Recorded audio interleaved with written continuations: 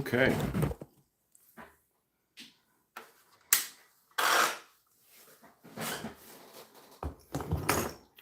All right, let's pick up where we left off here, which was the Matador is done, the Cannon's done, and we're working on the Humber.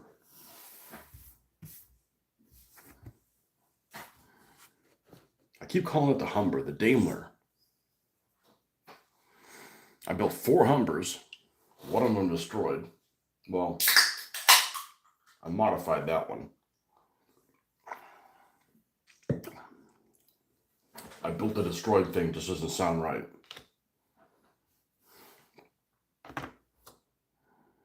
Okay.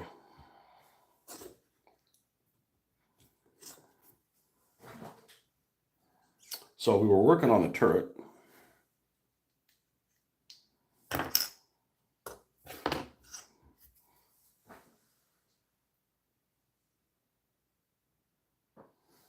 There's like a little headlamp on the front of the turret here. Piece number 21.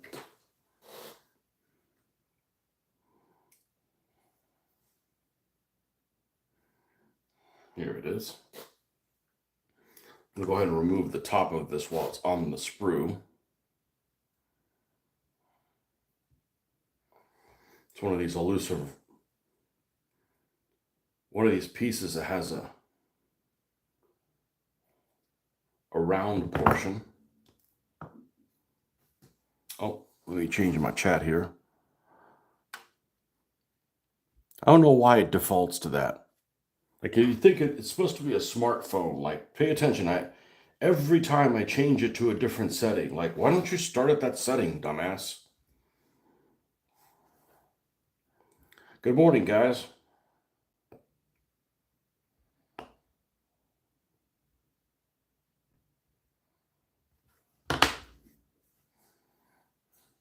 What happened?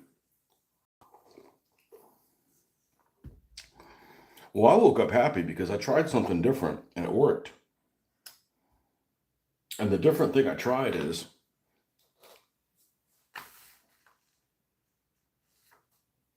what is this thing?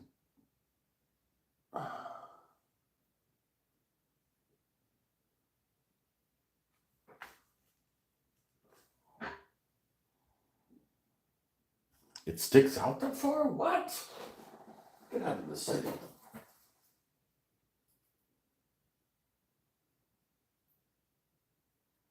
I guess it does. The different thing I tried was I've been pushing my dinner time later and later. Because what happens is I come home, I want to eat immediately, and then a couple hours later I'm hungry again, and I eat the house. So I didn't eat the house. I hang out. I had a fruit snack, literally a fruit, and then I came on with you guys, and then I didn't have dinner until later. And then I went to bed, and I lost 1.5 pounds without even trying. Not even trying, but just moving not snacking. So we'd keep doing that. That works. And I don't live in Europe where I have to walk everywhere. That's the easy way.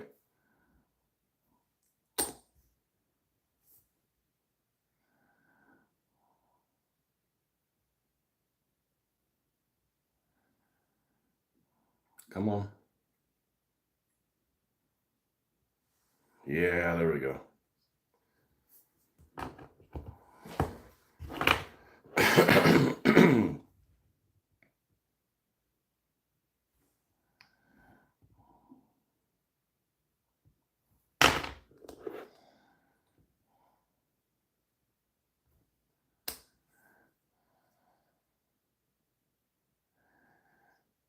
The Humba.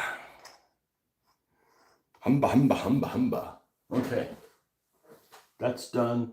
There's a little nugget that goes on the back of the turret.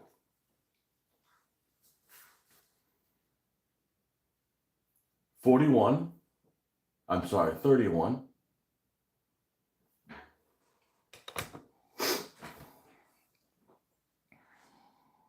Yeah, I can already feel there's something here. I think it's this paper. I think it's these instructions are just too fucking old and they're falling apart. and it's getting airborne. Like, hurry, build instructions before you fall, before you die. Where's the hell is 31 here? This little nugget back here.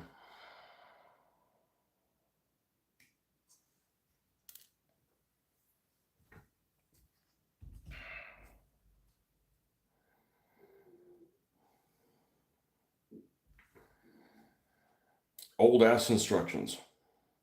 And they were sealed too. You lost over 24.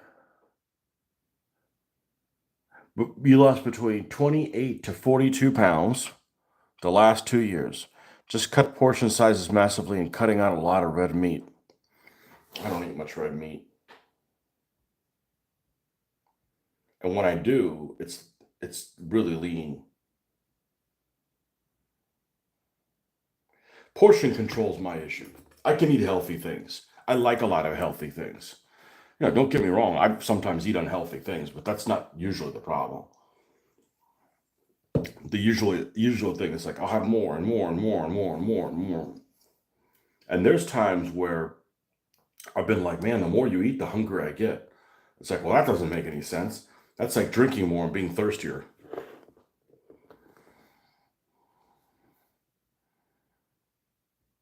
I don't know that I eat any worse than I ever have. My metabolism is non-existent.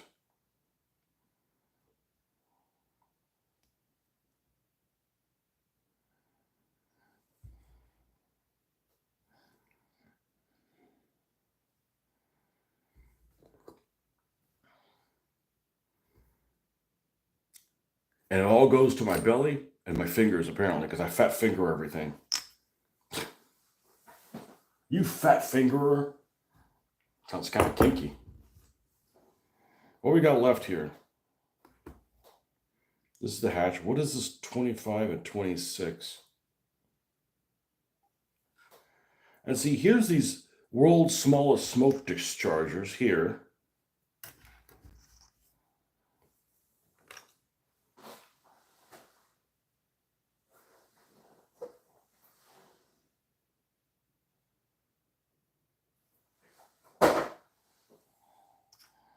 And that's not represented there.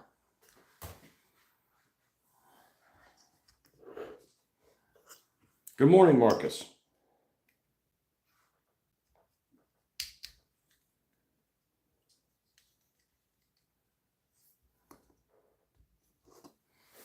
Any relation between this Daimler and Daimler-Benz? There has to be.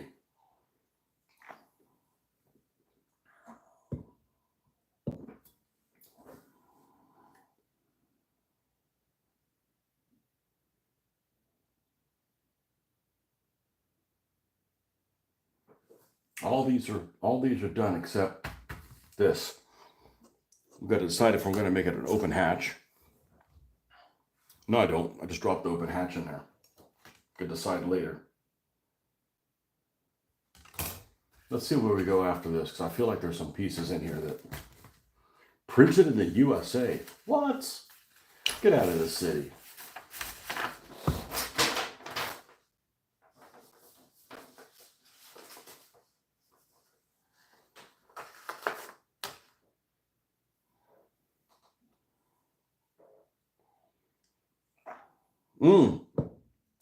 There's a couple Marcus pieces down here. 28. The Marcus piece is this undercarriage thing.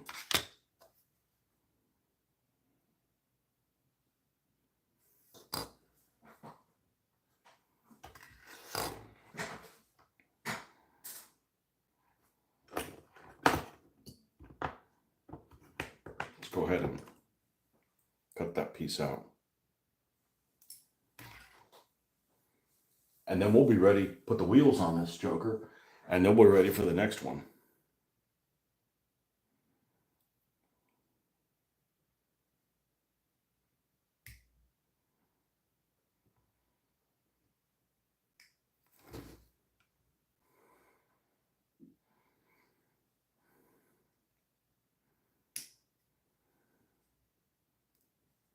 Cut these little nuggets off the front.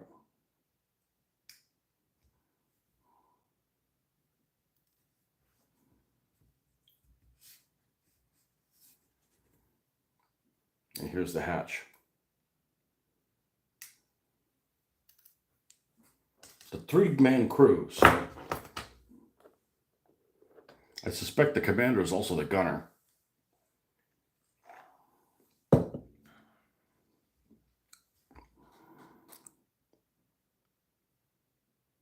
Let's see. I blame it on the old kits. It's the old instructions, man. It's killing me. I can feel it.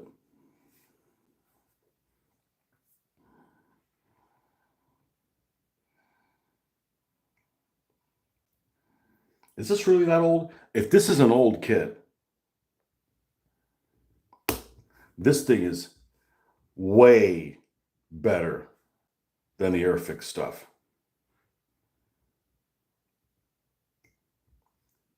Zero flash. Zero flash on this thing. Zero overpour. It's almost like overpour, right? If you have this mold, which is what these injection molded things are. Hell, it's in the name. And you have to squeeze this plastic into the mold. It's flash from being too much liquid in there, and it splooges out. Overpour. That's what we call it at work.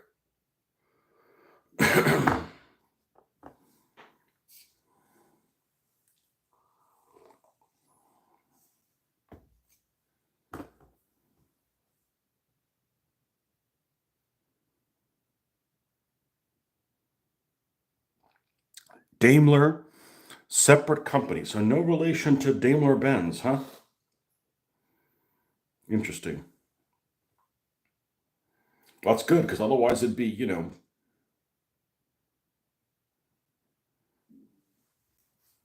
making deals with the enemy.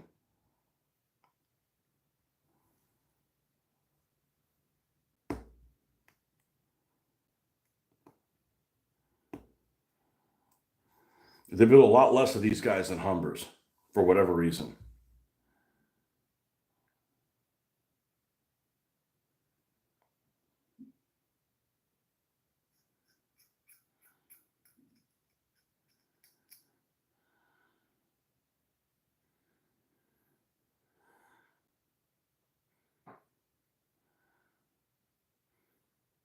And it's funny, I did a little bit of looking on the markings for these things, and they were used by the 11th Hussars in the desert. Like, hey, that's the guys that got the Humber Mark IIs for the first time also.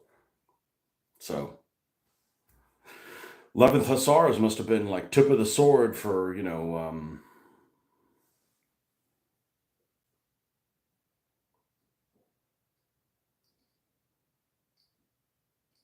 armored car deliveries. There's a little bit of flash here. Yeah, I don't think this is that old because the plastic isn't very brittle, but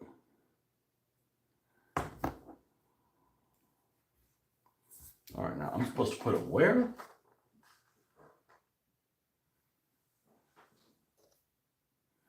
Oh, it goes underneath here.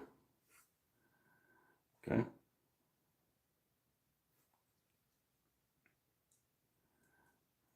And where does it go?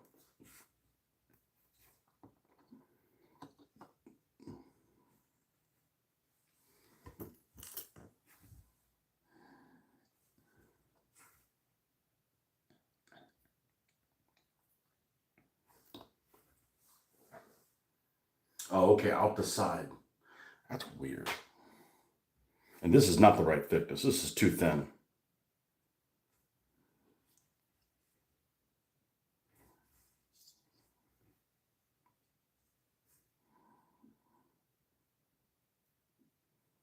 Just like this. Okay, well, how about we install that after we put the wheels on? Okay, there's these two little uprights here. Those little guys are going to fit in. All right. pre-wet those.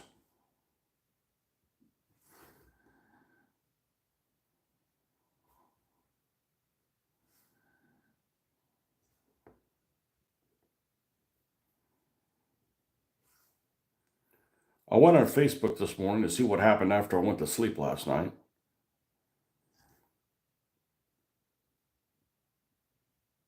And I don't know how many of you, I don't know how you people, I don't know how you people can, I don't mean, it's probably none of you guys are on right now, but I know several people that have Facebook friends that all they do is post nasty stuff against what you post on your page. And the people put up with it. Like, I wouldn't put up with that shit. Like, if I put in some, if I put it, I done put it. If I put something that I want to put on my page and you don't like it, you can just go toss off somewhere else. You know, it's my page. And go put it on your page. These people put something on their page, and these other people, I only see them come up when they post something. They only post something negative, contrarian to whatever I put on there. Be like, you know, my favorite color is red. And they'd come onto their page and say, "You're a fucking idiot. Green's the real color. You're any guy that would like red's a fucking jackass. You dumb." I mean, you know, I'm using an extreme example, but that's what it is every time. You never hear about them saying anything positive. It's all and these people that own this page put up with it. I tell you that. You do that to my page, you gone, motherfucker. I don't have time for arguments.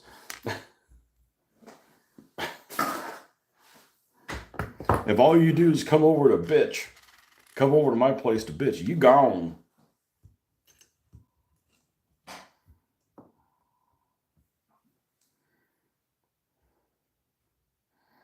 Oh, this thing is rusting. Let's make sure it fits through here before we have a situation.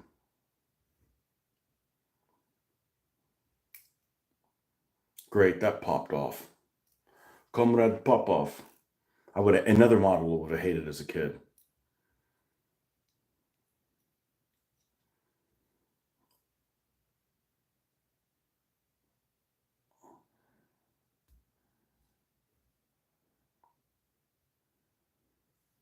Okay.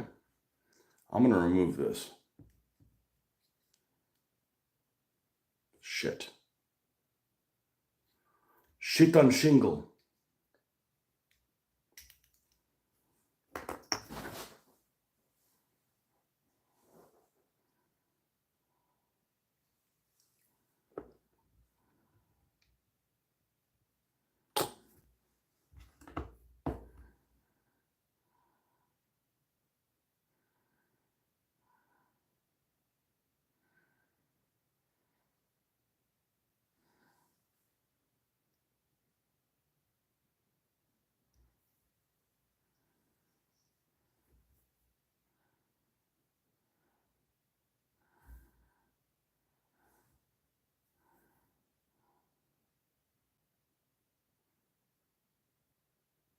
I mean, I got this one guy that I know that it's so bad on his page. I told him, I said, I need to unfriend you or unfriend your friends.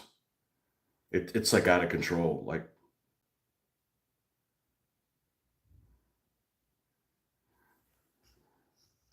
I don't post things in disagreement with other people's stuff that they put on their page. I'll usually post if it's like something that I agree. I'll be like, yeah, you know, whatever. You know, it's your page, right? But I don't go over there to fucking disagree. Like, here's where you're wrong.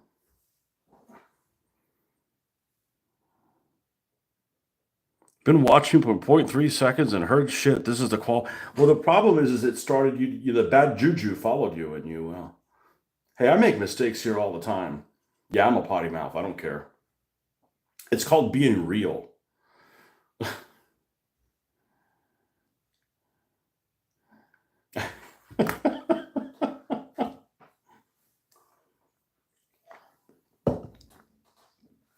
Welcome, man.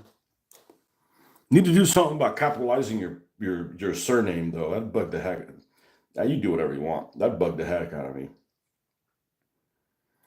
Like people that They use a username and their first name's not capitalized. I'm like, whoa, I wouldn't be able to sleep at night. Yeah, we all have our things. Looks like we need to adjust this thing. See if we can push it into submission, or we need to do something a little different.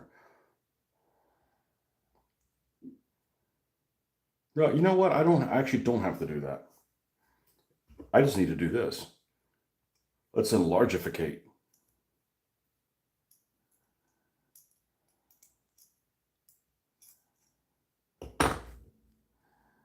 That should be all it takes.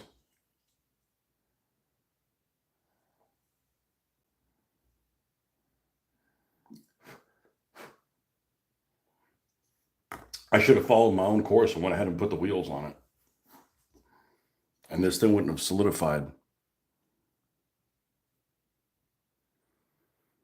I've had this account for like 12-ish years. I have zero clue how I've never noticed that. I'm going to change that right now. Look, if it doesn't bother you, it's okay. Sorry to give you conditions. There's different things that bug each and every one of us, right? I'm not ADD. I'm not ADHD. That shit didn't exist when I was a kid. I'm OCD, and I'm not OCD about everything, but there's some things I am really OCD about. My biggest one, and some of you already know this one, is if you go to a convention or someplace that people have got, packing boxes, right? Packing containers, those plastic packing containers that you might buy at the dollar store, Dollar Tree, Walmart, Target, wherever it is that you buy them, and here it says, I don't know what size they are. They're probably in square footage or something like that, but like a shoebox or something. The sticker on the shoebox, there'll be like a UPC code and it says shoebox, large, made in China, whatever it is, the UPC code and all that. When you buy that thing, you take that fucking sticker off. Don't sit around and store things in it for 27 years, because what happens is these people will label their boxes, but they'll still leave that damn label on there. So what I hate is noise. Anything that is just a lot of noise but doesn't mean anything. So like if you go to like the Weather Channel page, right? There's so much shit dancing around on the periphery that's not what you want. That's running interference for your freaking mind. And it creates extra. I can't stand that. So yeah, I don't buy stuff and then don't take the labels off of them. That's just, and so many people just like, I know one guy was working in a shop. He's probably had one of these little coolers. What is it called? Playmate, I think is what it is, right? Made by Igloo. Little Playmate. It's just a little hard cooler that has a lid on it that, they're about this big. He had that fucker for 20 years. Dirty as, it looked like it came out of an elephant's butthole. That's how dirty it was. Okay? Because he's working in the plant and stuff. Still had that damn sticker on there. Like, the hell is wrong with you, man? Anyways, that's what I OCD about. So yeah, I wouldn't be able to handle that. I couldn't handle having a gamer tag on Xbox or something like that. Okay, here's a good example. Say you want to create a new email account, right? And on some platform that I don't have it yet. So my username, you're going to want to create a username. Well, I always use my real name because I think it's extra steps to say, oh yeah, no, I'm not, Butt Baron 75 is really my name, so I just decided to go by Butt Baron or whatever, and just use your real name. Oh, you can't, but you can use your real name with 3, 4, 7, 8. I'm like, I don't want to use numbers in my name. It's not my social security number. It's not my, the cell block that I live in. I just want my name. And if I can't use, and I want things that are capitalized to be capitalized, it's just, I'm anal retentive about stuff like that, So some people don't care. It bugs the hell out of me.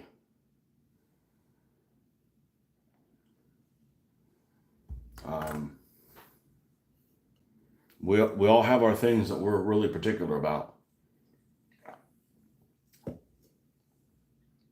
If you're wearing like a pair of socks and wear socks with like your work boots or something like that. In other words, they're not really even seen.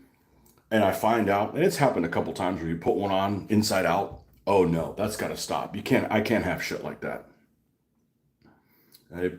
It messes with the balance of my universe.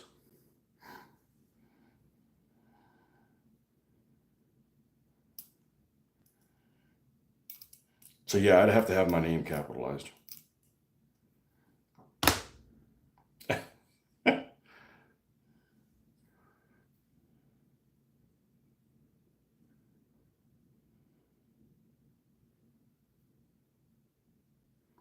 It's little things.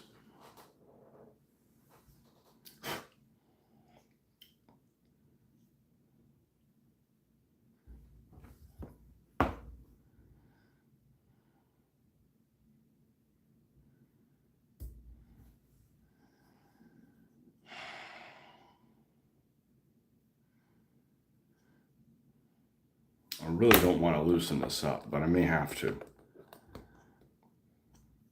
How far over do we need to go?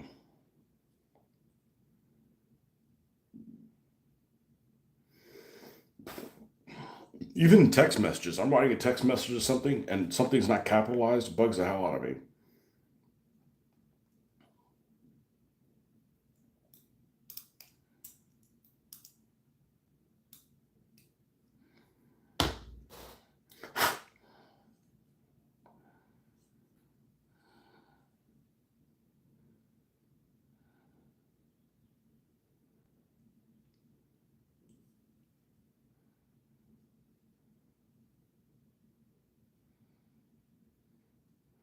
We all have our things.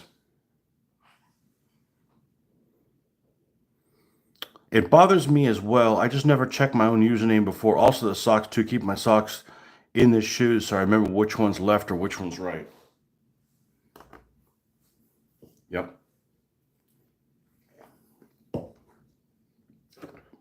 I've seen kids, and I guess it's a trend. Not that exactly that I'm trendy, but they wore like two different colored socks.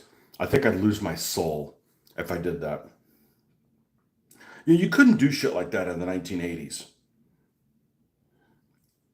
Like you'd get an atomic wedgie from your peers. Okay, this is what we're going to do. This thing popped through. So now what we're going to do is we'll adjust this accordingly.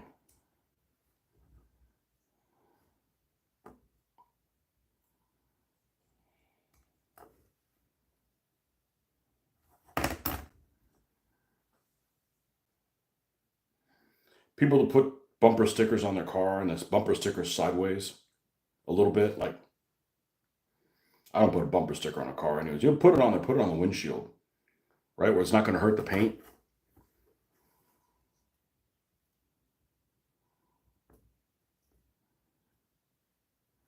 I don't like stickers on top of other stickers.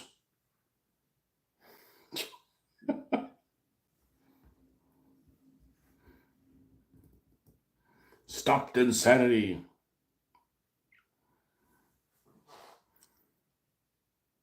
If someone borrows your pen, you throw a real strop. Well, not all pens are created equally.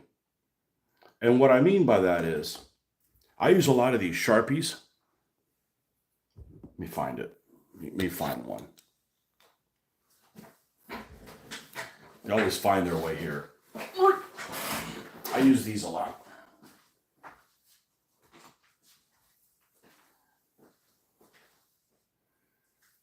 Because the nice thing is you can highlight over it and it doesn't smear. You can't smear this thing.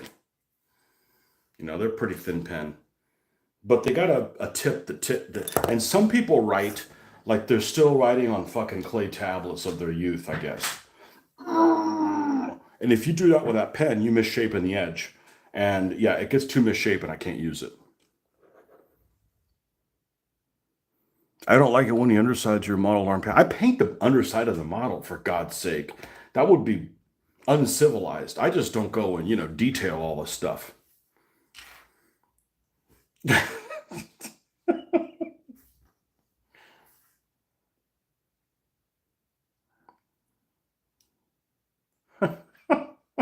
That'd be uncivilized and at least Paint it black. Yeah, we all have our preferences. I can't imagine priming in a color other than black. Like, no. Nope. All right, I think that was painless. Again, something else that would have, a 12-year-old me would have been like, "Wah!" You know. Can't deal with that. Mitsubishi Uniball Fine. It's the pen of the gods. Mitsubishi used to make zeros, and now they make fucking pens. They tried making cars, and the Mitsubishi cars were, not all of them, but several models of them were not quality. Which I think it is a shame upon the nation to not make a quality Japanese vehicle. Nowadays, well, they used to be junk, but yeah, pens, huh? I used to do those sticker books when I was around 8, and the second I put one down, if the sticker was slightly over the area it's supposed to be, I'd feel so uncomfortable. Good. You'll make something out of yourself. I love it. Mitsubishi Uniball pen. It's got to be like permanent because like smears, man. I like mechanical pencils, but I don't like the lead being too hard. I definitely like 2B at the least soft. Prefer 4B. I don't know if you've noticed this, but I bet this applies to everybody. What your handship. Yes, what happens when you mix handwriting and penmanship? Handship. When you're handwriting, your handwriting changes a lot depending on what implement you're using. And I write things on the phone fast, okay? And they don't look good, right? They're just to put them down so I'm not like, hold on a second, special, and the other person on the other end is like, can I get on with the rest of my existence? So I write things quick. So I don't write neat when I'm on the phone. But I would say I am a neat writer. And I get joy out of seeing things that look like they're well written. Not necessarily composed, I mean just in handwriting. And I don't like writing with a pen that makes my handwriting doesn't look right. Like it's usually because the line is too thin. The line is too thin on the pen. I don't like it. I generally don't like blue ink. Blue ink doesn't photocopy well. Yeah, we all have our things, Fonts. There's some fonts makes you want to punch somebody. I cannot stand Times New Roman. There's no way I'm going to type anything in Times New Roman. I hate it. I hate the way it looks. I'm an Arial, Helvetica, Arial Narrow. I've been using email Calibri. There's like a Calibri. That one looks nice. I don't like anything in cursive. I don't write in cursive. People complain now, oh man, kids aren't teaching kids in school cursive. I'm like, if they aren't diagramming sentences either, I'm going back to school. Because I absolutely hated cursive and diagramming sentences. That thing was in algebra 2. Those three things are like, the worst.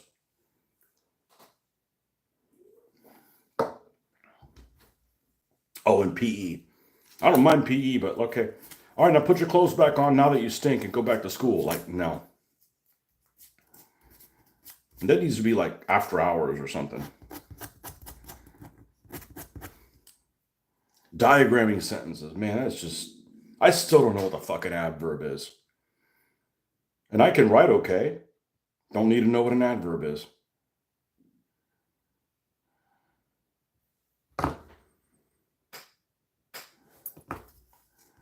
Yeah, sticker books that are all cattywampus.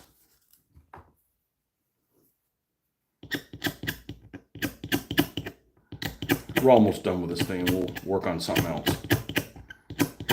That's what we're here for. We're here to do things, not to not do things.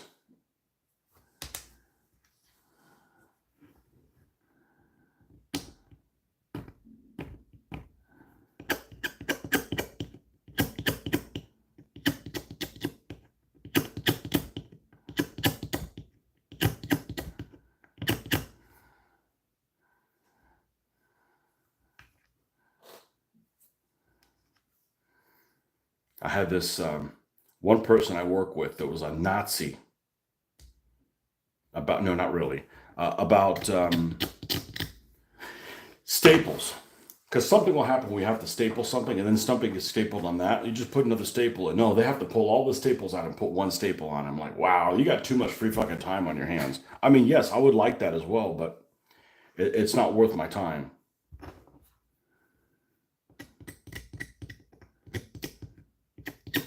You can't let everything drive you crazy.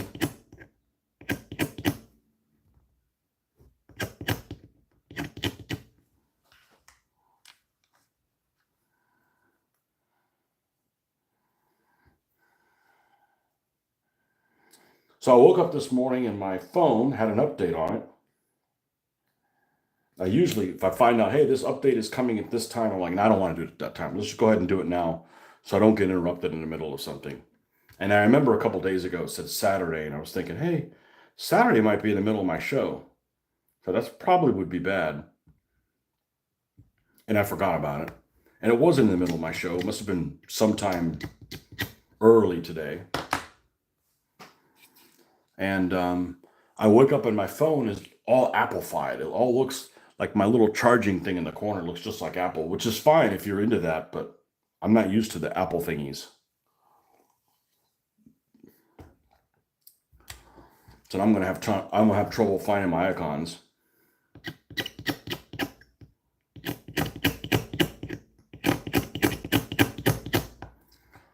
Any of you war gamers done an upgrade to Windows 11 from 10, and your games still work, or did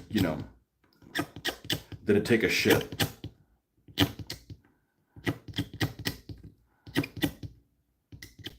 As the computer's always asking, okay, you can upgrade to 11 for free.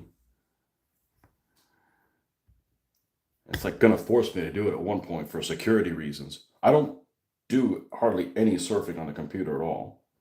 And the only downloads I do on the computer would be like if I download something off of Steam.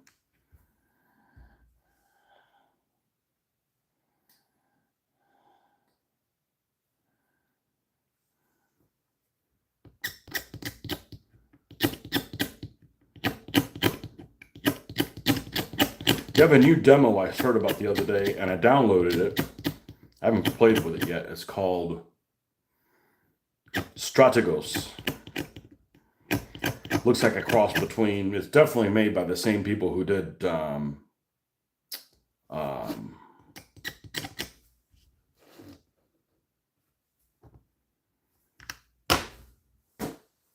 War.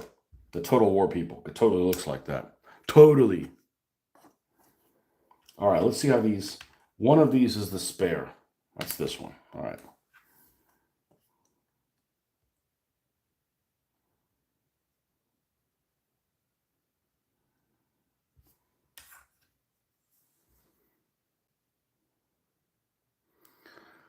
This PC can't be upgraded to Windows 11. Need to buy a new one before October.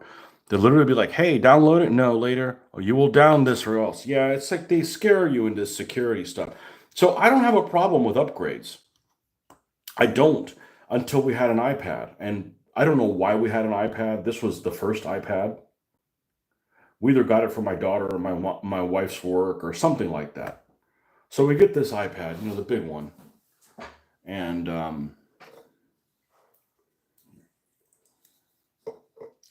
I downloaded some games. And that was the time period when I had a computer that didn't work. My home computer didn't work, and we were on one income, and there's no reason to throw money at stuff that you don't need, right? So I didn't have a computer yet. Again, mine had gotten a redirect virus issues from surfing on the internet. Hey, let me look and see what these nights look like. And then you go to some site that has, free up thing with a bunch of. Anyhow, it still worked. It was just annoying as shit and glitchy. So I'm like, I ain't got time for this. So we had an iPad for whatever reason, and I wanted to play some games. So I downloaded these games, in particular one, the Desert Fox one by Slitherine, which I love the other two. I remember having it for a day. And then there was this, hey, you need to upgrade whatever. And I clicked, yeah, sure, because when's an upgrade ever hurt you? And a 64-bit apocalypse hit, which meant that these older games weren't going to work if they were still working on 32-bit. And this is one of those games that never got upgraded. So I literally bought this game for $20, $25, whatever it was, and never could play it again. And I couldn't uninstall the upgrade. Maybe there was a way to do it. I'm not smart enough to do that. God, I can't be smart at everything. So ever since and I don't know when this was, maybe 2011, something like that. And it upgraded to the latest version of whatever Apple fuckery it was. And I never got to play this game. And I'm still bitter about it. And they never upgraded the game to 64-bit. And it's not available on computer. And it's not supported anymore. So, yeah. So ever since then, I'm like, nope, you're going to make me upgrade.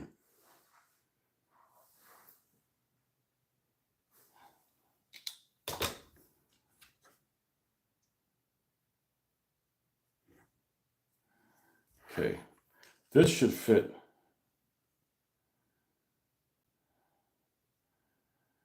There.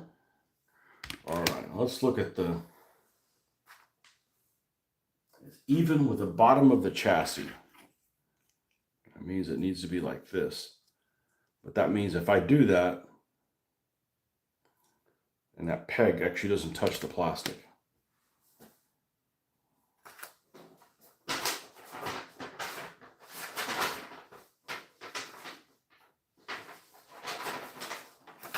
I can't look at pictures because I'm using my thing.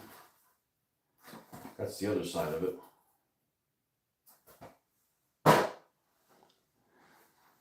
Yeah, these instructions are like fucking asbestos ridden or something. They're weird. I don't know. I know what I need to do to get it where it needs to be. And it's on a door? All right, I'm not going to glue it. I'm going to put this little guy on here.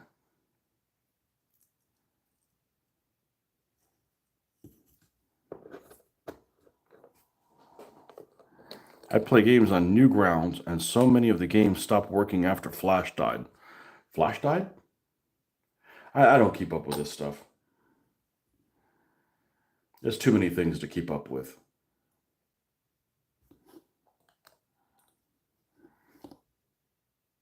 And honestly, technology is moving too fast. Like, I don't want to keep up with it. Like, I don't do that for a living. If I did it for a living, yeah, I'd keep up with it without even knowing, but...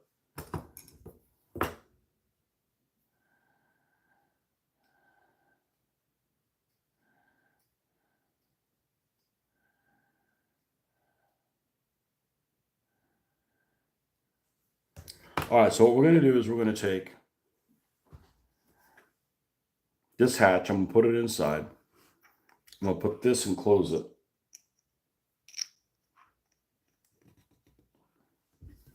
In the wheel. And we can punt on that. I don't have to make those decisions right now. And I still have this commander and the smoke grenade launchers that only tells me to put one on one side, even though there's two of them. So we're going to take this.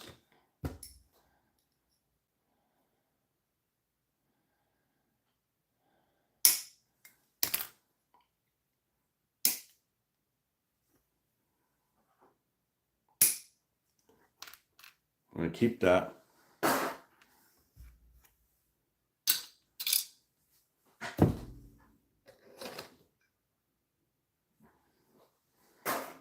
And we're done with the sprue.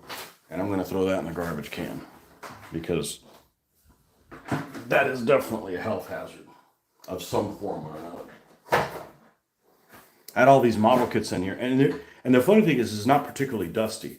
It's not like it's on your hands and you're like, man, it's the dust getting to me. It's just freaking old, man. Let's see what we got here.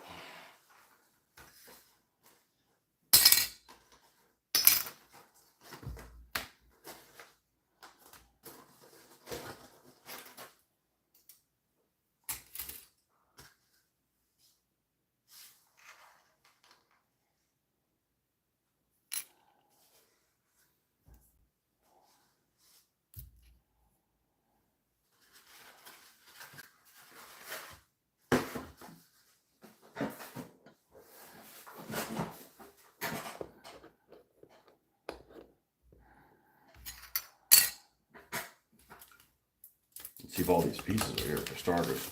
Another set of instructions is probably going to be a health hazard. The instructions for the Jeep in here.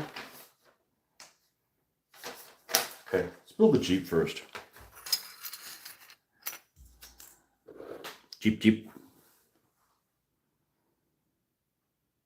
That's how I feel on animation or art apps. They make a new update and you have to watch like 17 new tutorials on how it works. Yeah.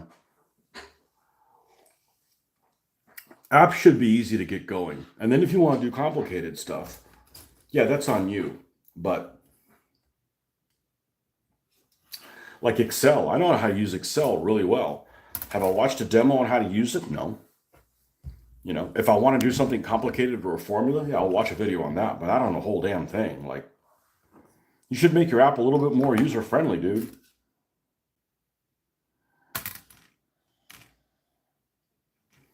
All right, the Jeep. Let's get the chassis. Let's pop the chassis out.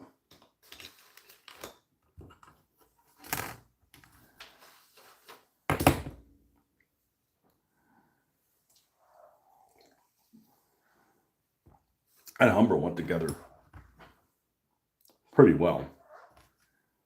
The Sherman didn't go together badly.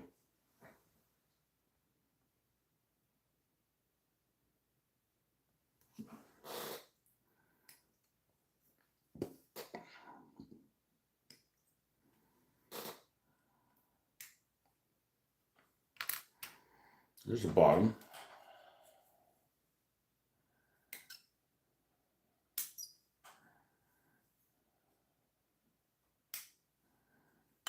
Here's the top.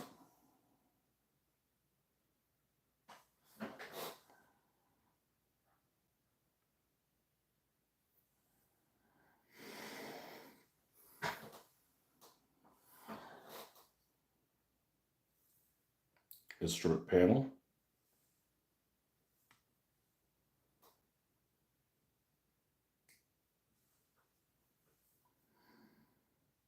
What's a vehicle you guys would never build? Ben, what's a model you'd never build? Because it just doesn't interest you.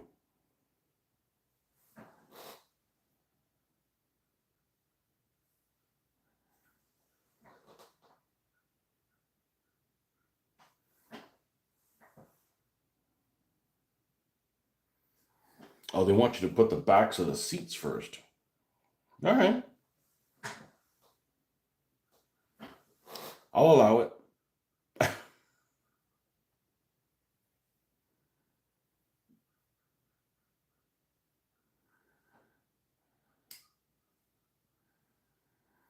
I'm a scalist.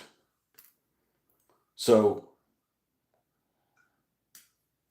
let me use an extreme example. I would rather build a Walker Bulldog in 1/72nd scale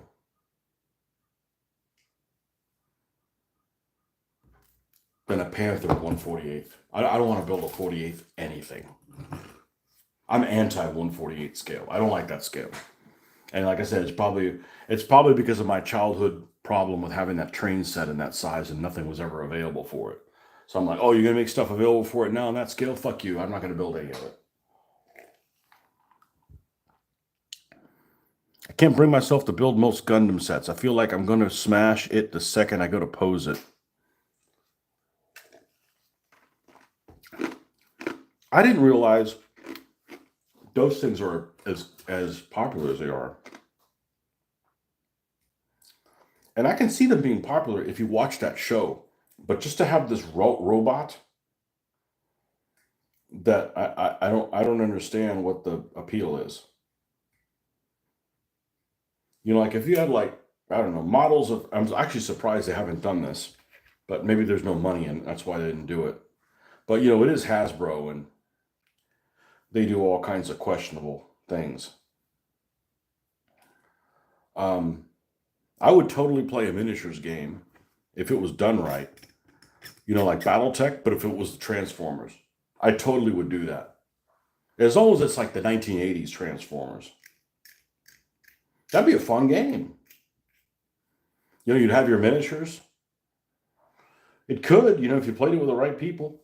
If you play it with the wrong people, everything sucks.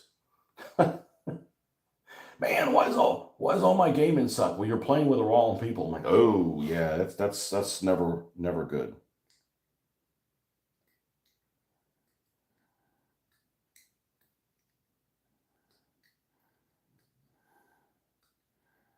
But I see those Gundam things, and they're relatively popular. And I'm like, nobody watches that anime. But I'm not really into anime, you know, so I'm not really sure. Probably modern planes for a specific kit that blasted Strelet's armored car. Yeah, you had a bad experience with that. I probably would have had the same one. Is there anything I put together that you're like, there's no way in hell I'm doing that thing? You haven't seen me work on those T-26s. I have some T-26s from a company called Skiff. It's spelled on the box. It looks like Sikio. You know, because it's Cyrillic marking. So, you know, that's what it looks like. Looks like Sikio. And these Skiff models have way too much detail in some areas and lack it in others. Like they don't have opening turret hatches. None of them. Like there's not a single hatch that opens, which is a pretty basic requirement, I think, for a model. You don't have to make every hatch open. Like I think having the driver and assistant driver hatches open is a little extreme. That's not necessary.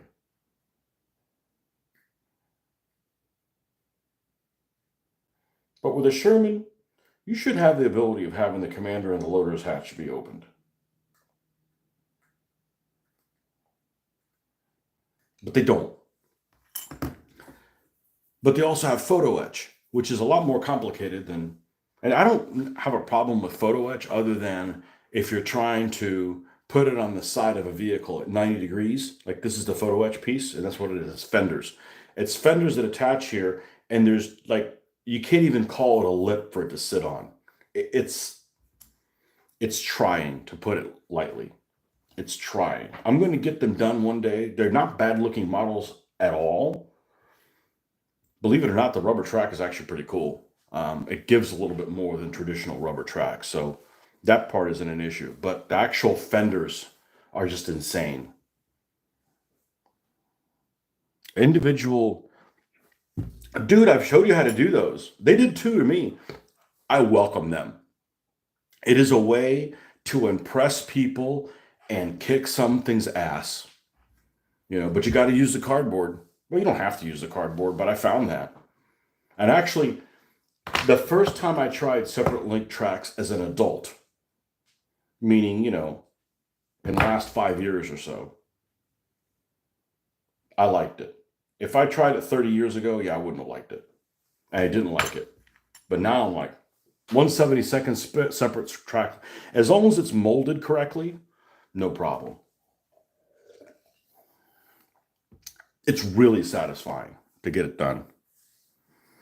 I'm super into anime, but I have zero clue what Gundam is about other than big robot, maybe fights another big robot. It's got to be that. Armored Core isn't my style, but I could absolutely see why people like it. I've just never found any anime that I like. I think the subject matter just doesn't appeal to me. Other than the one that I watched as kids. As kids, yes, I was a multiple person back then. As a kid, and that's Battle of the Planets. And you know, that's one of those things like you watch as a kid and you liked it as a kid and you think, it's probably pretty cool. You watch it as an adult and you're like, what kind of horseshit is this? Well, in the 70s, we didn't have choices. So compared to all the other stuff that was on, that's a pretty cool show.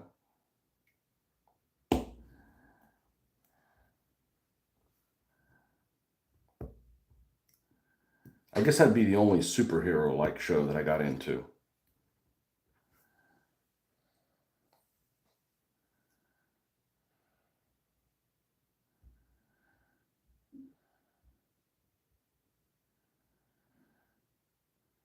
I just don't understand why they have these Japanese shows and none of the people that are in them look Japanese.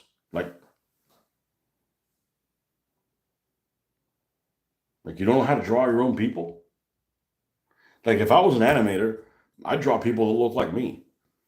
I mean, not everybody, but you know what I'm saying? Like I know how to draw, Caucasian people.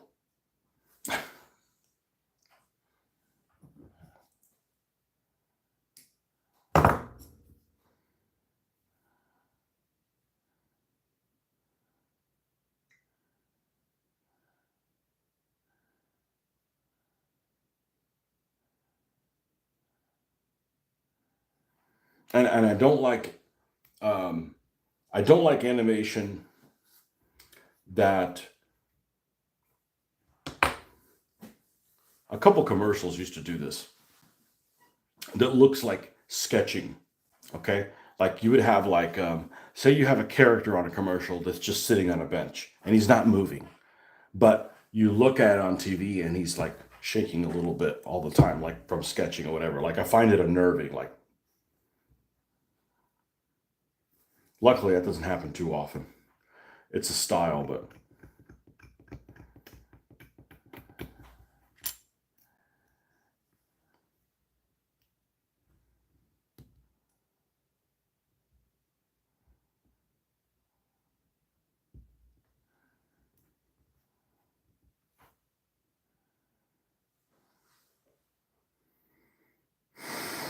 I sneakily got some bloody miniatures 28 millimeter EECW minis last week. Just priming them now. Might be the nicest 28 millimeter figures I've ever seen. ECW. This keyboard's key, E key, is almost dead. Are you partial to one side of the English Civil War? Are there two sides or are there like four? I guess I need to watch a video on that. I know more than most Americans, but that doesn't mean anything. It's the Scots I can't figure out because I lump in the Scots with the Parliament, but I don't think that that's right. They're kind of like they. I mean, I know we got the Montrose Scots. I got those guys figured out, but the other Scots.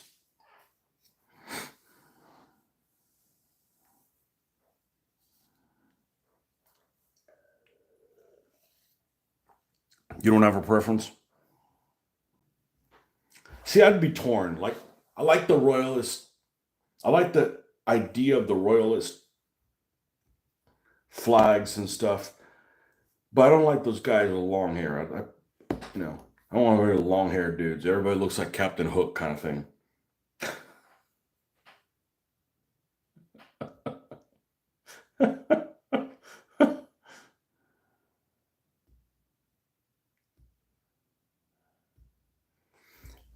And as somebody from the colonies, I associate this parliament with, Puritans, which are, no fun at parties, and I don't want to play the Puritans. Well, Royalist parliamentarians, Scots, Irish, the more accurate name is the Wars of the Three Kingdoms. So it is a three-way.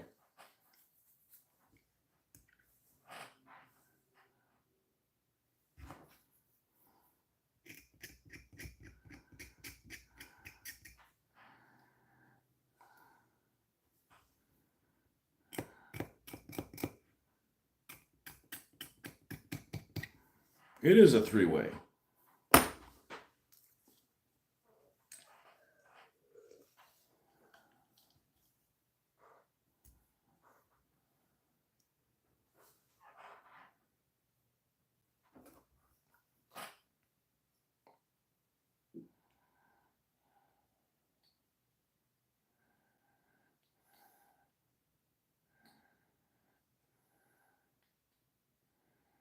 I didn't say, who you thought were the good guys. I was like, who do you have a preference for? There's people I prefer playing, if given a preference.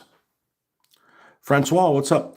Peter F. Model just uploaded a video on the German TO&E from Normandy. I never realized how many OS units there were there. Oh yeah, there were some trash units in Germany in Normandy.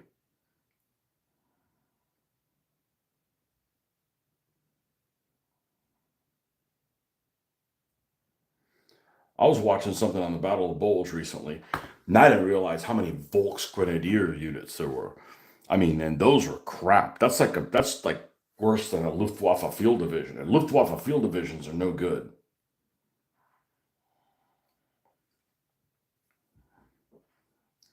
Francois in the house.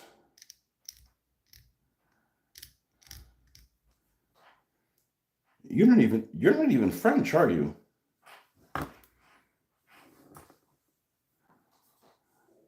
It'd be like, that doesn't make any sense. That'd be like me using a pen name of Subadai or something like that. I would never pretend to be a Mongol. Sorry. Not a Mongol fan. And my ancestors weren't even, raped by those people. Not a Mongol fan. It doesn't mean I wouldn't have a Mongol army.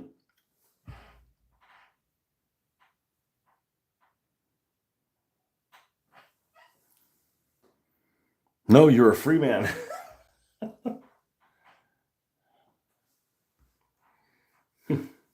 Show me on this doll where the French touched you.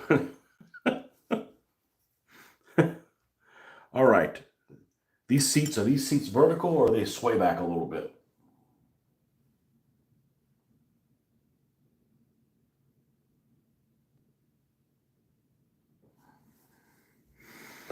I'm gonna put them in vertical-ish. It's like the back one maybe.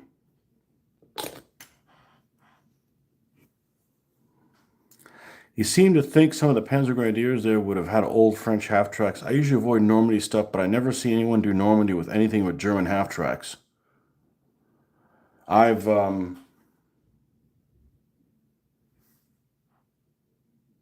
have. But I don't think those French half-tracks were very common to begin with, so getting second-hand ones is even less common.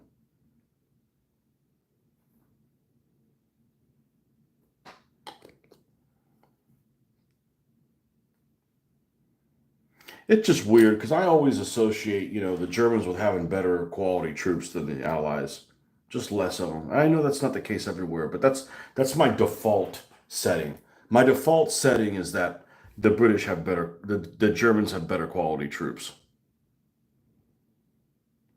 Not necessarily in North Africa, but and that's frequently the case. But as war goes on longer and longer, that's less the case. But I don't do late war. I mean, I build some late war vehicles, but I haven't really gamed any late war stuff at all.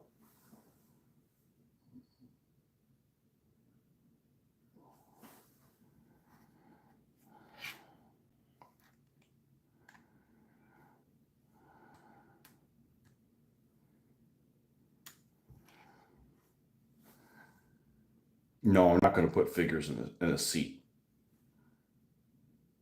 I'd rather there not be figures there, and then you have a little card where you can put your figures on when they're inside the vehicle, and then they pop out of it. Then have figures that are stuck in there, and you have to squint your brain to remember there's not really anybody there. And the figures that come with these things are usually trash, anyways.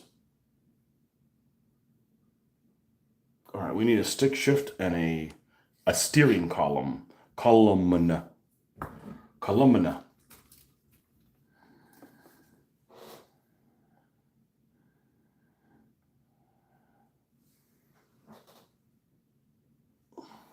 I meant gear shifter. This one actually has the column with it. Is it 21? 21 is this piece right here.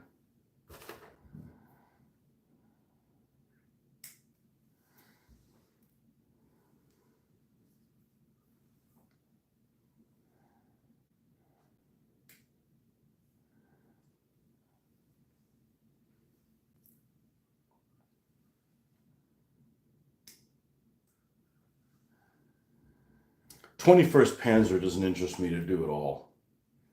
I don't even like doing the 21st Panzer in the desert.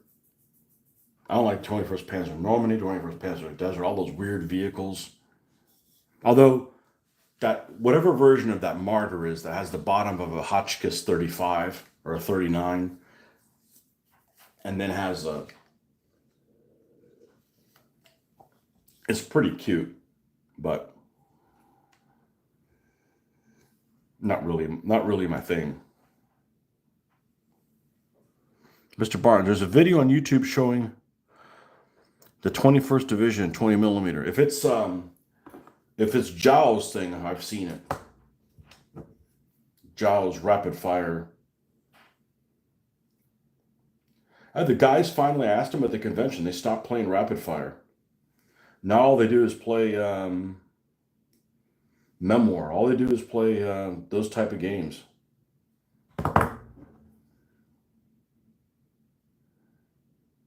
I don't mind the 1 to 5 scale. I just didn't like how predictable the turns were.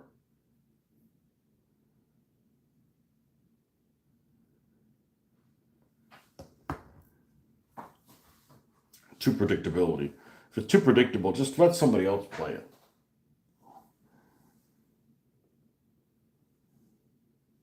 Yeah, I bet it's Zhao Peugeot.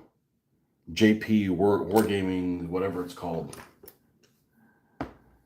That guy's got an insane amount of stuff.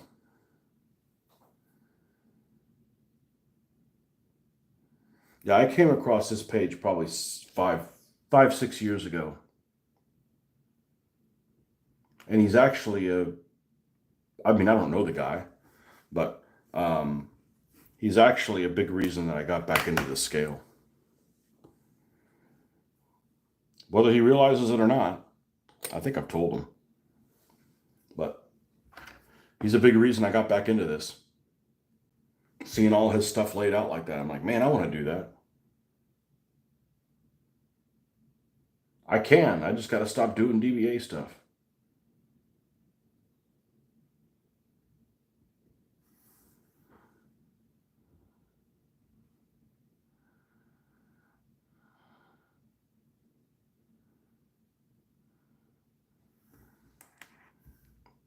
I don't have time, energy, or desire to do both. I can't do both.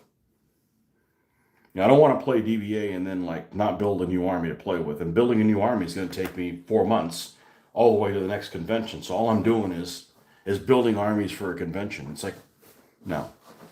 Like I don't want to work on the plane right now because I want to figure out what I'm going to do for the base. So I'm going to go into the store. So meanwhile, I don't want to get stuck not doing anything. I don't want to play video games, so we build stuff.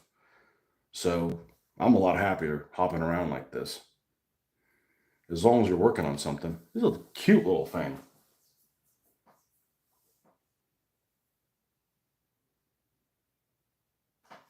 All right, now we've got to do the two sides. What if you could buy one of these things for a reasonable amount of money? I don't know. Here in the US, man, insurance just screws you. So, you have a vehicle like this and then, you have to have insurance on it and then it becomes unaffordable. My insurance is expensive because other people are driving around not paying attention. Piece 8 is back. That's this one right here. I had a guy that I knew that had a Volkswagen thing. I don't know what you guys call them in Europe. I'm sure they had them over there. The Kubelwagen looking one. He had it painted gray with like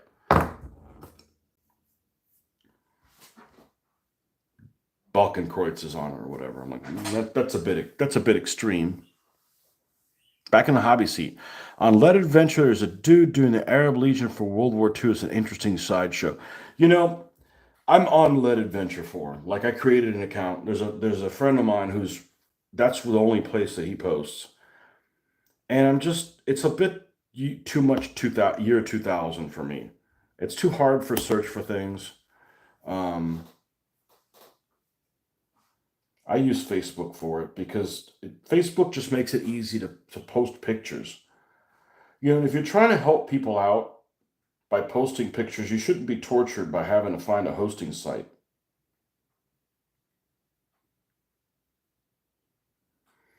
And one of the things that's really frustrating when you're trying to help other people out is that other people don't see your thing. So if you spend a lot of effort creating whatever it is for other people to see and nobody comes by, that really makes me not want to do any more of it.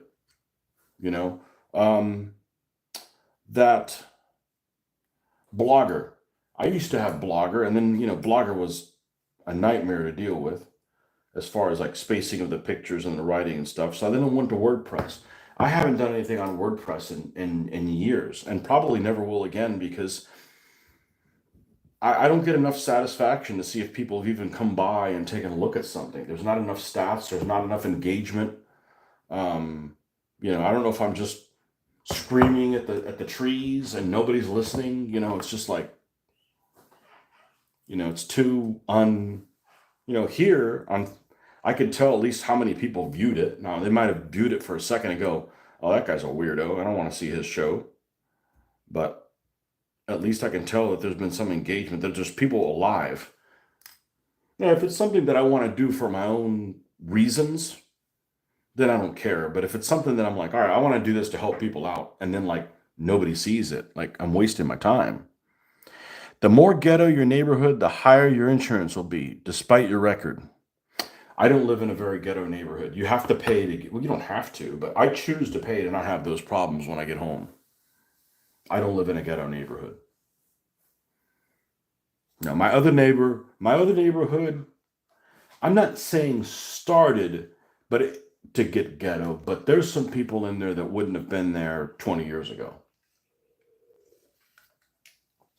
I think you have to get those things out of your life. I mean, unless you want, stuff stolen when you get home, or your neighbor that just doesn't throw anything away, just throws it in your backyard, or I don't want that shit in my life.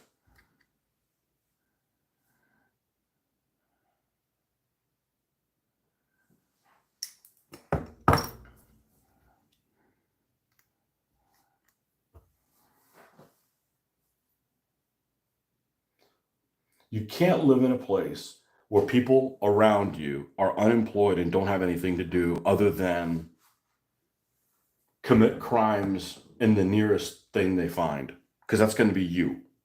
So you got to make it difficult for those people to find you. You gotta get far enough away from people with those problems. It's like, man, I'm gonna make it so difficult for you to find me that it'd be easier for you just to get a damn job than it is to come and fuck with my shit. And unfortunately, that means you gotta pay more to, you know, to live.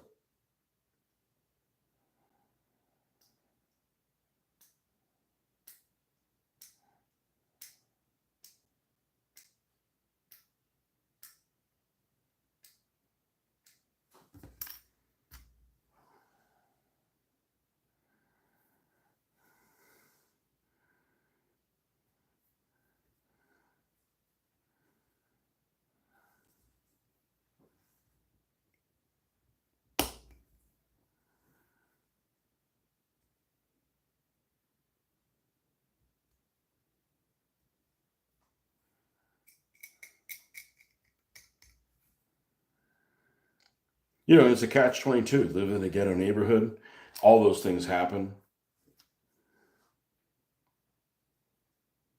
And when it's time to sell your house, nobody wants to buy it because nobody wants to live in a ghetto neighborhood. It's like a catch-22. I had a friend of mine who would brag about, man, everybody's property taxes go up every year, but mine goes down. That's not a good sign. That's not a good sign that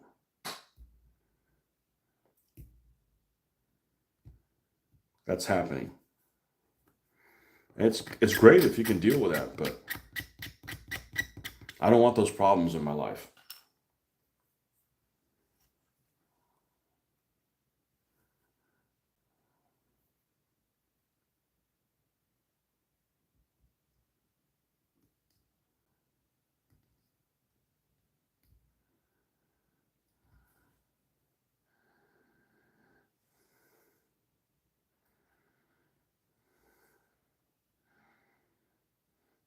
We had one of my wife's friends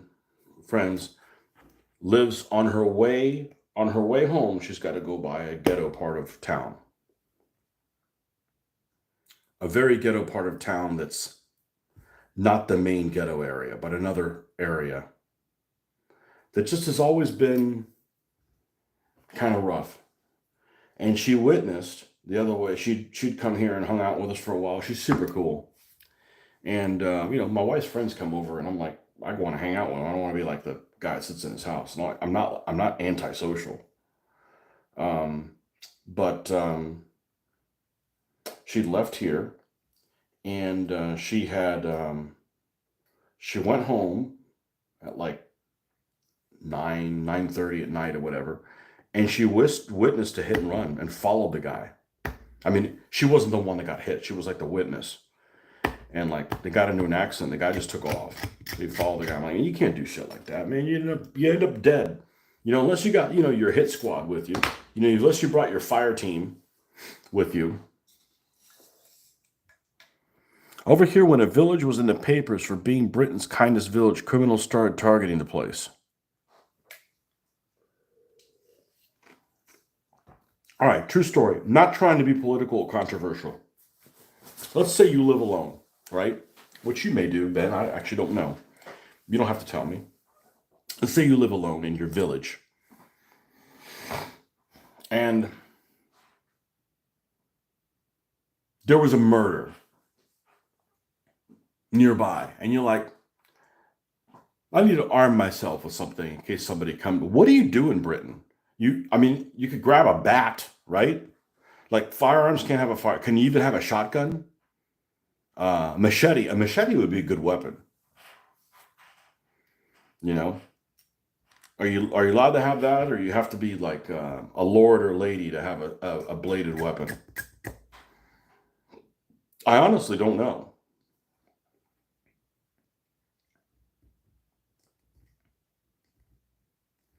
I mean, I lived alone many years and didn't have anything.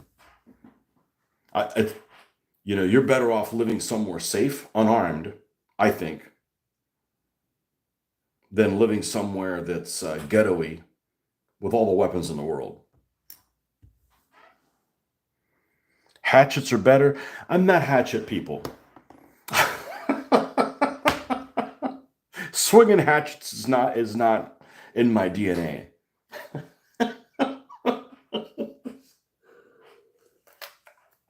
You got to get too close to the person with a hatchet.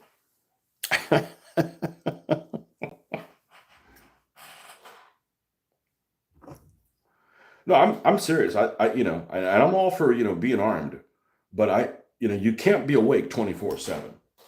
So, and I'm certainly not somebody that's paranoid. But there's things I don't do. Like in this neighborhood, this is a safe neighborhood, and I'd say half the people in this neighborhood are older than me and retired. A good percentage are retired, so they're just sitting around waiting for something to happen, right? They're just snoopy, and snoopy people just I'm not worried about old people coming after me. You know what I'm saying? Um, but they'll watch TV and they'll have like a big TV and the windows will be down in the middle of the night. Like if we walk in the neighborhood, I'm like, they've got like a 60-inch TV. They're facing away from the window in the back and everybody can see what they're watching. I'm like, that would never fly in my house. Like, dude, windows are up. If it's at night, windows are up. It's not none of your business the people inside should have an advantage over the people outside. War pick? Pikes. Man, you need to live. You need to live in a big place for pikes. Strategically placed tools. Well, yeah. Farmers have shotties. I have one. I have a one-handed fire axe a fireman left embedded in an old door. Don't ask. Which I supplemented with a woodcutter's axe and my grandpa's old 1930s baseball bat. And I have an old World War II training rifle. It looks okay enough in the dark. Yeah.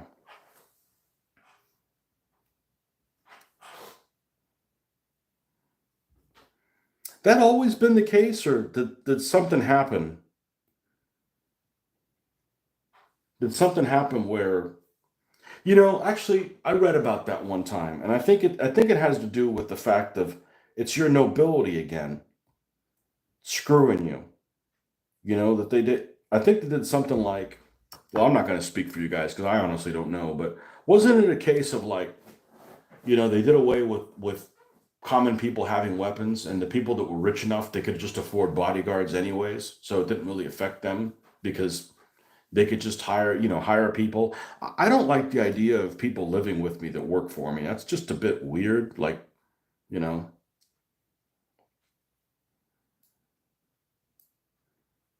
always thought it was really strange for people that had plantations and things like that. Not my people, but they had plantations and they had these people that would work for them that would feed them. And I'm like, wait a second, couldn't I like get poisoned?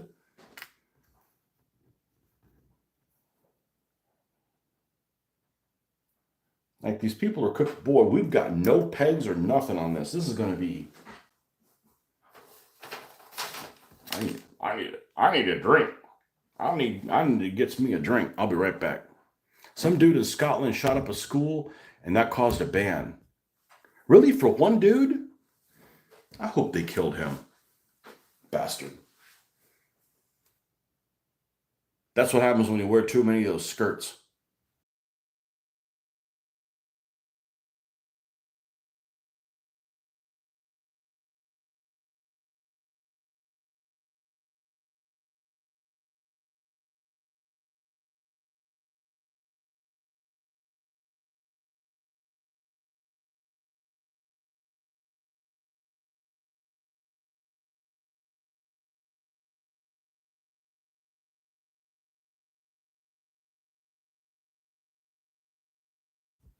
Yeah, so I got mixed feelings about it.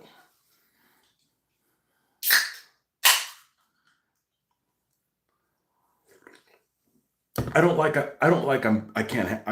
being told I can't have something when I'm being told by somebody who has like no leg to stand on, right? And I'm not ex-military, but if I was ex-military, I think it'd be weird. Like you couldn't have a gun. Like I'm like, dude, I'm trained, but there's people in the military that aren't.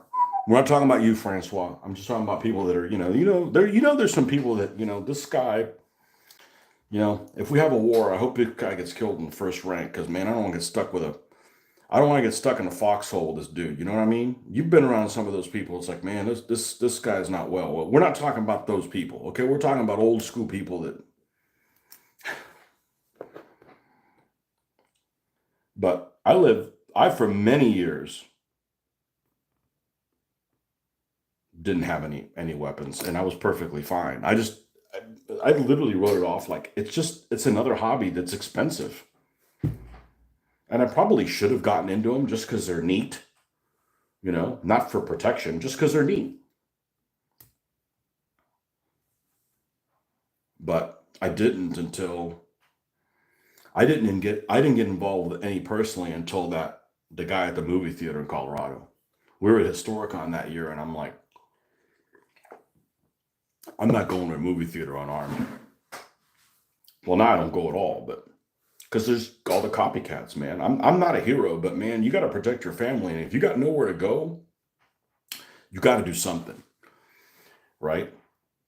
So, and I'm a good person. Like, I mean, if I was going to be a murderer, I would have already done it. I wouldn't have waited until I was in my 50s. I mean, like look at all the experience I could have already had. I'm going to start now. Like, no, man, this thing is tiny.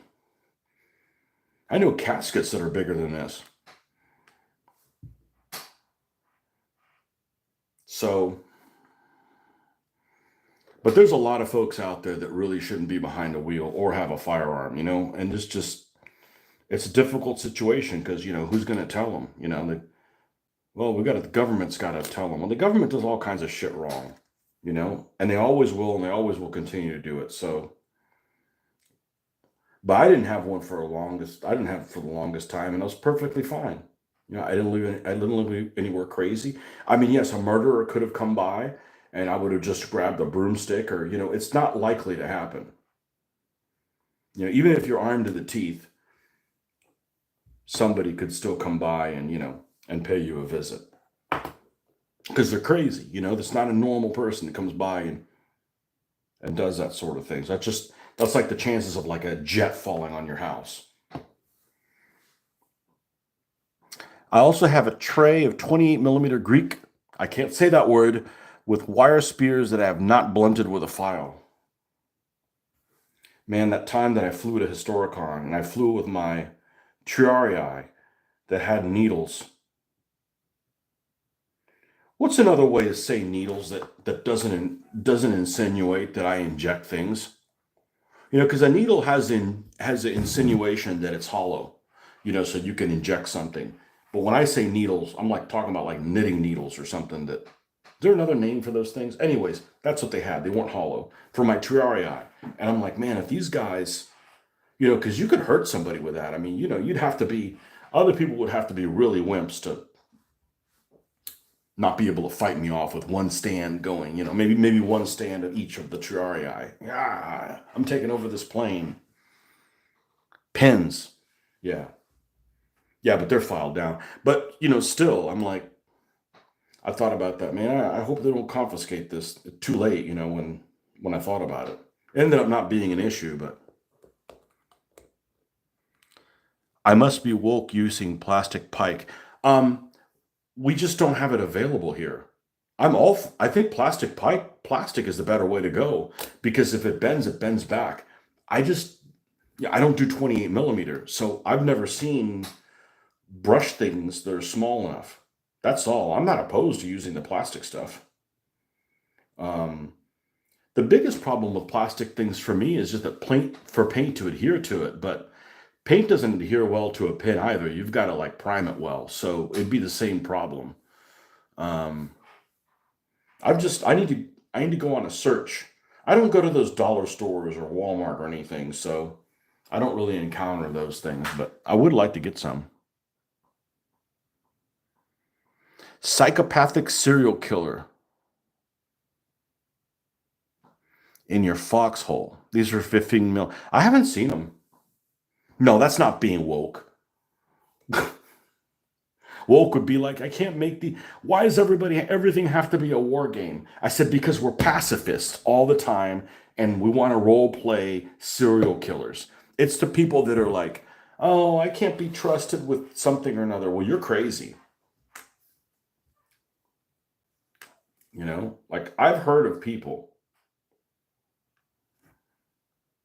that won't drive because they don't want the responsibility of accidentally killing somebody.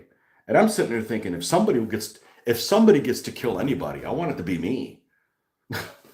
And I don't want to kill anybody. I'm just saying that, responsibility is empowering,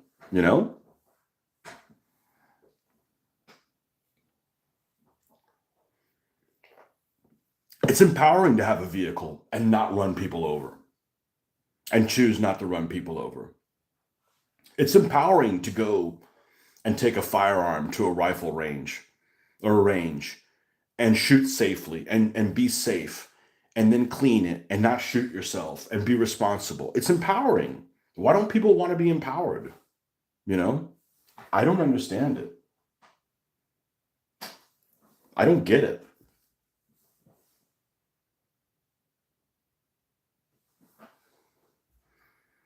Let's see, this little guy.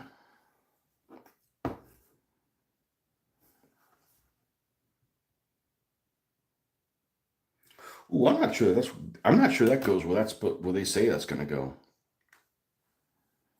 This is what you call over-engineered. Cowards avoid responsibility. Responsibility is empowerment.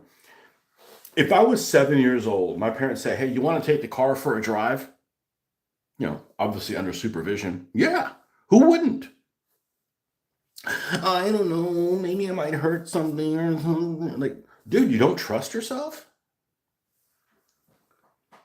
And I've come across other people that have said, like, they have a parent figure, they have somebody in their family that was an alcoholic or maybe they were an abusive person, and they're genuinely scared that they're going to turn into that same person. I'm like, Man, you gotta trust yourself, man. I trust myself like a lot. Like I've kind of figured out this meat sack, what this meat sack is all about. I'm just like, man, I don't trust anybody more than me.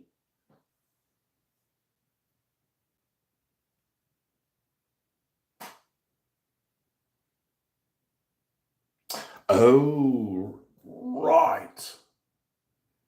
We have to put this piece on 12. Righto. There was no British Jeep, was there? They just used these Willies. The British didn't have like their own little Jeep thing, did they? Often they would probably be cuter. Although these things aren't horribly attractive, but I think you got to drive them like this. Like I wouldn't be able to breathe if I drove one of these things. I'd be smothering myself.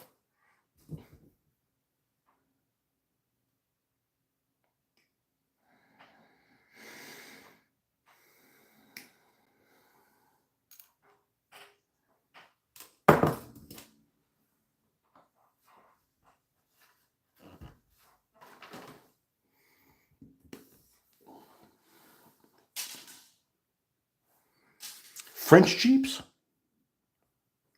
These are from a sweeping brush, 5 pound reduced from 7 because I didn't want the handle. Bargain versus buying wire spears. Well, you know, who's the people that makes those wire spears? Zyston. I can never find them in stock. Um, I don't think I'll be. I want to use them for antennas. I don't want to be buying any anytime soon for. I don't think I'll be needing any spears anytime soon. I think I'm all set.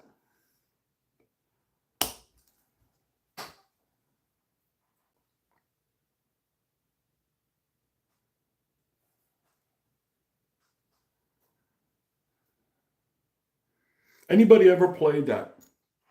It's a board game. It's called Cry Havoc. Anybody ever play it? It's like a Norman type thing, individual soldier thing. Is that any good? Is it any good as a basis for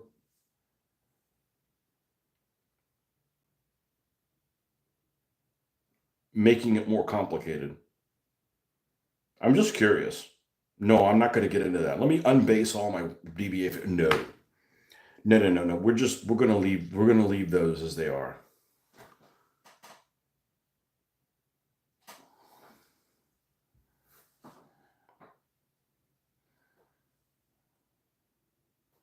Oh yeah, that this fits on here wonderfully.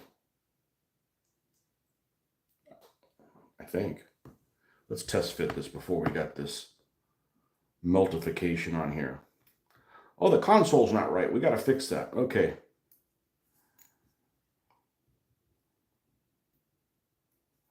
No thanks. I bought it originally. Can't remember playing it much. Not anything made during the war. Yeah, the most I've seen is like they've got those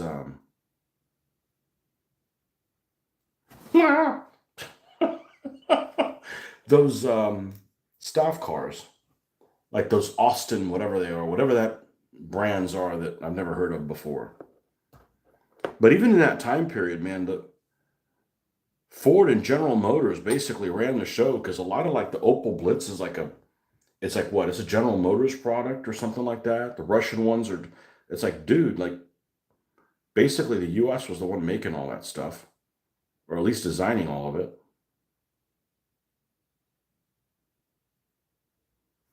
I just don't really consider the United States like an industrial power until like because of World War II.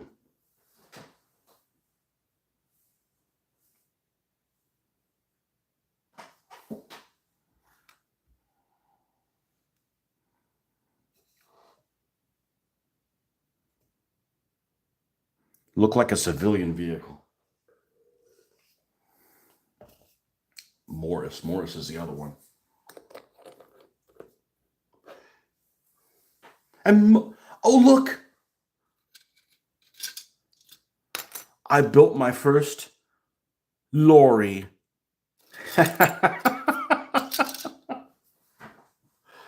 Oh man, why is it called a lorry? There's got to be a backstory to that.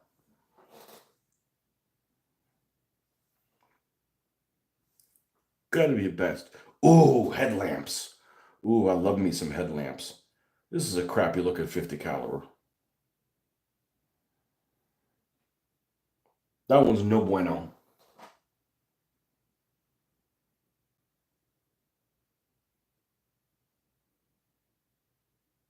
Um, I just spotted an error.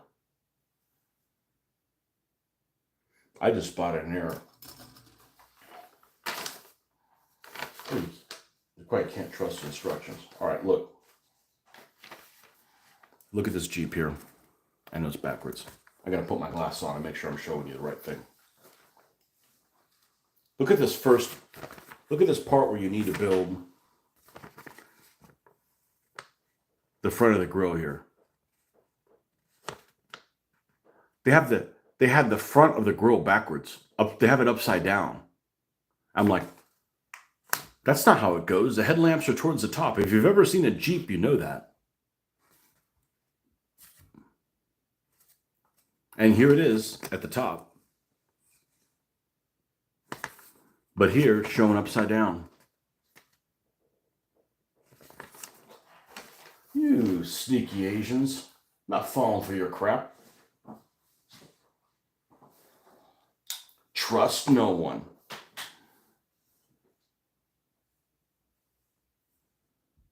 First girl caught having sex on public transit, probably.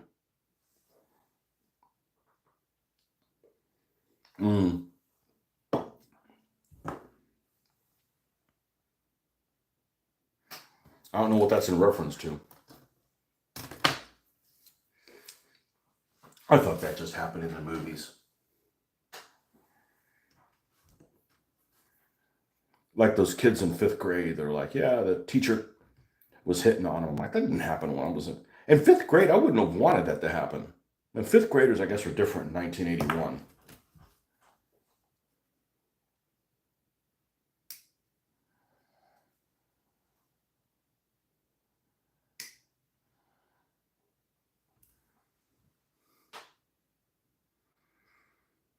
Oh, Lori. First girl probably having sex on public transport, probably.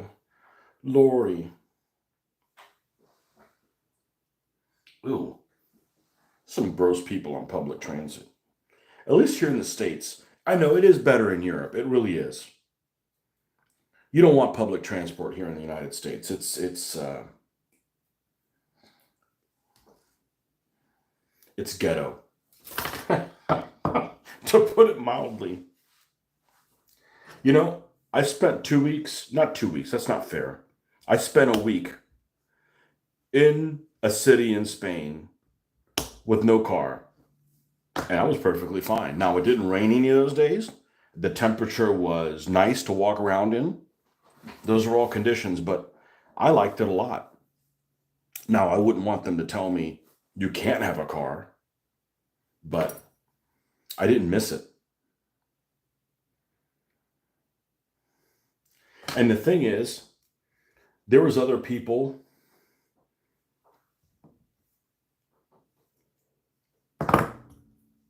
like me also without cars, and it was perfectly fine. If you live here where I live and you don't have a vehicle, there's something wrong with you. That and you're not going to go anywhere. So I think that would have been really inconvenient if it was like in the rainy season or something like that, but I didn't miss it.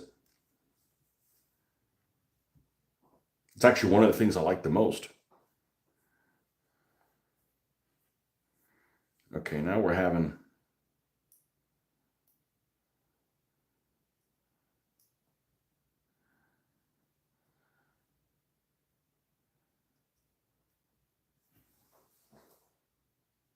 There's no detail on these tires.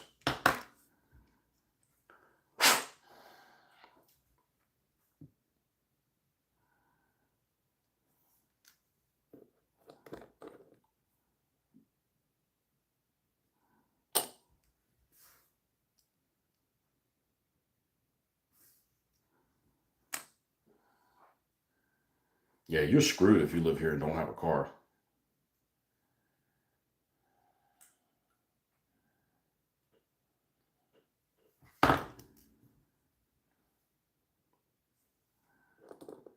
I mean, I didn't have a car for a long time. I was, couldn't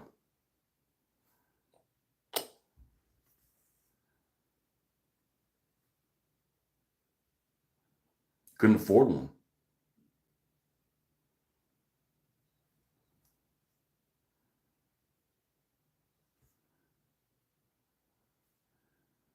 Okay, here's the back of that Jeep. Not a very good Jeep. Boy, you steering column, you're just being a pain in the arse. Bus on your local route was stopped and surrounded by armed police and 10 cars 3 days ago.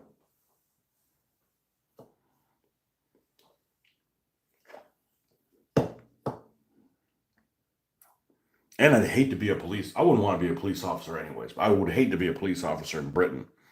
Because not only do you not get to carry a firearm, you got to wear all that checkered shit all over you. You guys have you guys have more checkered stuff on your cops than the cabs do.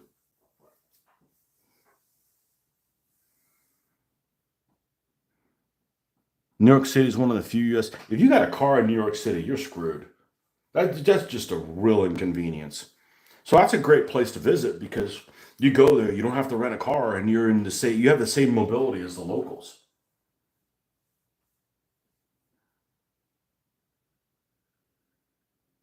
And I don't mind walking. I mean, I wish I did more of it.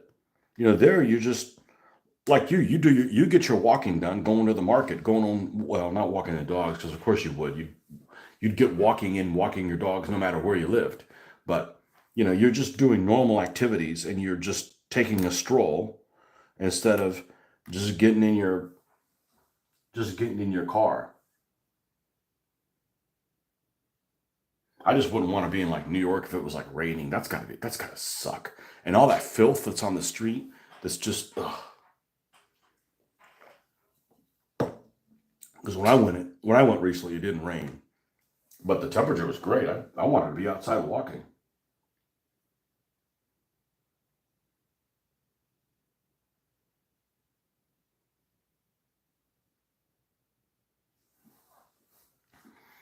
All right, let's see. We're gonna have a fit issue here.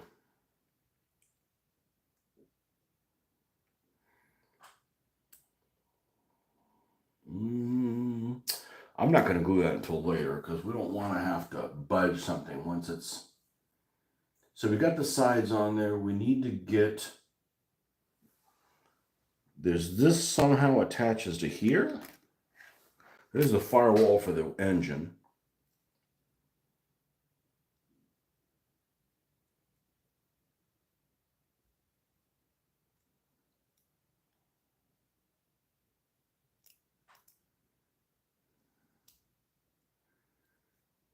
Mm, I got a bad feeling about this, Sarge. Grocery shopping is like weightlifting and cardio all at once.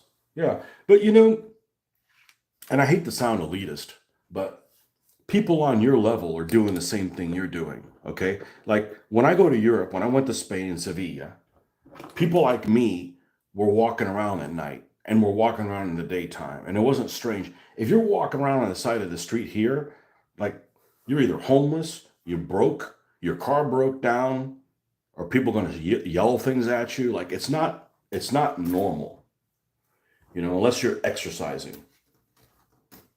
And that's what I'm getting at. Is you can do all that stuff in a big city, in New York, in Europe, and people like non-homeless people, non-people with people that don't have substance abuse issues that have jobs are doing that kind of activity. So,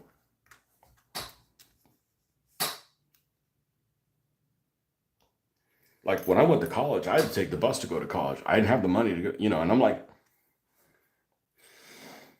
my parents are, we didn't have money. We weren't poor, but we didn't have money. we're gonna like buy a car. Now, my daughter, she got a car because I don't want her hanging out with I don't want her taking the bus with people that, have issues. I've been there. I had to live it, but I'm like a dude, like, we're less likely to be fucked with.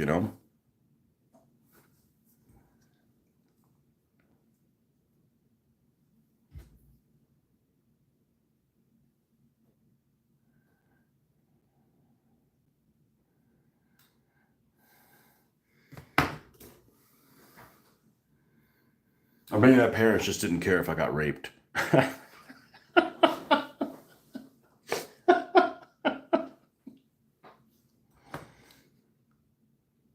That's where that saying came from. If you are going to get raped, make sure you get they let you pick the hole. Oh, man.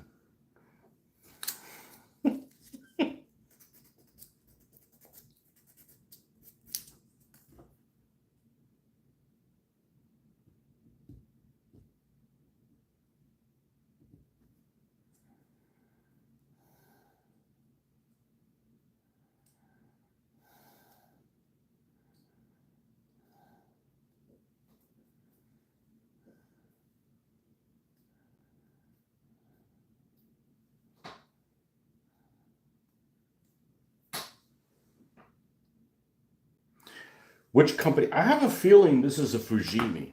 I have a feeling this is a Fujimi.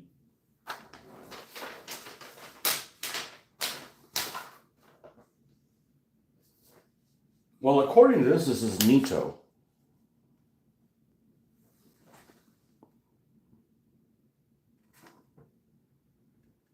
Nito. Oh, the tank has an interior. Try to keep your pants on, Marcus.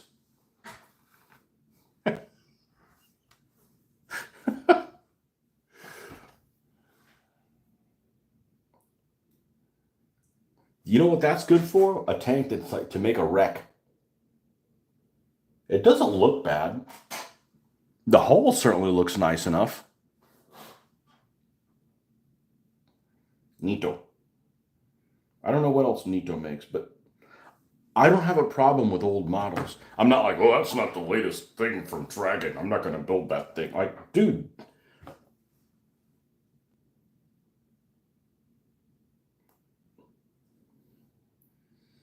I put those BP cast pieces of shit together. Anything is an improvement.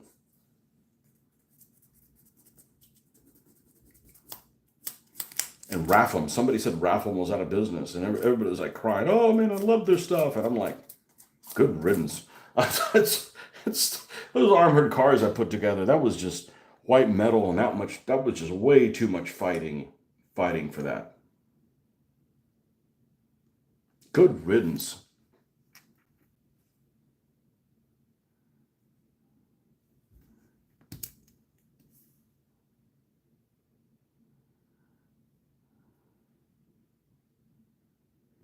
All right, what is going on here? I'm gonna decipher this shit.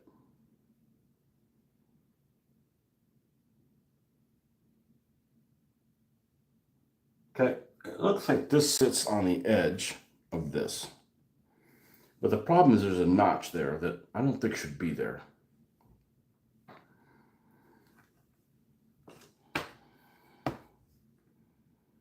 Okay, so this sits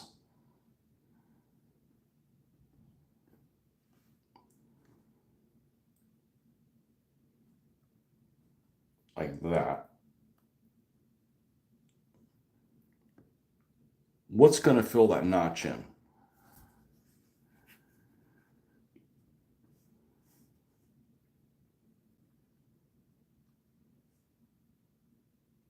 Because that's going to go like that. You got this notch that's just looking at you.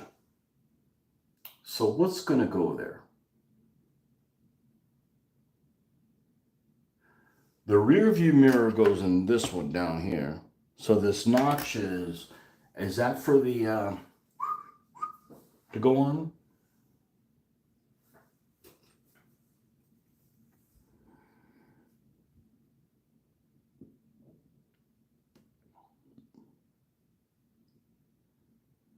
Maybe so. Let's try that. I never would have done this as a kid. Like, line everything out. I'm just like, let's glue it. Let's glue it in there. And, you know, you make the best decision you can when you come across it. But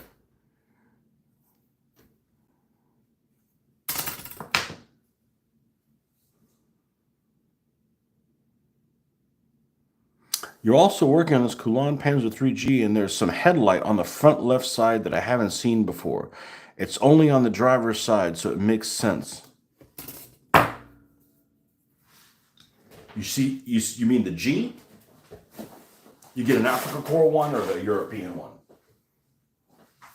Let's see what's on the G.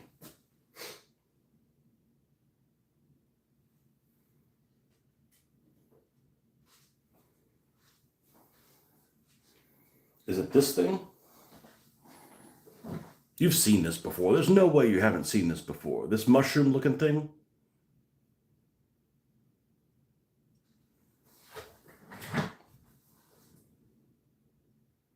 It's got to be that. That's a horn.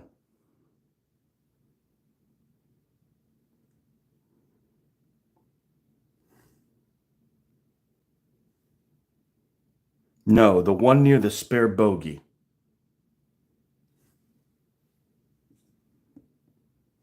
Oh, this thing?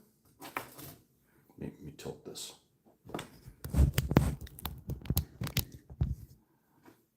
Is it this item right here? That?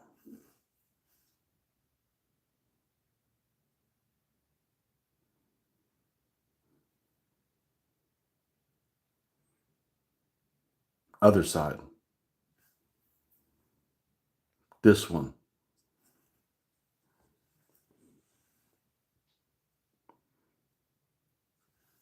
Maybe this thing. That looks like a siren. It's a loudspeaker. Oh, I got to be careful. It's got a crooked spider on the front.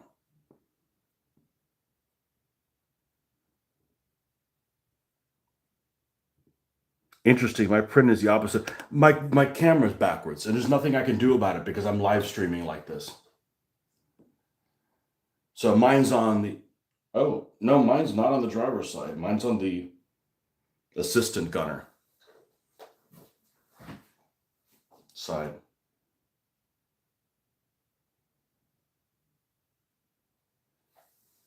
Yeah, I don't know. I've never seen that before either. It looks like a speaker. Calling on Panzers, calling on Panzers.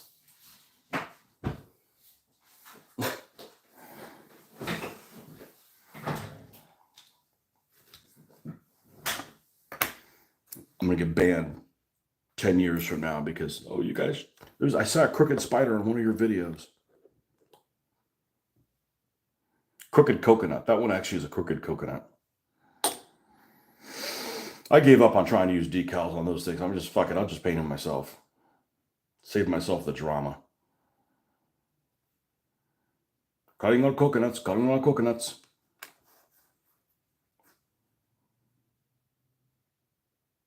Nobody answered that yesterday. Why does everybody at Play Rommel never look like Rommel? Like, he's not that weird of a guy to look like. I mean, he's got them Jimmy Carter looking lips. Like, weird.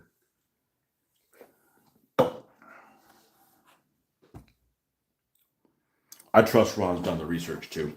That's my dude. I'm like, I'm putting it on there. The dude knows. That guy knows. I'm not going to go question him. He puts a lot more. And the fact that he's like, man, this just isn't making me happy. I got to look at it. And I'm like, okay, cool. That guy's got his heart in the right place. I'm just an acolyte.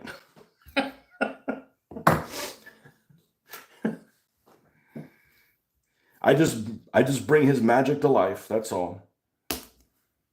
Yep. Yeah, other people would be like,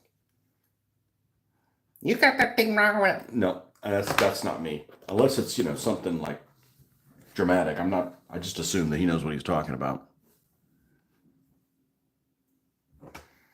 You know what, though? I should look at his Shermans and see if any of them have that gun shield. That thin ass gun shield. It'd be fine. I'm going to make them American and move on. Hey, that'll get me to paint the. I should paint the American tank gun crew that you have, that you sent me. Of course, you don't get to use those guys until the tank blows up, and they survive. Now they got to survive the impact.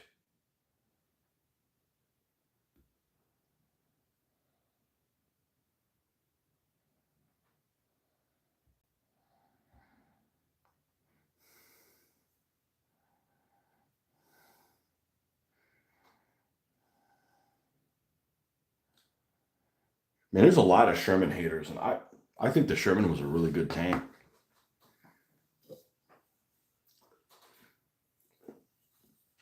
I saw I saw a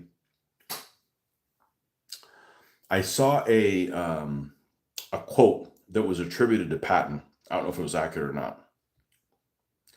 And it went something along the lines of, our tanks are unquestionably infinitely more reliable than our enemy's tanks. They can go like 3,000 miles without having any kind of work done to them. And that, if that's accurate, that is, yeah, that's like 10 times more reliable. I mean, it's not even close. Those Orion figures are great. Well, I really enjoy the American guys that I did, the bulge guys. So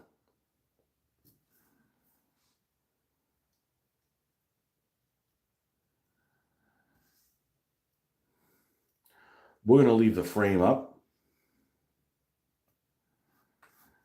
I'm going to leave the frame up for now.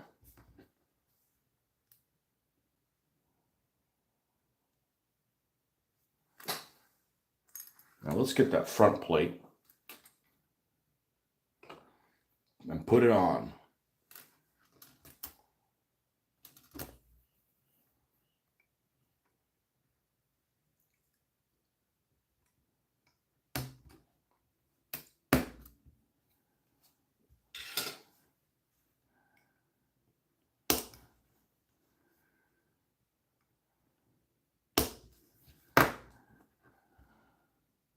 So I don't know if you heard this, Marcus, but there's a guy that I know, I think I talked about it yesterday, that he wanted to know if I painted for people. And I'm like, no, I don't do commission work. That's the word, commission work. No, I'm not a commissioned officer.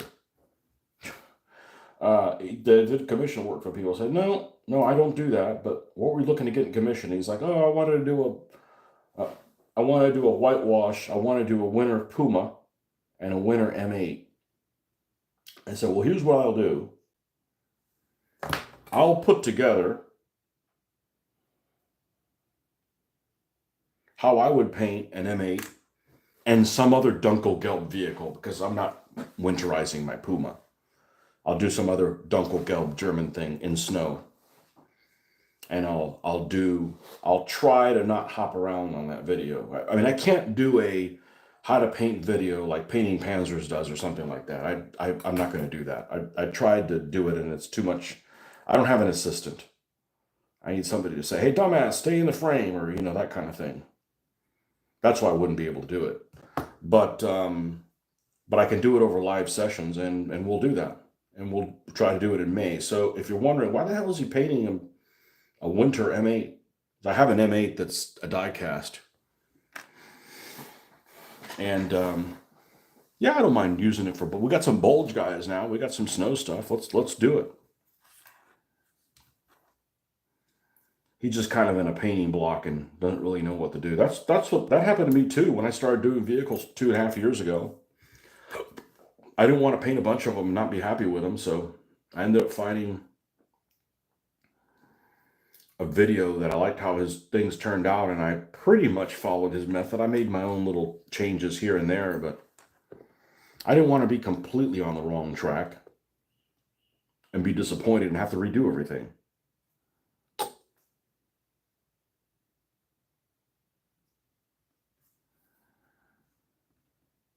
I don't mind helping people out. I just don't want to, create a shitload of extra work for myself in the process. And that would be specifically making a how to paint video. Because like I said, I tried to make it, and that's just, I'm not going to be getting anything done if I'm doing that. So it's that whole catch-22. Like, I'll give away all my secrets. You just got to watch it. Well, I don't have time to watch your video. I said, well, then you don't have time to give away to watch my free secrets. You can fast forward things. There is a fast forward button, you know. Geez, man, what's wrong with you, ADD man?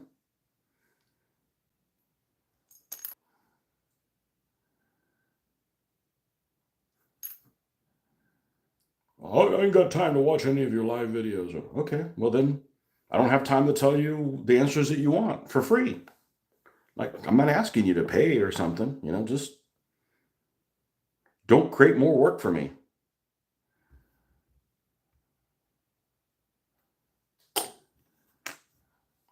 That's all. You know, I don't mind helping people out, asking questions. I might learn some new stuff along the way too. You know, painter's block is a real thing, man. You're like analysis paralysis, afraid of making the wrong decision. Like,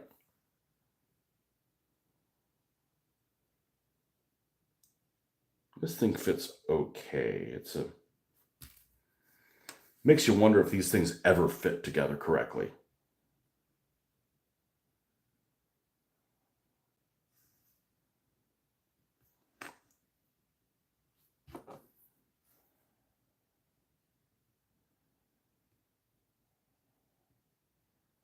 Like, there's some computer games I bought way back when that I don't think they ever ran well on anybody's computer.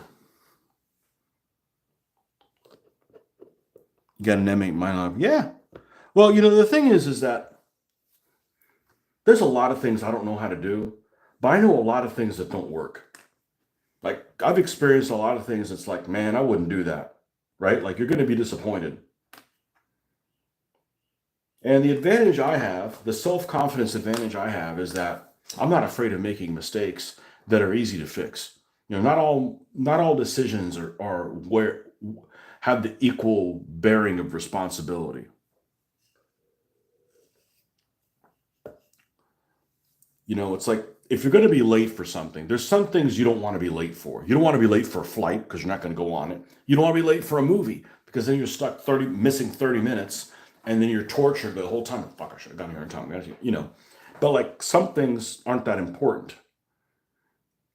So same thing. There's some things, you know, it's like, let me try dry brushing this, and if it doesn't work, I'll just repaint it and dry brush it again. It's not a big deal.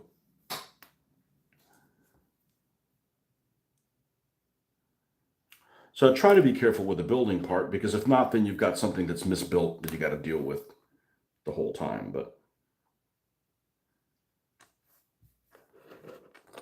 I'll look at some things and I'm like, I don't like how that looks, or I wouldn't be happy with that. So don't do that. You know, nobody's telling you, hey, you got to do it this way to be happy with it.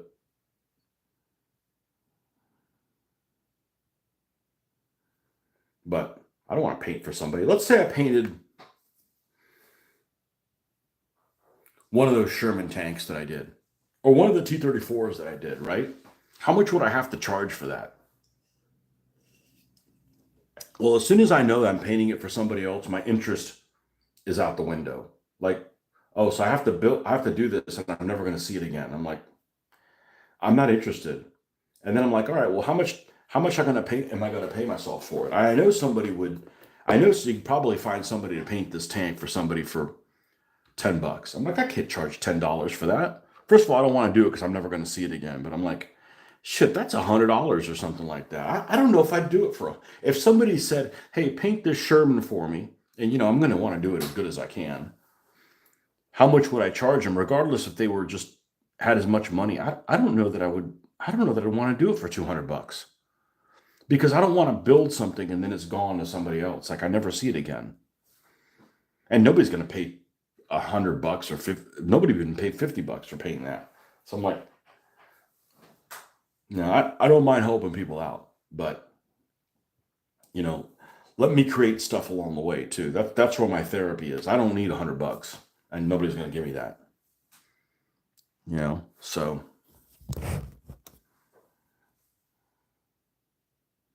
painters work too cheap. like a DVA army, okay? I got 40 DVA armies. I'm like, I'm never going to play DVA again. How much you want to sell them for?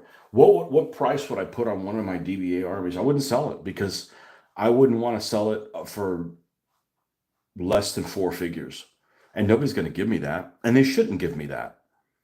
But I also don't, it's not worth me getting rid of it for a couple $100. A couple $100 is like nothing, you know, and then 6 months of work, 6 months of my life is gone. Like, nah, I'd rather just hold on to it, you know. I can give it away to somebody when I'm dead, you know, but I don't know. That's just the way I look at it.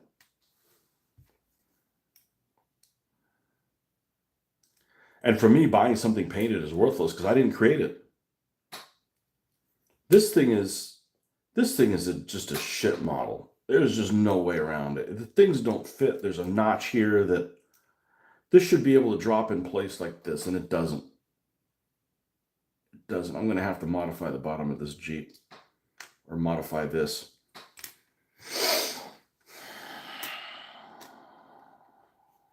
Nito, nito, nito, nito, nito, nito, nito, nito, nito.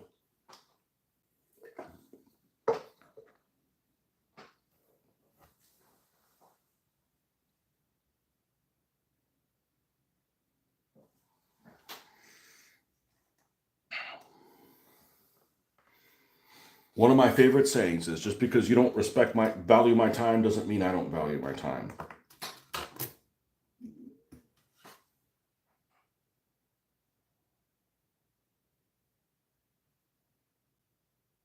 Okay, we have the radiator here. I don't know why they want me to put a radiator in there.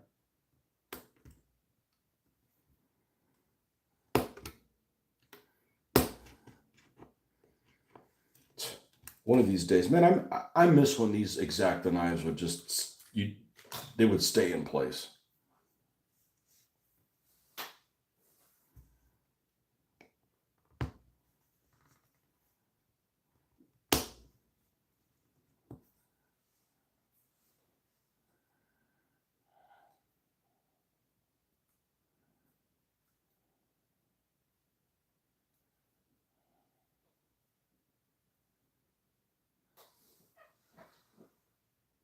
Okay, and that faces down, and the ledge faces towards the back. All right.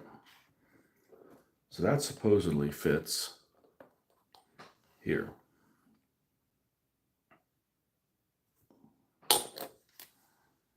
You know, we all have different reasons that we do the things that we do. You know, I don't want to sell stuff. I don't want to paint on commission. I don't want to ask for a Patreon. I'm not interested in that. That's too much work. That's like keeping me from doing. I've come here to do this. And if I can help you guys out in the process, awesome. But I'm not interested in doing other things that keep me from doing this.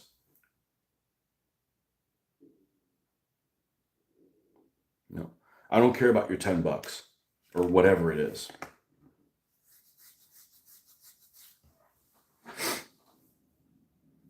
They're cheap. You just super glue them. Yeah, anybody bought any of those cheap things that they come to like supposedly like $2 a piece or whatever, and they come from China or whatever, and they got Jeeps with a little trailer and they got a AA half track, and some of them look like they'd be all right. They paint up okay, maybe not 100% accurate, but you know they'll work for a war game. They'll get the point across. All right, so you have this, and this should fit over it.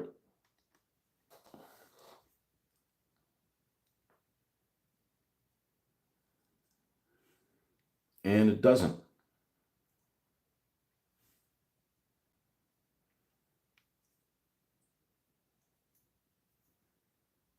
Oh, wait. How did this all of a sudden work? Okay, there's a couple pegs here. Are they supposed to go through? Well, if they went through, then the back of the Jeep would sit lower, and that doesn't seem right. All right, I think we have our answer. A miracle is performed.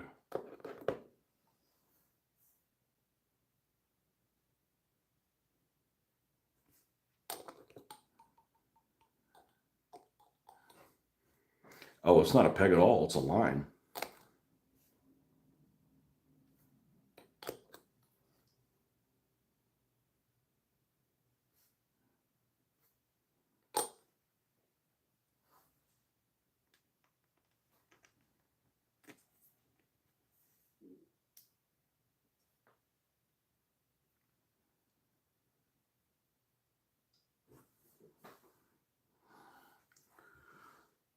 They're cheap. You just super glue them. So you have bought some? They okay? I'm not talking about the ones that are like all the tanks and they all have the same suspension. Like it doesn't matter whether it's a KV or a Tiger or a Panther. They all have that same make believe suspension of something that would belong in Gaslands and nowhere else.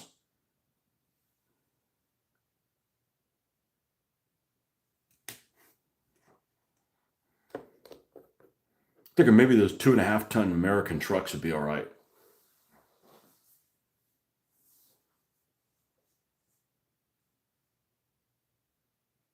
Rear view mirror is a 20. Should be that one. There it is.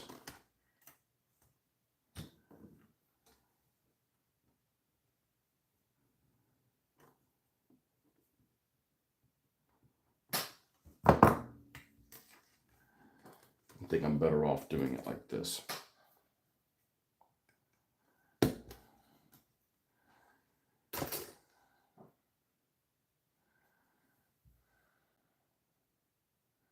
Nito.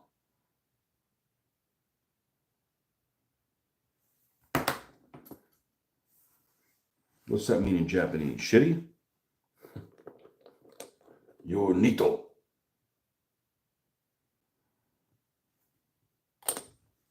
Your skills are Nito.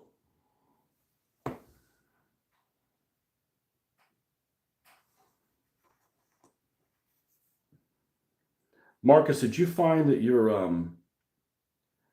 your combat figures had a lot of flash on them, or the molds look really old?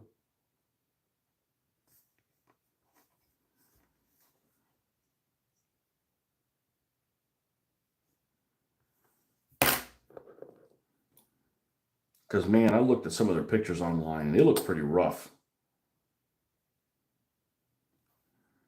And the ones I have did not look rough at all. But they're also the old alloy, so they can be bendy if you're not careful with them.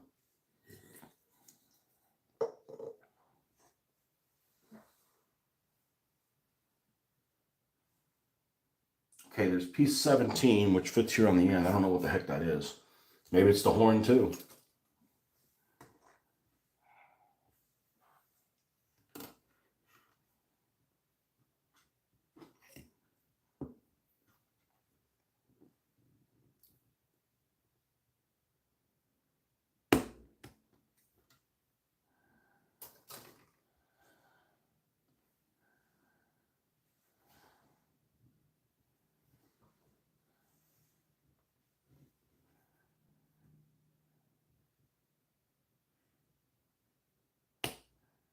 And there's no hole for that, so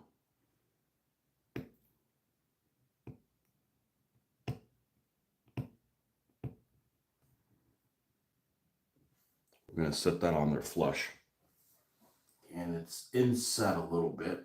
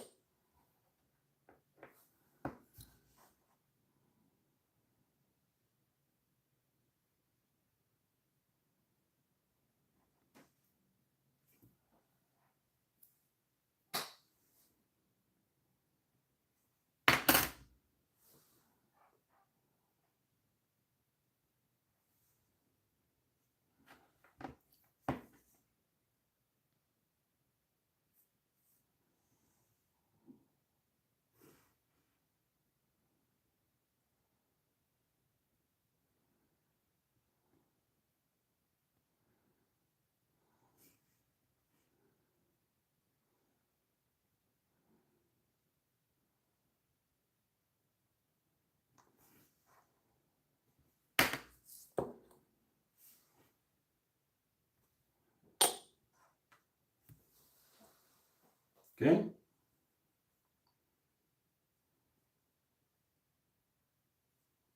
And the only thing left on it is the fitting. Oh, and the wheels.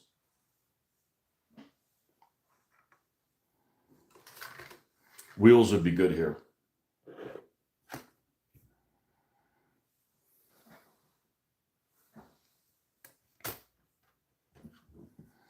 Oh, this looks brittle as hell.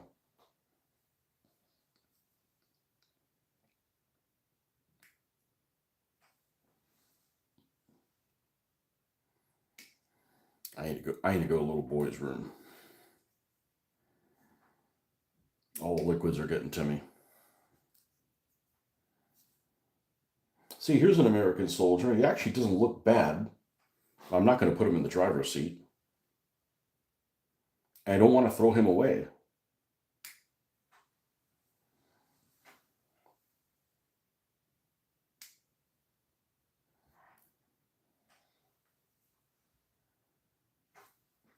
Actually, looks okay. It's funny how some people will make, like, a vehicle that's not very good, but then the figures are okay. And sometimes the figures are okay, are crappy, but the vehicle's good.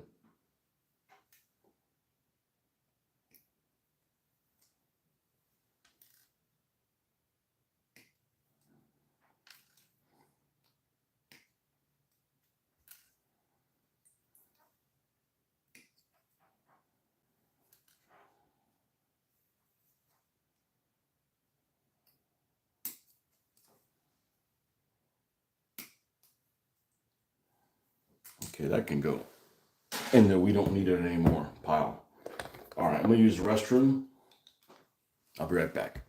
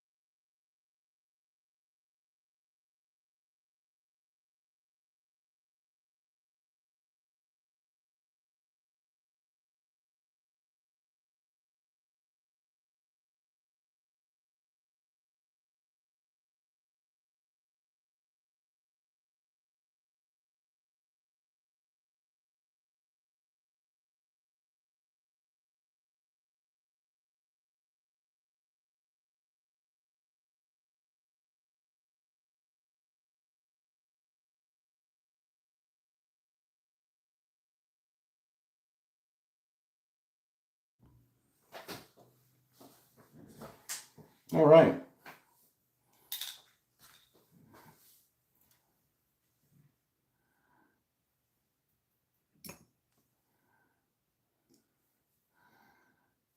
These tires are probably really inaccurate. That's the wrong Goodyear pattern tire that they had on the Willys. Okay, whatever. Your mom's calling for supper.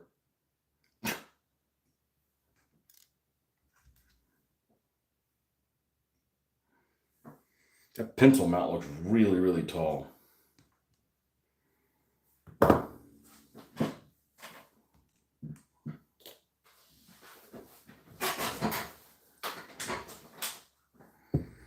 I wonder what yellow vehicle I'll do.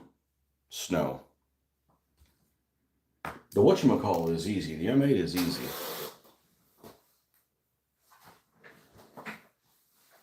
I need to repaint it. I need to paint it black. That's where we're gonna start. I'm not gonna like show, hey, this is what it looks like getting primered. Like, there's already plenty of examples of that. Where did it go? There it is. If you ever come across this and you do 1/72nd scale, other than the pieces being a little larger than they're supposed to be, like because it's a toy, this is almost perfectly 1/72nd scale. This is the M8 that we're gonna winterize, and it's been repainted. It's been primered black. It's been repainted. It's been taken apart.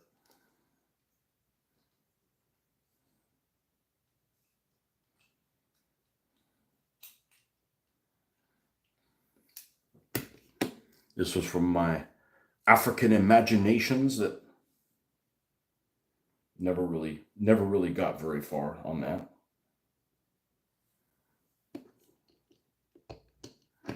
We're going to winterize that M8. The Canon looks like a 105. It's all right.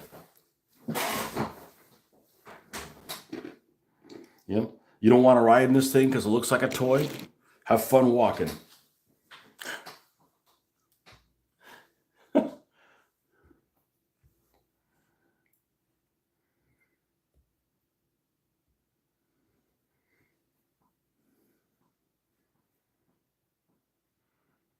I have I want to say it's a 187th vehicle, a Roco Ostwind. Panzer IV chassis with a single 37 and a little cupola looking thing.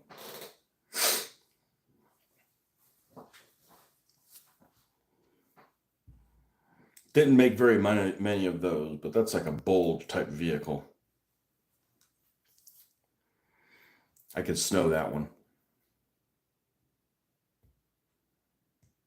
And it doesn't look very good right now. We can fix that thing up.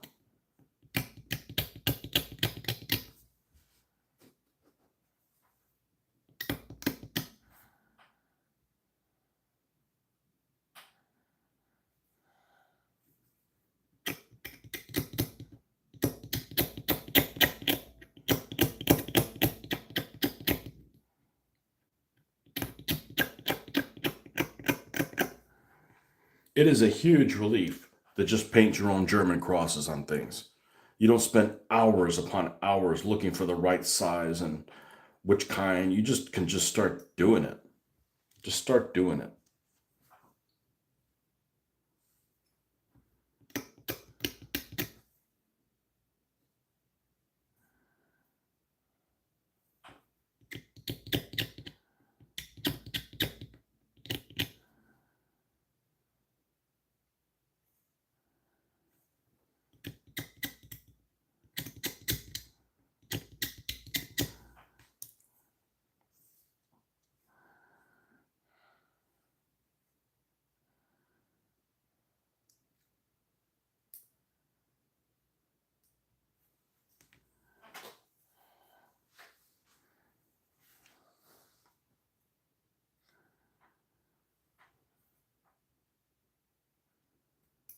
An old Nito Jeep.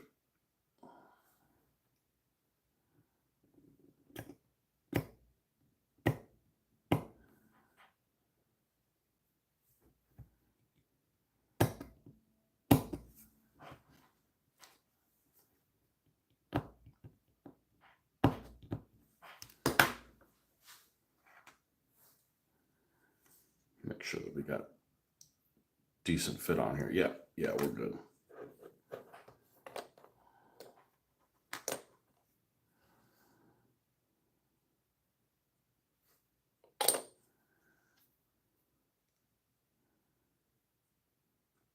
I'd much rather build these out of plastic than white metal.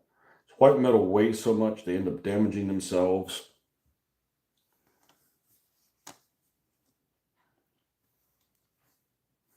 Who is it that has the weird colored Jeeps in World War II? The Navy? I think it's the Navy. It has almost like that duck egg blue colored Jeeps.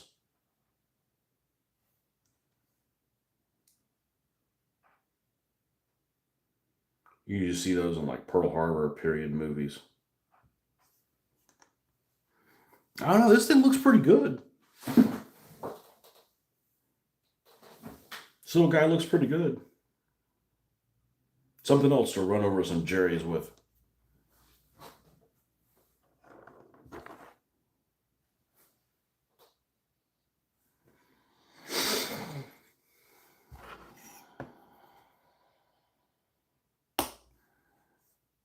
And somewhere, I have some guards. The guys with the little the thing around the neck. You need some Jeeps. I want to run over somebody. I want to see how it, I want to see how it's handled.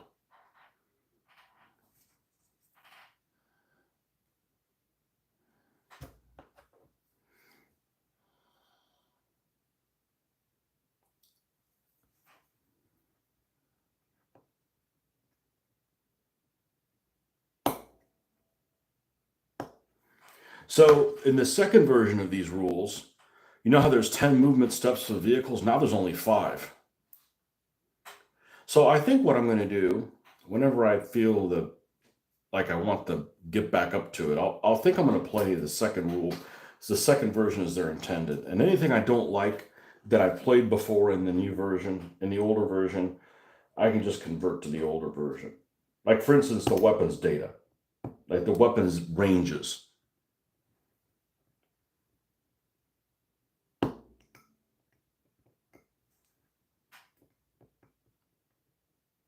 Definitely like the way that's handled in the old game.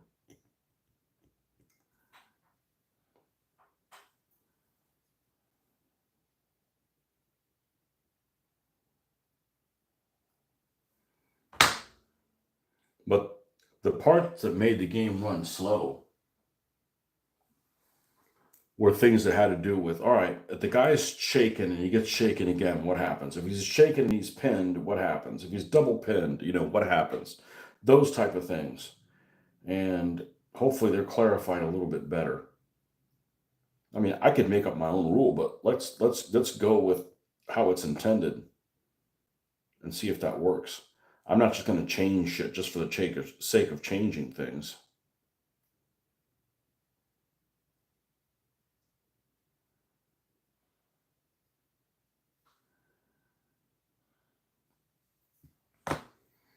Okay, so here's the gun. It gives you a little peg to swivel, but yet it doesn't have one. And then this goes in like this. It looks like it fits in there all right. Let's go ahead and weld that in place. I don't know what I'm thinking, man. I'm thinking of when work slows down and the girls are gone for a bit. So yeah, maybe the summertime.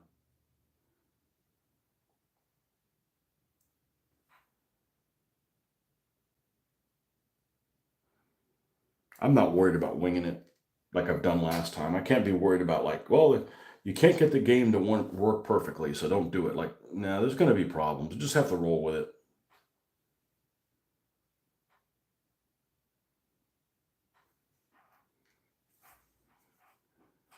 You just have to roll with it and do the best that you can.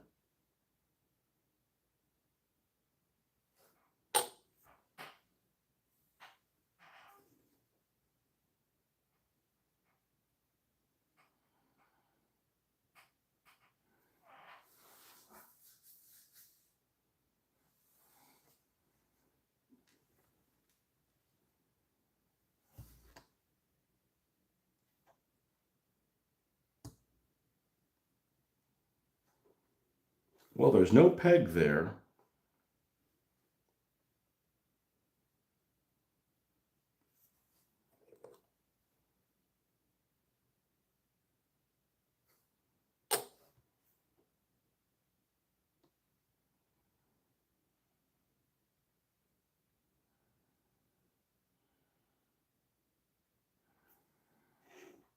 I don't think it looks bad. I don't think it looks bad. And I want to say I have another one of these floating around somewhere that I got recently.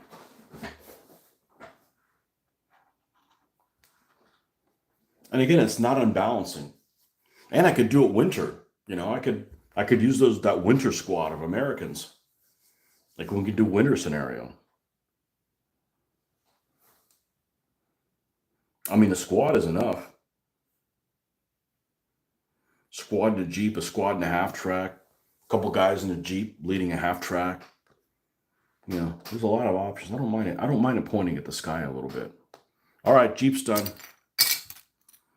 All right, let's see. So here's an extra seat that doesn't go with any of these. It was in the box. All right. Okay.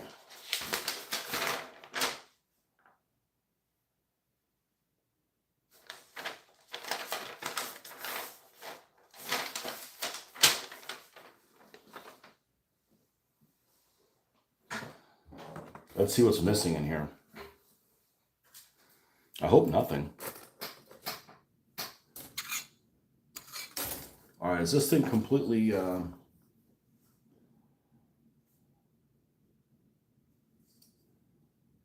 flash free?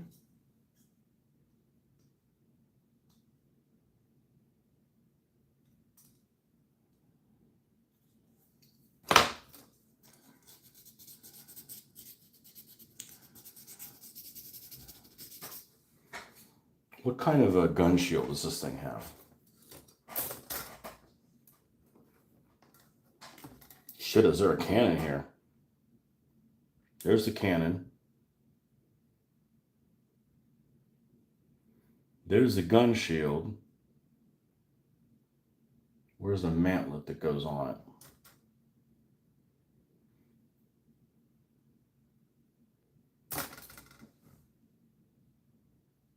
Oh, this fucker has an early mantlet too? Nah, I'm not going to worry about it. I ain't worried about that. I just need to move on.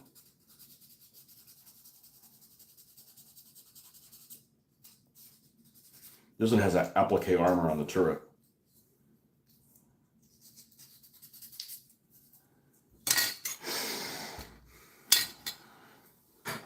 All right.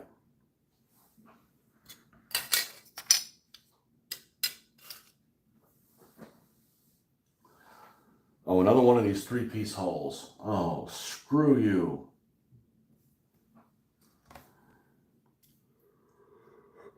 All right, there's one suspension piece missing there, and there it is.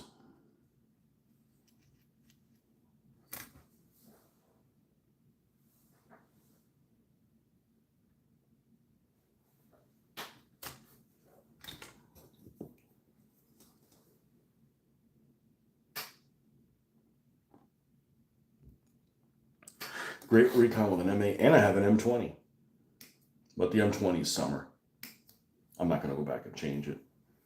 I guess I could make this a winter Jeep.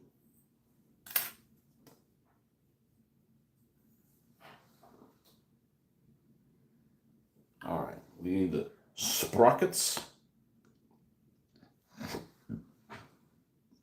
11 and 12.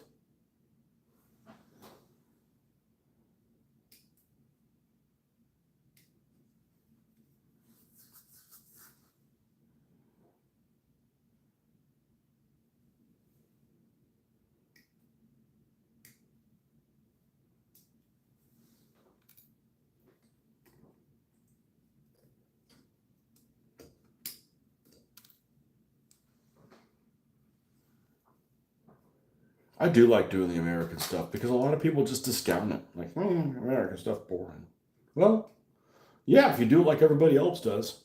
I agree, they're boring. But, man, you get to do nicknames, man. That's awesome. That in and of itself is incredible. Here's the idler wheel with a shitload of... There's a bunch of flash on these things.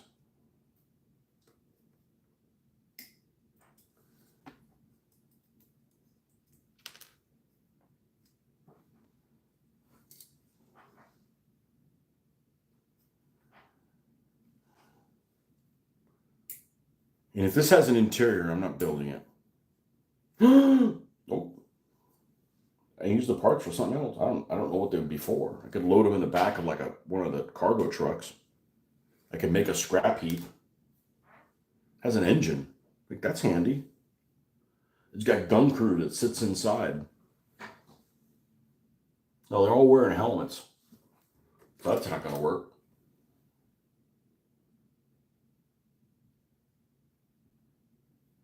And this guy's loading a round that looks like a bazooka round.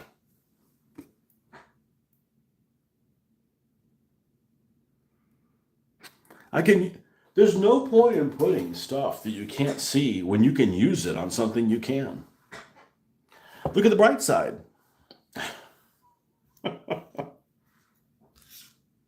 don't know if I can find that. Hey, if you want, I'll rip these pieces off just by twisting them like we used to do when we were kids.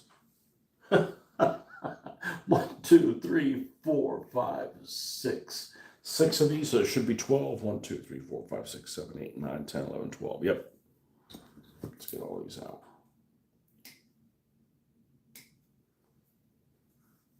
That's how you used to get them off the sprue. I just twist them off. Why has it got these gouges, these gnarly gouges on the side of these road wheels?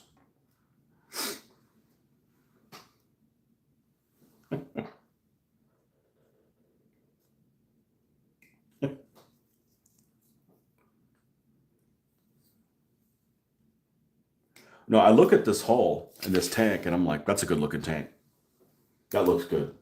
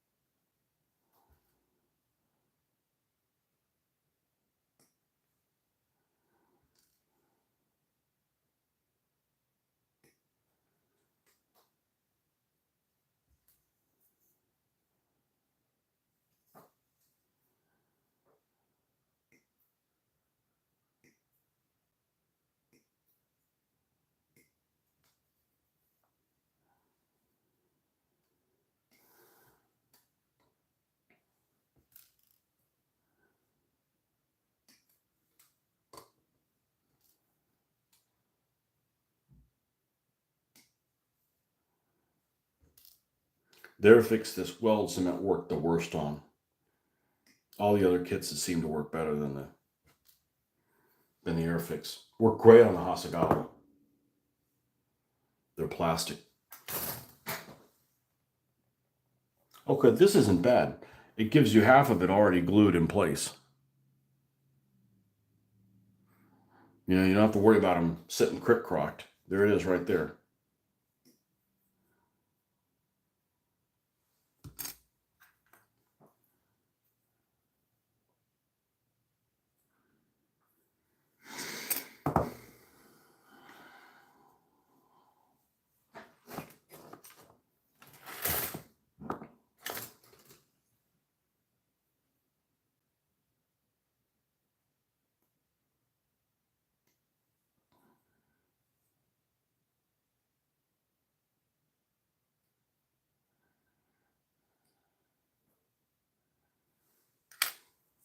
Just what I need, another Sherman.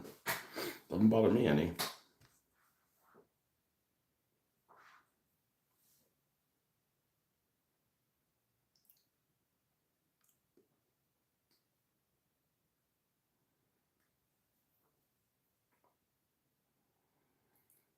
So at some point today, I'm probably going to go out to the garage and do some priming.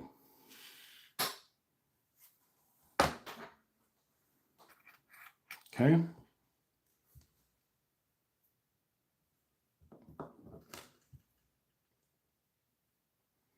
Again, the biggest problem with this is not seeing what I'm doing, but like I got to hold this enough in a way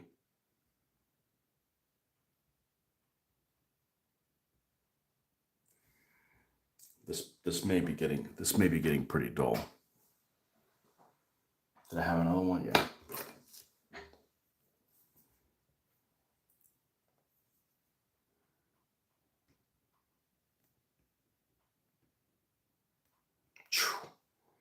That's no better. This plastic seems kind of hard.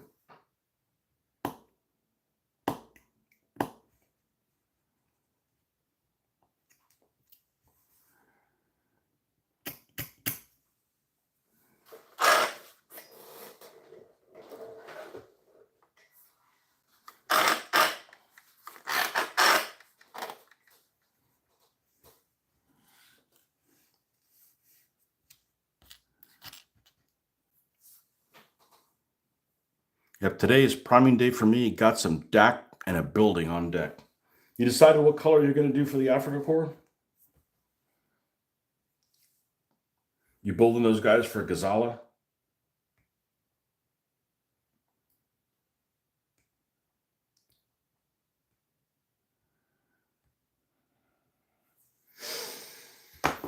Wow, it's going to take a while.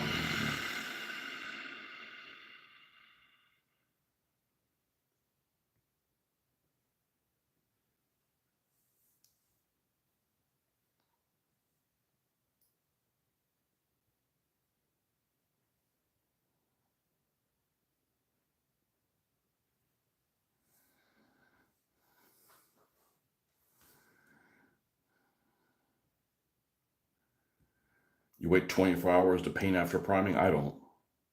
Ain't nobody got time for that.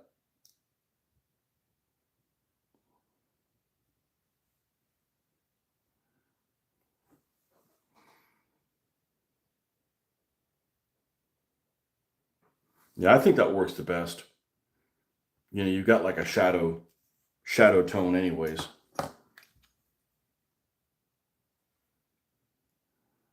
It's some pretty precise little prongs that thing has. No kitchen duty today? Also be the 15th. I'm not a fan of the 21st. Screw those guys. I'd do the 10th before I do the 21st. Nah, I just don't like the 21st.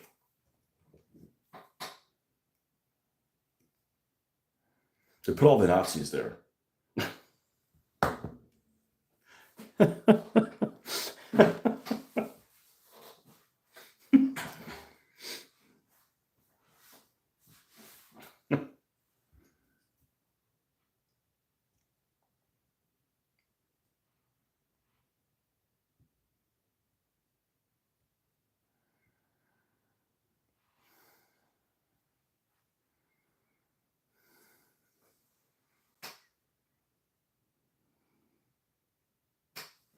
Bacon, bacon, bacon, bacon. Yeah, my daughter went, and I don't know when it happened, but she went from this up at 7 o'clock or even earlier than that in the morning to like sleeping in to like an adolescent. And you want her to be up early on Christmas. The other days, let her sleep in, you know?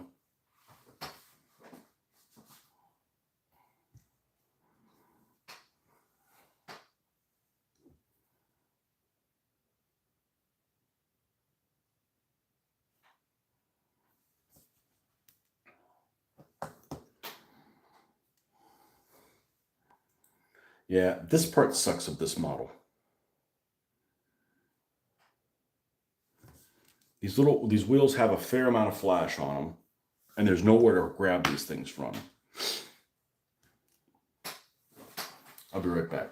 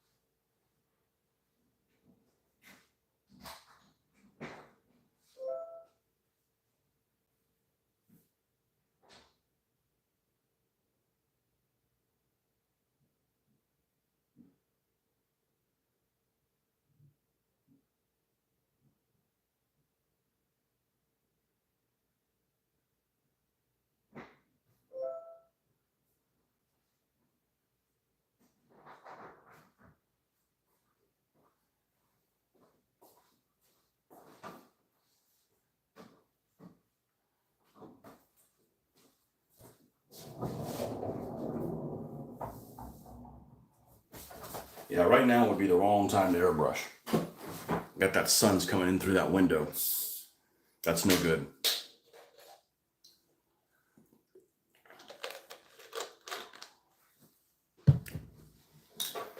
It's right in my face.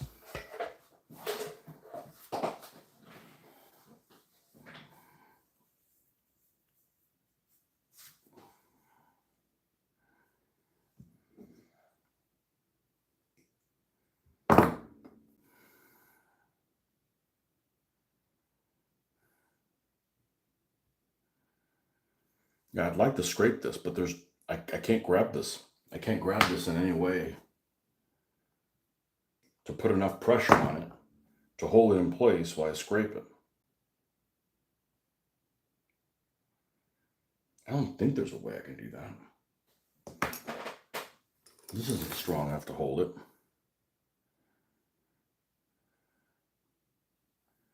Maybe if I hold it on like this. Hold on, folks, I'm working on a new skill.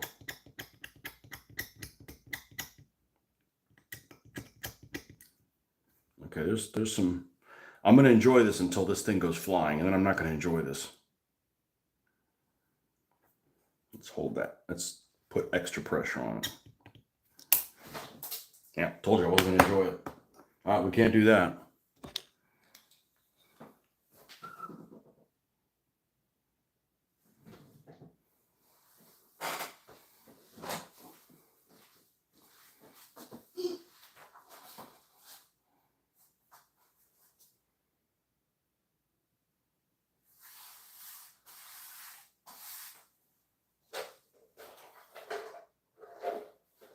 Here it is. No carpet. No. Told you. I tried it. It was looking promising. I'm like, oh my God. Nope. Nope. Nope, nope, nope, nope, nope, nope.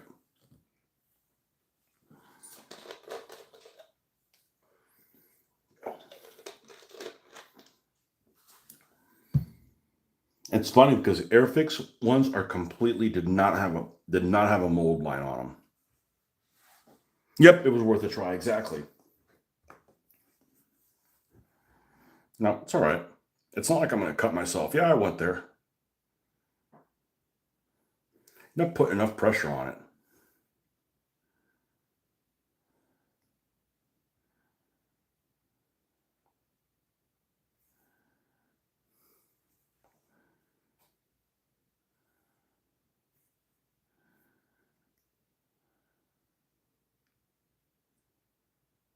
Now I am.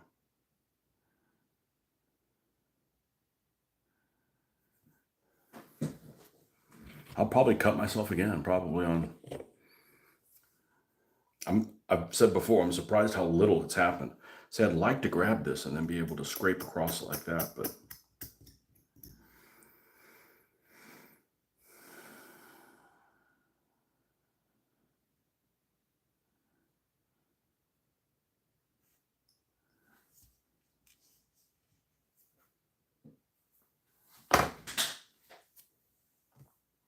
Three. Yay. Man, there's all kinds of details on the inside of this.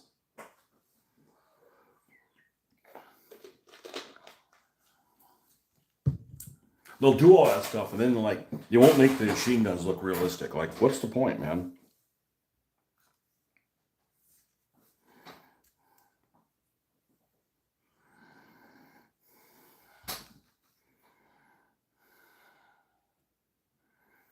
When you lived in Japan, did you feel like you were really tall? You're like my height. I mean, you're like, you're just under 6 foot. I think most people are my height. If I remember correctly, Japanese people aren't really short. They're just kind of normal sized, slender. Except for those two guys that wear diapers, face off against each other.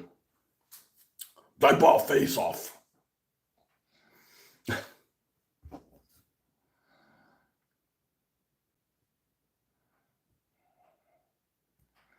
My daughter was traveling and she sent me a picture of her ordering a Kirin beer. And I said, "Do you like it?" I said, "Oh, it's awesome." I said, "Okay."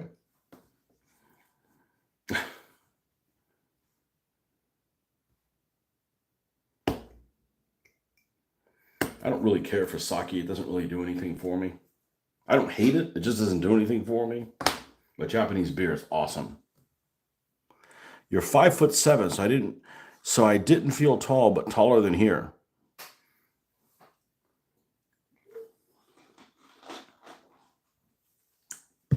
Shit, I tower over you. No. I like to tell people that are like 6'2", 6'3", I'm like, I'm taller than you. How come? I said, well, I'm 5'11", or I was 5'11", and shrinking or expanding in the wrong direction. But my dad was like 5'3". So I'm like, I'm taller than you, tall dude. I'm not used to going places and feeling like I got height issues. So if I do, it's like there's some tall mothers around. And where was I at recently that I felt like there was a lot of tall people? London. I felt like there was a lot of tall people in London,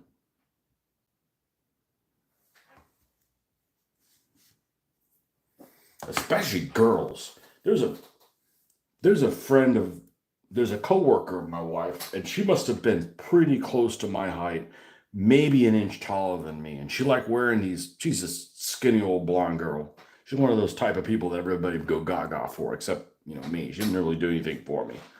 Slender, my height, or maybe an inch taller, except I don't wear heels. You're welcome. I actually don't do it for you guys. I don't do it for me. 3 or 4 inch heels. I mean, it's imposing. I'm like, fuck, that's a tall woman.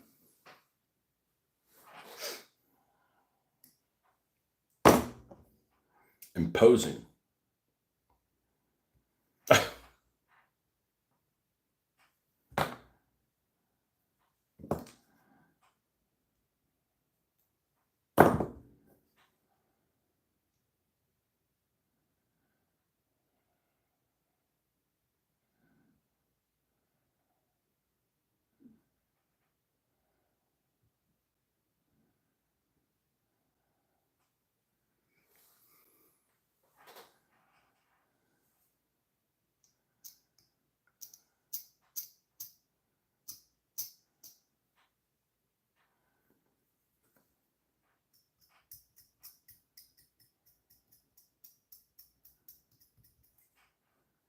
We'll get there. And you don't have to do it again. And I probably could get away with not doing this, but it doesn't have to be perfect. How about that? How about I do some of it and it doesn't have to be perfect? That's the compromise.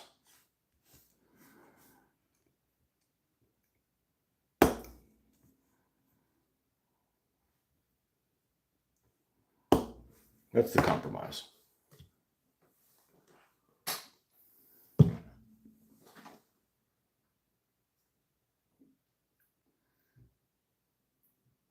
It's insane the amount of engine stuff is on there. I mean, they even have a basket. It's crazy. It's crazy. Look at this stuff.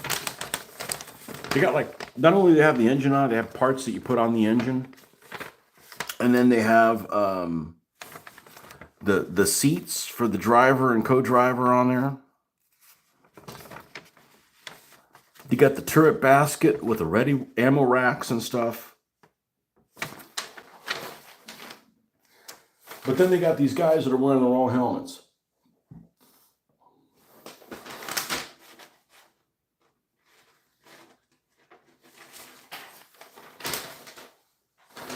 Oh, here you go. Other stuff they make. They make a priest, field accessories, bridge and checkpoint, Willys Jeep and Harley, M4A1, Kubelwagen, Schwimmwagen, German 105. 105 in an AA position, Tiger 1 Jagd Panther, Hanomag 250/10, Panzer 3 MN, M and N.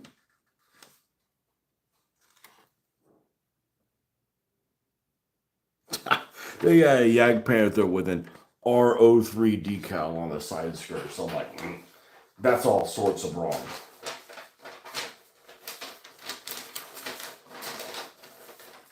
Don't lecture me on German tank markings.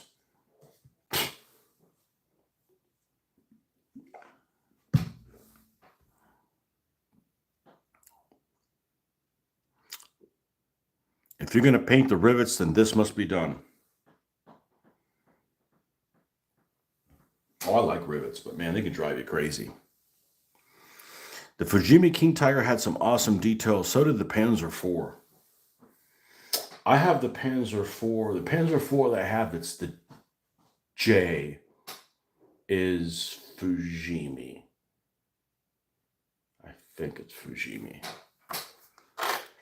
It's the one that it's supposed to be like a mesh shirtsen, and they just make it look like a slab of plastic with like etchings on it. Like that doesn't look like mesh at all.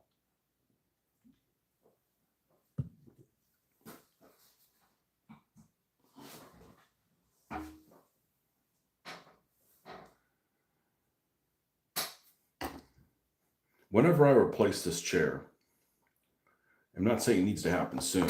I'm going to make sure it's cloth. Because, man, this pleather, man, is awfully warming. And the other thing is there's like bits of plastic and bits of paint that have come off of whatever, sit on the chair, and then I sit on them, and then I bake it into it. And you can't get it off of it. I mean, I guess you could with like an X-Acto knife, but it's annoying to like not take care of things, and they have things. Yeah. Baked by my ass.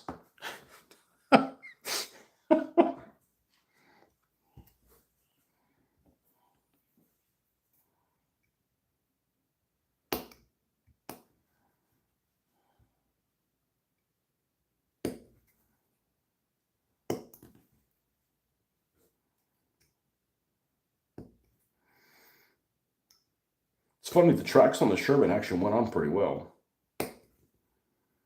I was expecting that to be a problem, when in fact, putting the three halves together, I expect that to be a nightmare with this. I've never liked that. And a lot of it has to do with the ledges they give you just aren't big enough. This has got bigger ledges. This has bigger ledges. This is a bit more robust. But this also has really thin prongs. I might actually not use weld cement on them.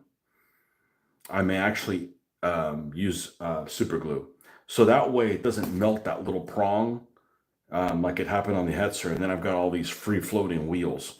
So these things are so spindly on the Hetzer that when I put the weld cement on it, it didn't take long for them just to weld off. And the next thing you know, I'm trying to line this thing up that's free floating. So I think I'm going to use super glue for that, now that I think about it.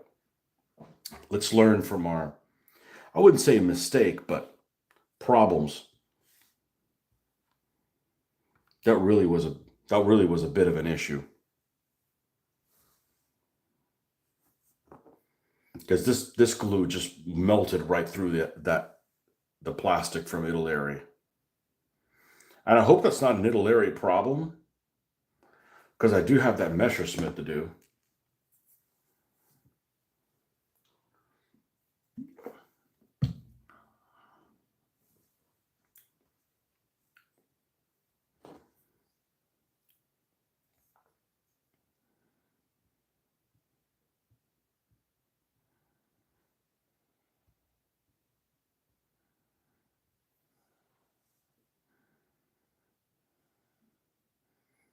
I'm not going to turn into that guy that just buys a bunch of these model kits and isn't going to build them.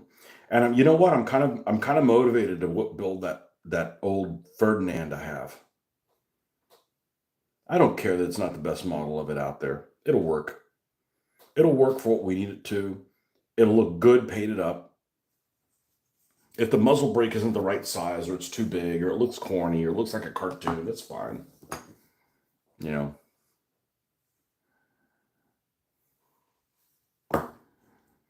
You just can't be one of those people. It's like, oh, there's a better model of this. Okay, well, let me throw away the other four that I have that aren't the best thing ever, and that, you're never going to be happy.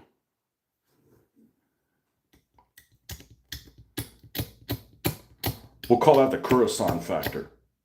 I couldn't tell you how many times I worked on an army in 15mm. Nobody made figures for them. I converted them, made do, was happy with the decision. Oh, look, Coruscant's coming out with a line of figures of them. It happened like 4 times. I just gave up. I'm like, I guess I'm never going to build any Coruscant figures, because by the time I get around to build, waiting on them, something's already come out. I'm already done with the army by the time they come out with it.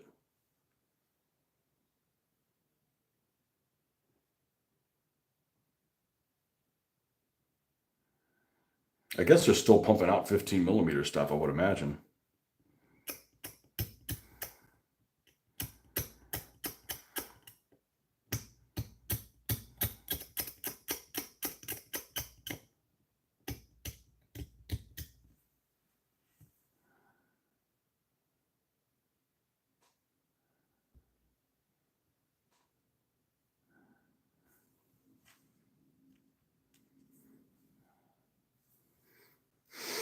All right, now we can see the end of the tunnel. We're getting there. This thing's gonna look great though. This is a good looking. I used to not like the cast hole Shermans, but I really do. They're kind of comfy because they're round and stuff.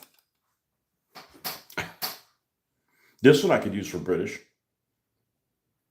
I should be able to use this for Alamein. Not going to do it though. What's one tank for that? Could you do them? I can get ones from do 3 or 4, not just one.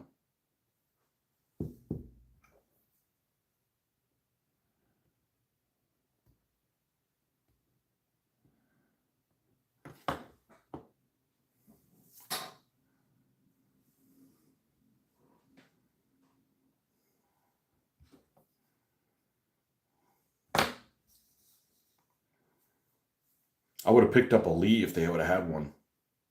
Do a Tunisian Lee.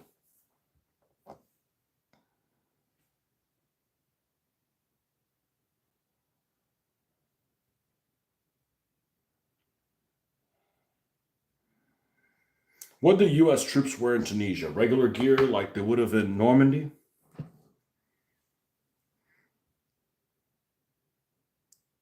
The cast hull Shermans are your favorite. I like curves. Yeah, they look good. They look cozy. Huggable.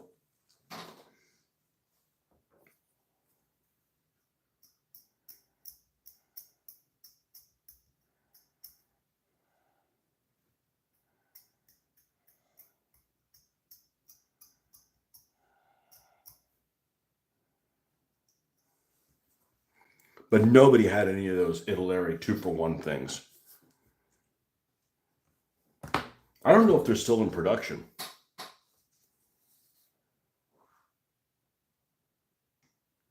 But I do enjoy going to the model shows a lot because things are priced there to move. Like if they had these things and they're like $10 a piece or $8 a piece or $7 a piece, wouldn't have bought any. I wouldn't have bought any of these Shermans for $7 a piece. It doesn't say, hey, buy me $2 a piece. I'm taking them all.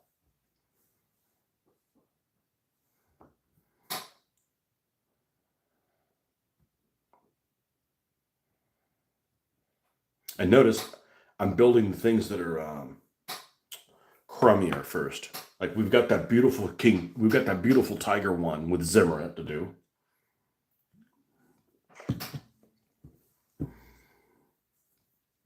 We've got that Farfignugan. That's what I'm going to call it from now on. The Norway tank.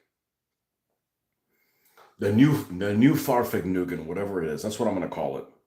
I can pronounce Farfignugan. The driving experience. Yep, that's it. That's a beautiful model.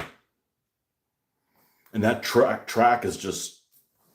That's fun to. It's fun to hold. It feels good. It's like it almost feels like Chad's resin. Chad's resin is awesome. Like his tracks and stuff where they give a little bit.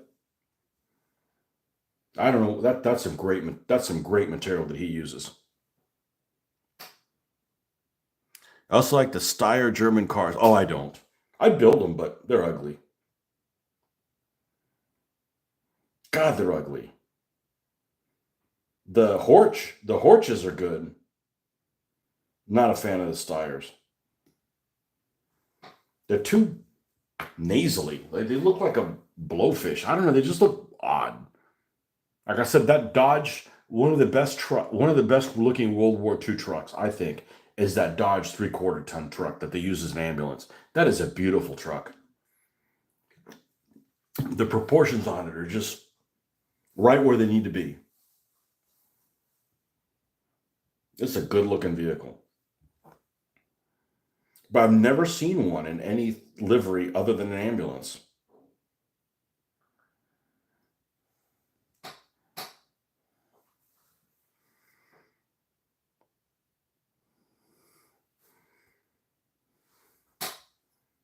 And I don't have one. I don't have one of those ambulance trucks.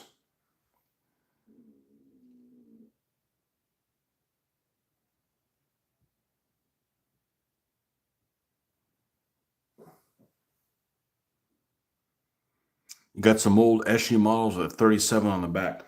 I've got one Eschi model I wasn't able to finish, and I think it was that one because the instructions were all wrong. I didn't throw it away. I set it off to the side. I was working on it 2.5 years ago when I was building all my things that I had.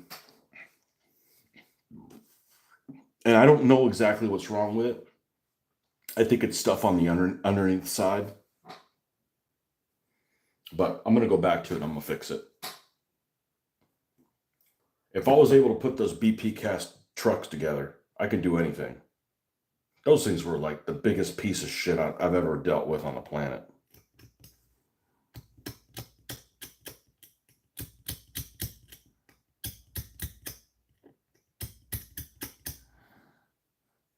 You ever got any of those ones off of eBay, those cheap US trucks? You know, the people that make the Puma, and they make like a Puma and a American half track and an American mortar carrier that's based on the half track, and they make some modern stuff to make some BTRs and things like that.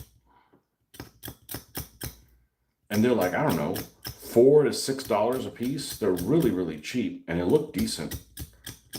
I was wondering if any of those American trucks with the, I need an American truck with a 50 caliber in it, in the top. One of the scenarios has one of those in it. I mean, you could use a regular truck and just pretend it has a 50, but you know.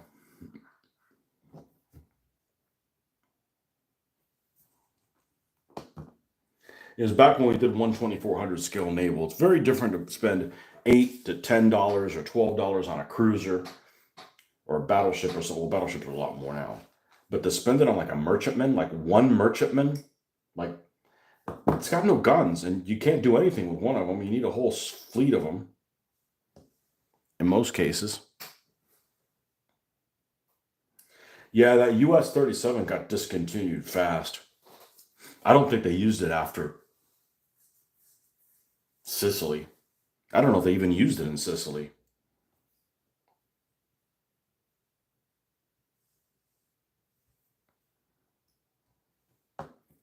Was this the last one? Thank you, Jesus. You be done with this. And it's not that I'm in a hurry to get this thing done. It's that, man, holding these little things under a lot of pressure, man, it gets old. Check it out. I got plenty of US trucks. I just bought the PSC gas set for the Soviets. You need British and German trucks. That gas set is awesome. Those things are really robust, and that's kind of a tinkery kind of vehicle. It looks so much better with the double road wheels on the back. But you could build three and three. I think there might be ways to build even more than that. I forget. But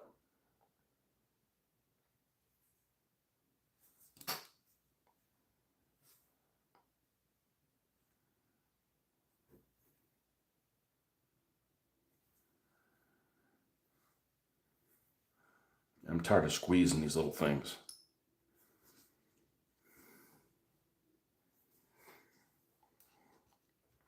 Okay.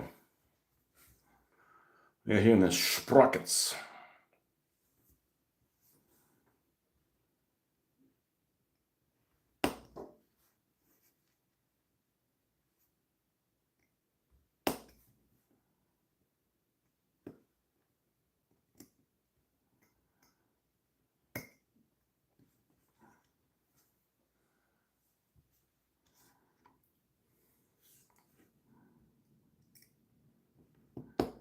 They got the decal set that District Miniatures makes. They make one that has like names of tanks. And I'm strictly going to name my tanks based on the company.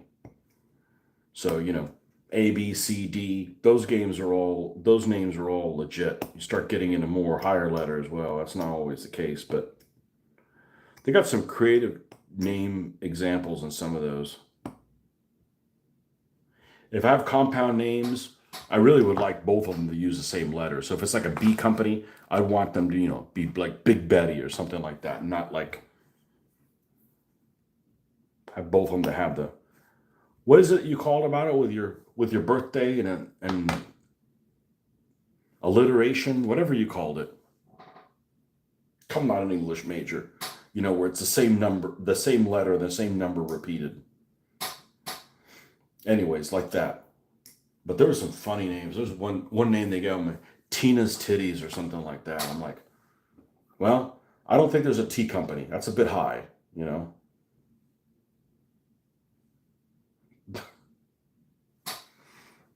Palindrome. Okay. Welcome to the Palindrome. A big wrestling arena.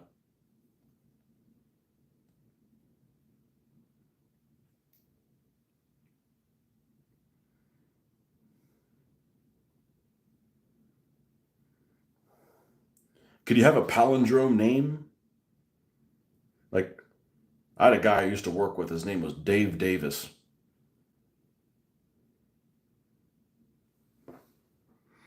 You stole the name from Tank Encyclopedia for your M10 Blitz Buggy. That's a good name, man. That's a good name.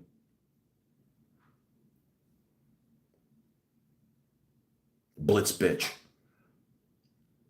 Bitch is one of those cuss names that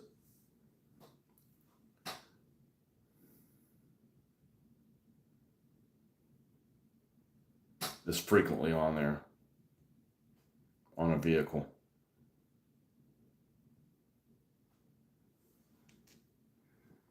I like my Akin Annie. I think that was freaking. I really like that one.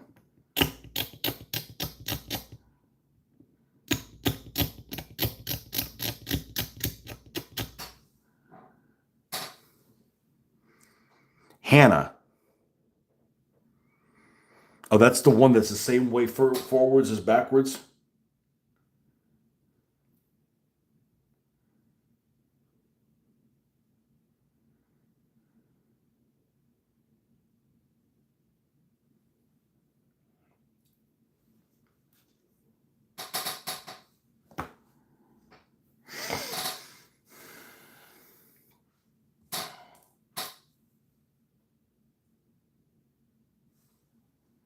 Yeah, I'd rather come up with my own names. Like, done in the same spirit that the real names come from.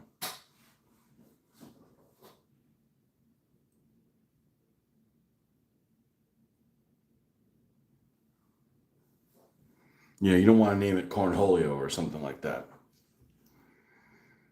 Cornholio hadn't been invented yet.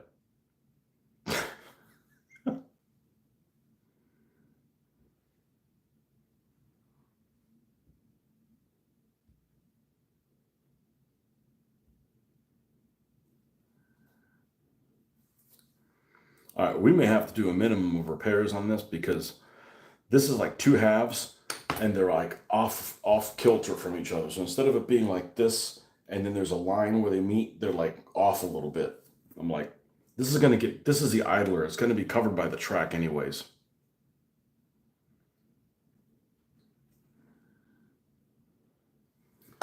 All right, and then we need to trim this piece and we can start putting the suspension together.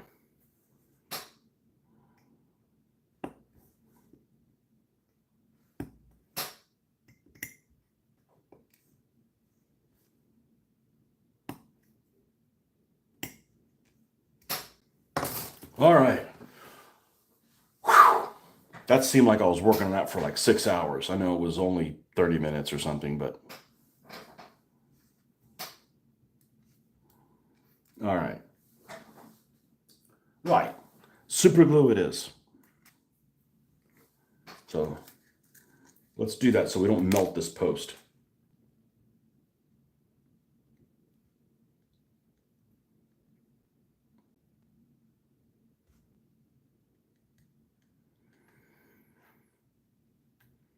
And this super glue is like twice as expensive as the other one, but it is handy that you have some flex time with it.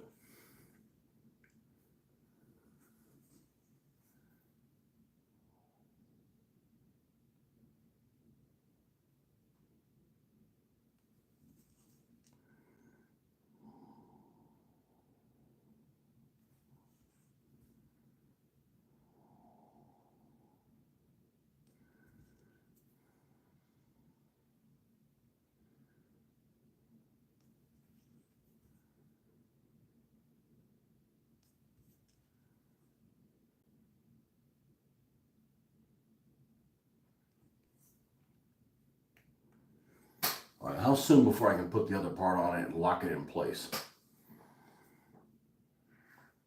I probably could have done it immediately. Well, I didn't plan accordingly. Okay, that's the piece that has these two. And it has a little notch for it.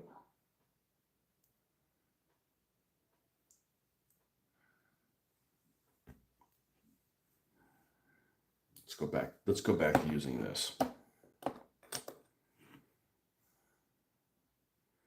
I should be fine at those guys being at that wonkish angle.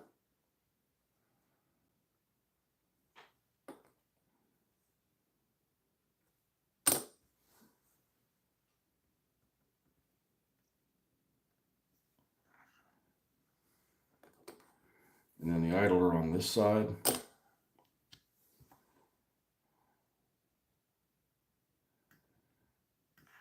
All right, we already got one of these snapped off.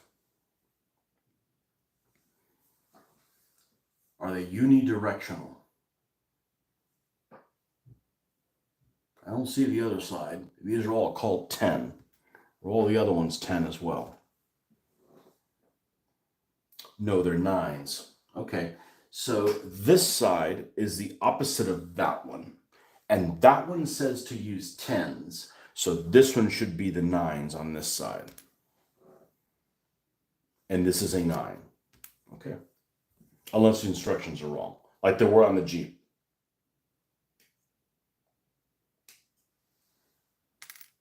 A freaking floorboard and stuff on it. Like, man, I want to live inside this thing. Okay, man, be well. Don't overcook the bacon. Fuck, now I'm hungry.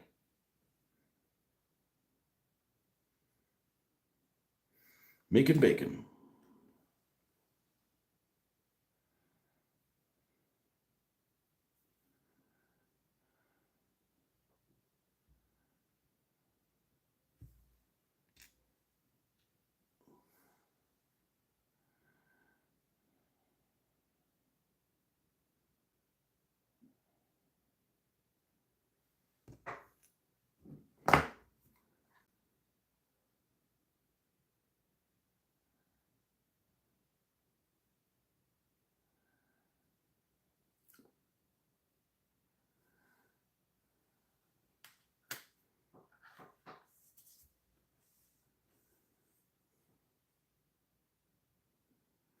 Now I'm going to weld this on the front because now at least I've got them located where I needed to. Let's make sure we got the fit on this is okay.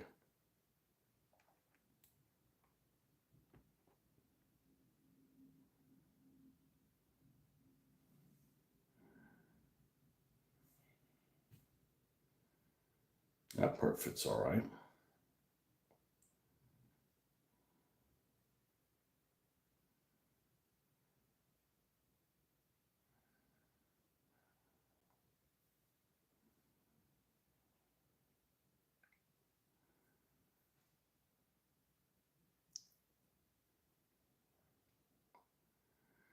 Got different glues for different purposes. Let's use them.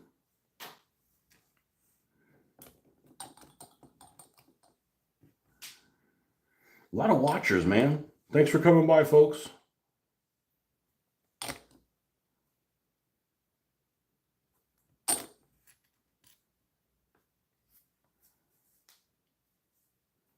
Slow and steady wins the race.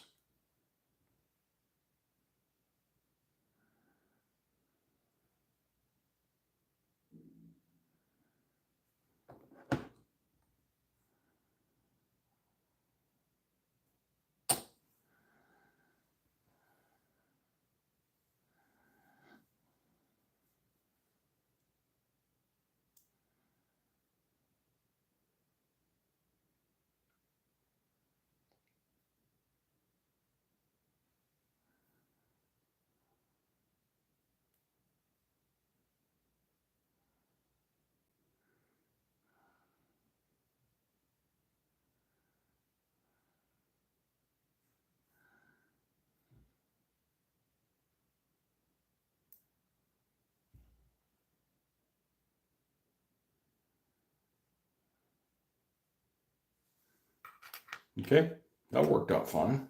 Let's do the same thing over here.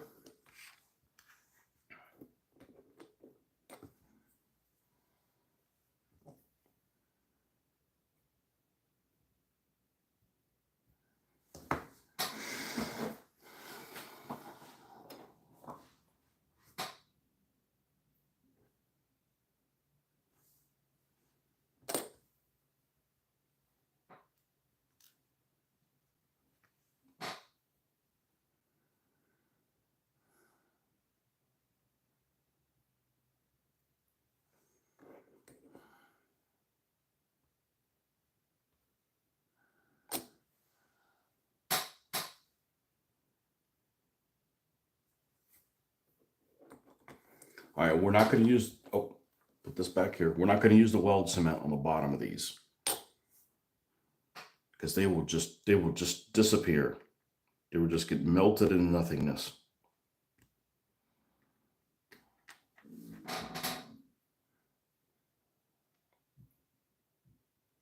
Oh.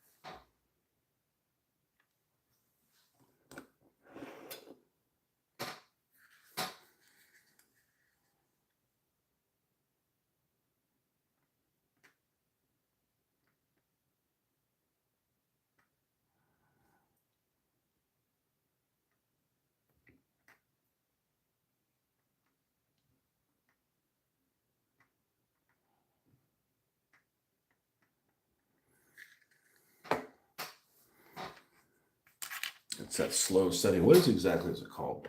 Repositionable gel. It's not slow setting super glue. It's repositionable gel, which is not meant to be touched, dumbass.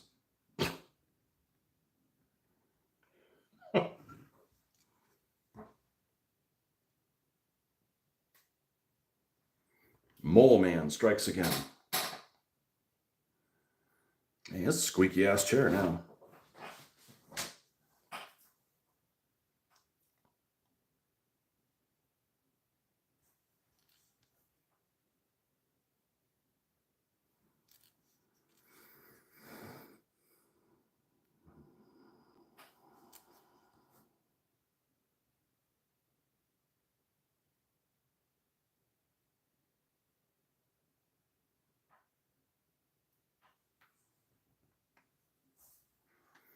Now we'll cut all these little 3 pieces off.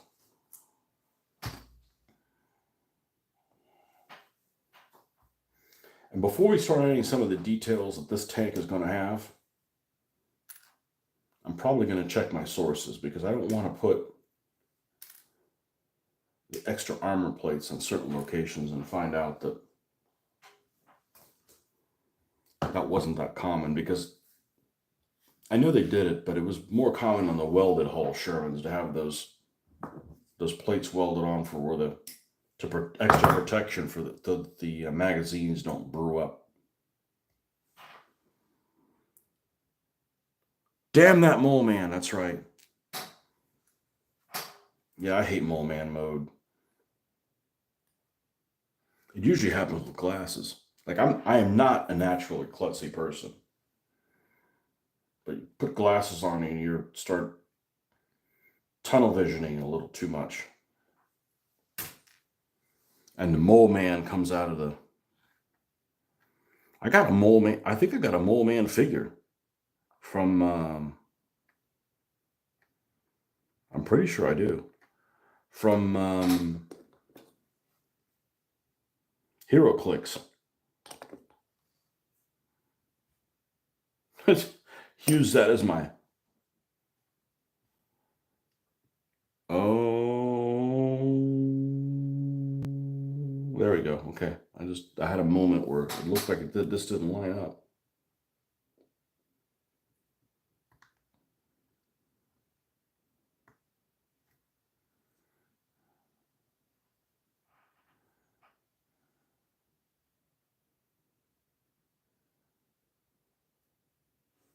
Snapdragon Studios.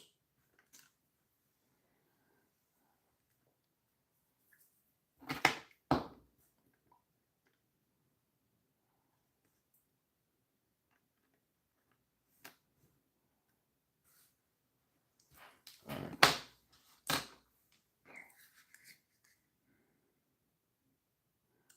As long as it's not drying quick, we got all the time in the world.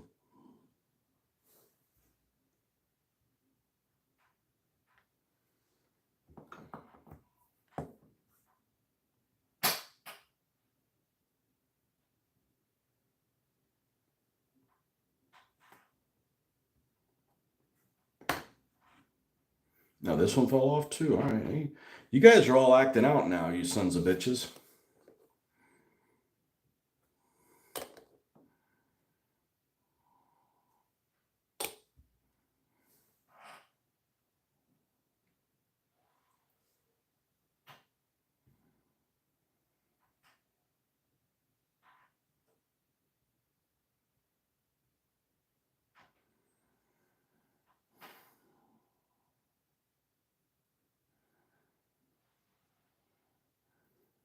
What's going on here? Oh, was that because...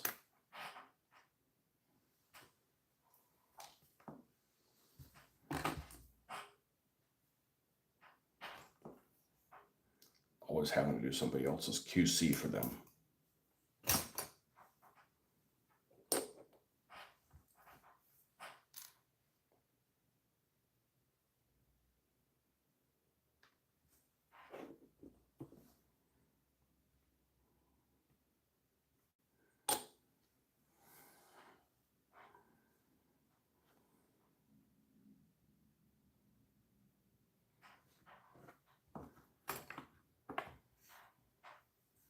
Yeah, we'll get you. We'll get you in a second.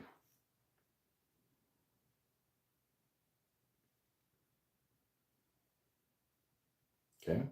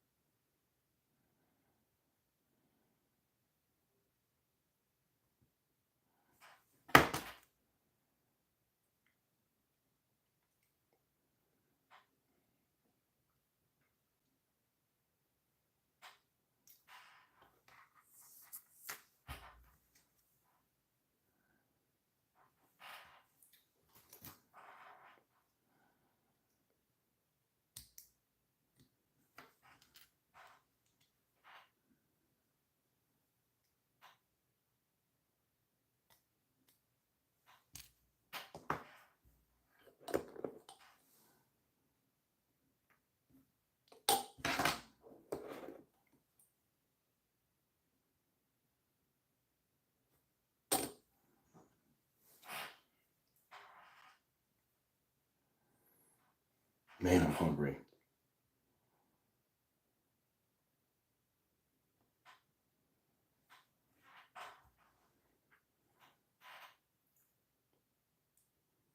Oh, no, no, no, no, no, no, no, no, no, no, no, no, no, no, no, no.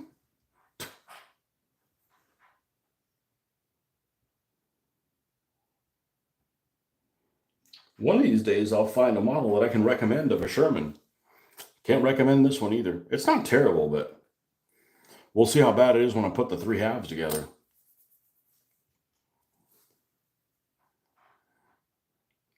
Oh no, this out of business company is going to be upset with me because I didn't recommend their products. They're no longer available. Who cares what I think?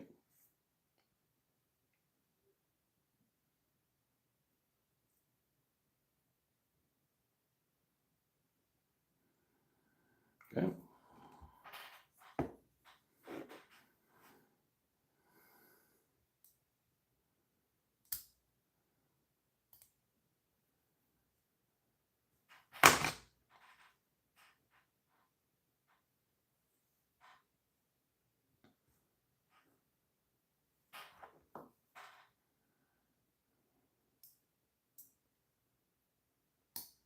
All this overpour.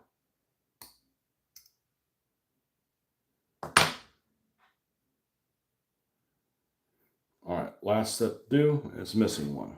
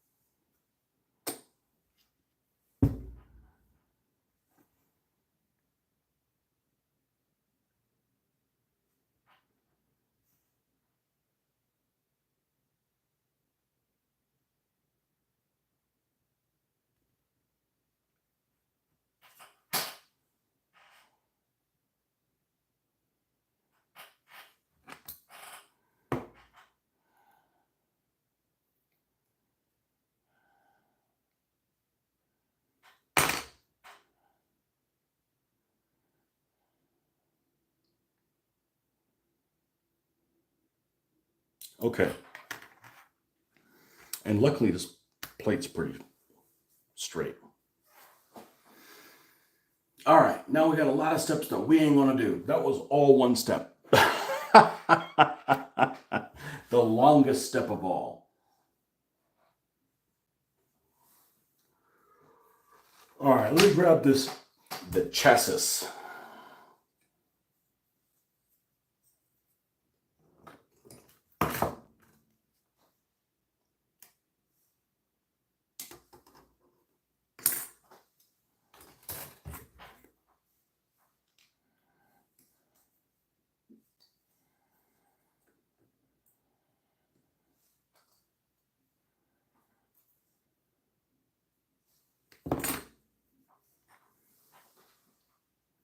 I want you to stick a whole bunch of shit on here that I'm not going to stick on here because you can't see. You can't see it. Including a firewall here. Now, I wonder if they use that firewall to attach this hole to that one. They can actually make it, you can see the engine. That's cute.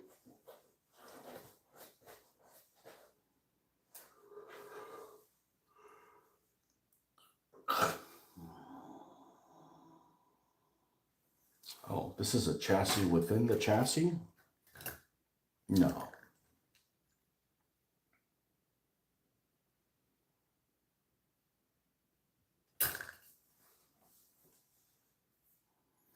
We don't need that. We don't need that. We don't need that.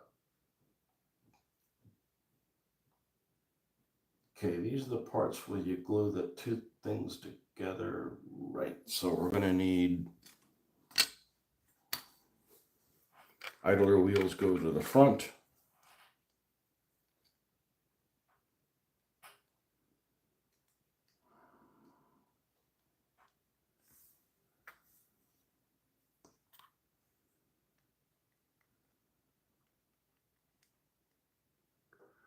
This doesn't look terrible as long as this weld cement holds its composure.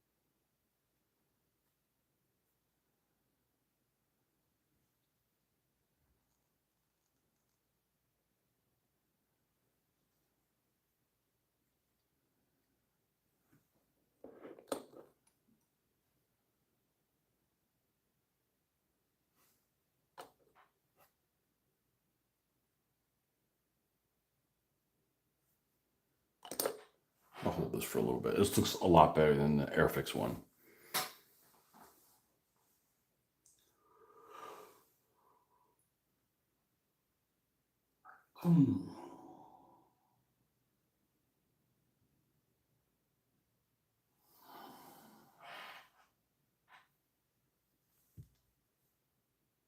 Oh yeah. That Airfix one was just broken.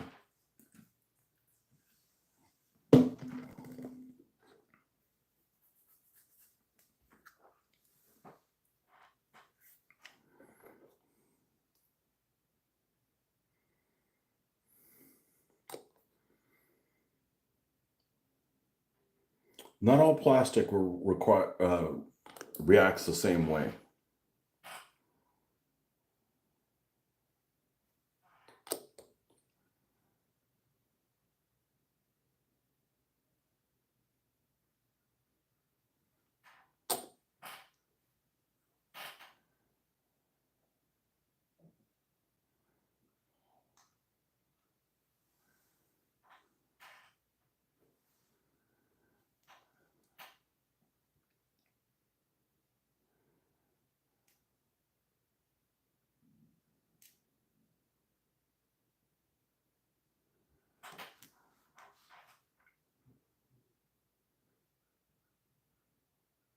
They should make this piece as a boat, like 3 pieces, the size and the bottom. Well, it's too late now.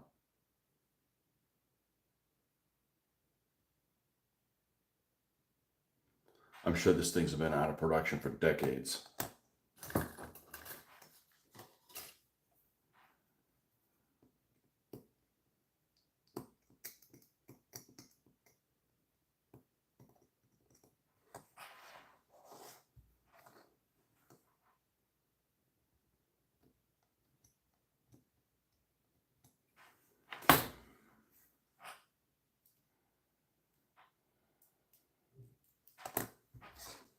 Infinitely better. Infinitely better than the Airfix one.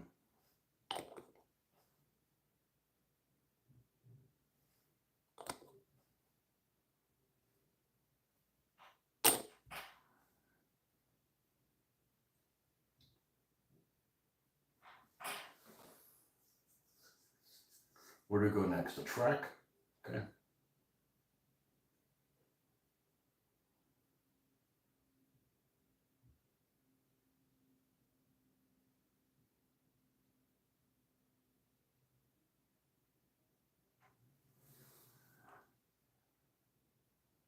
I'd put somebody in one of these hatches if they weren't narrow hatches in 1/76 scale. Like, I don't have anybody that fits in there.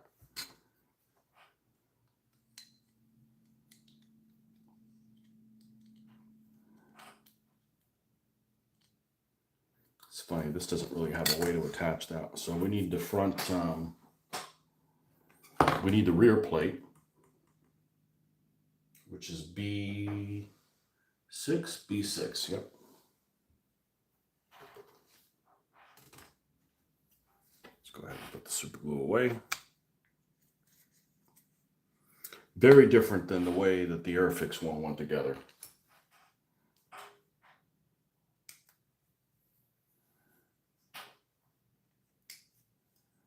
And this is Japanese plastic. Maybe this stuff works better on Japanese plastic.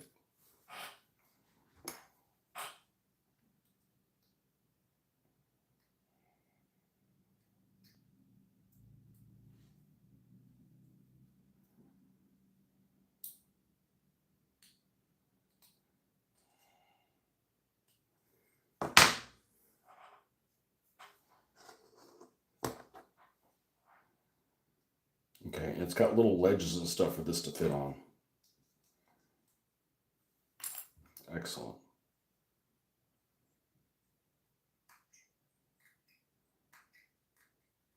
For additional strength,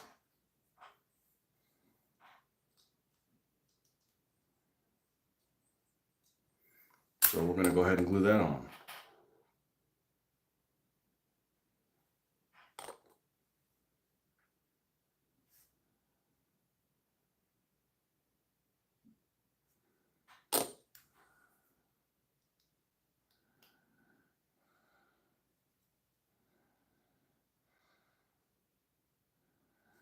Okay. And the same thing on the front with the transmission housing.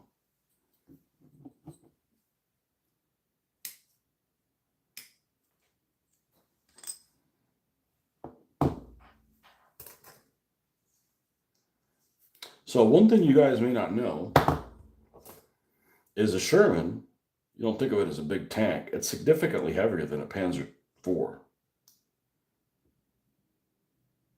It's 25% heavier, maybe even more than that.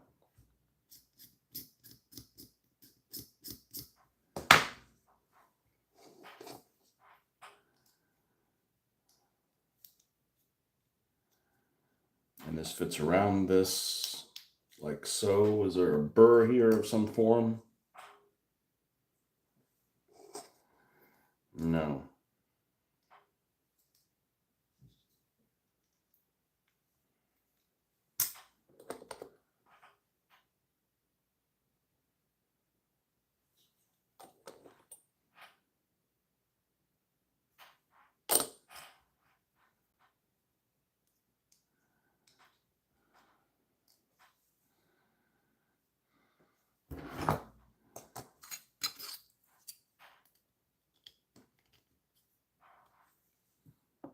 What a perfect fucking fit.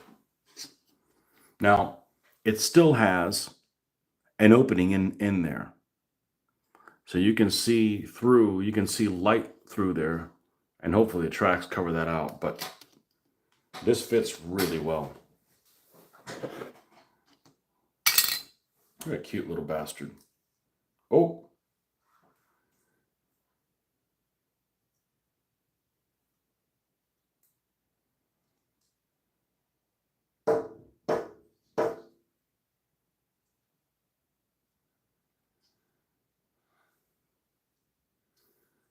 Hold on one second, folks.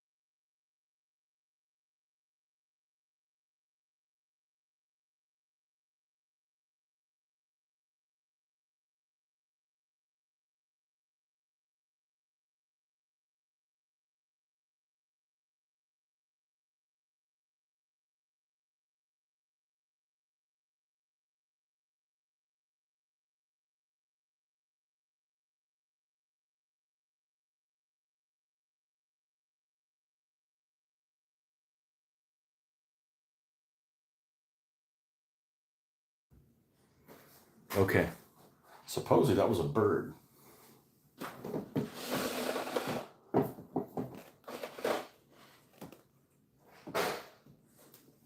Probably a damn mockingbird.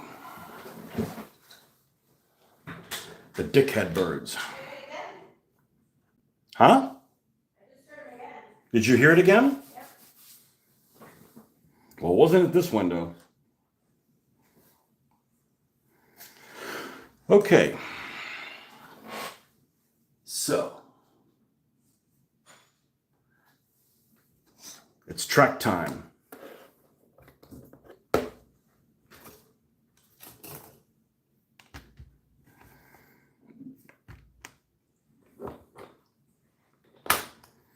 And this track is bent a little bit. So I wonder if that's going to cause an issue. So we'll just remove it from here, here, here, here.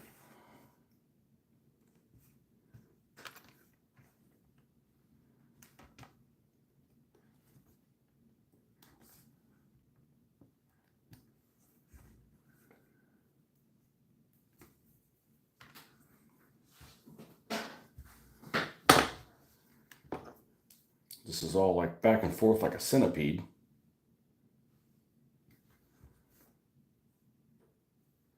What's the tie-in? Oh, there's no...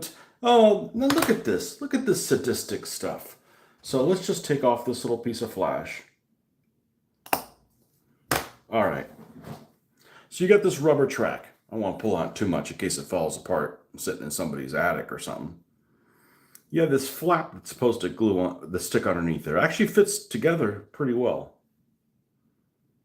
However, that's it.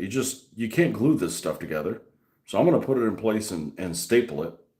And I hope it fits around this thing. I better check it because I don't want to put a lot of strain on it and then have an issue. This is like a V pattern, so it's going to go over here.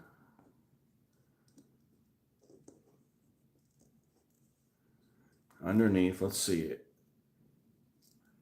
Yeah, look, it's not even close. Look how much space we got left. So I'm glad I didn't staple it together and then it wouldn't be able to fit around this thing. This particular model was sitting in somebody's attic a long ass time. A long, long ass time. And it is apparently shrunken. That's okay. It's okay. That means this is definitely going to go on a stand. That's all right. That's why we check these things. If well, I would just have to unstaple it. But I don't want to put any strain on this suspension where we're going to have a snap situation. We'll check this one as well. See if it's the same boat. I suspect that it will be.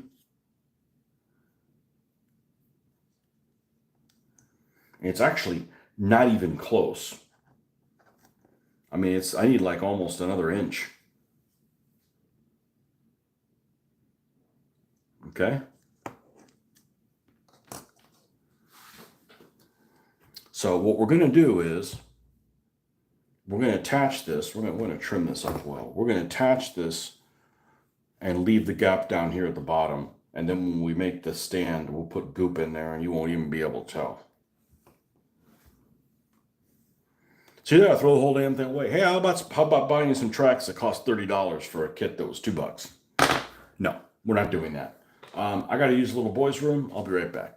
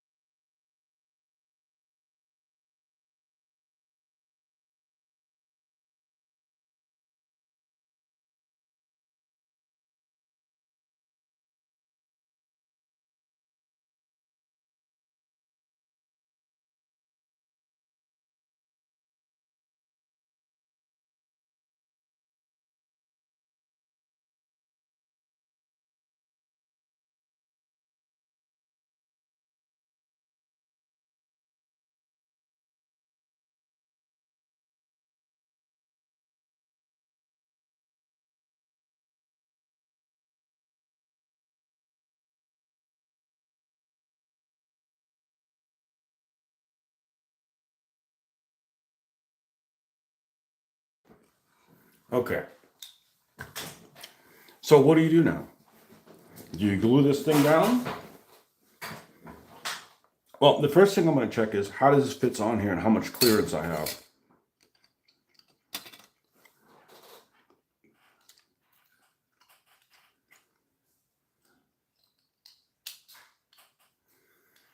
And see how tight this thing is. Because I'd rather... It's going to be pretty precarious putting this on. I don't want to handle it a lot. Let's see if I can put this on after it's painted. I think I should be able to.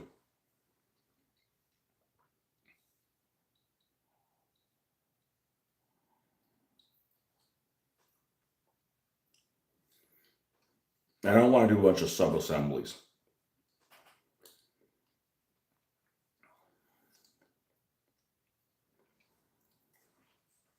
So I think I should be able to assemble this. If I glue this thing closed, I should be able to sneak that thing underneath there and then use epoxy, put epoxy under these wheels, hold it in place. There'll be a gap here, and that gap will get filled by the goop when I put it on the stand.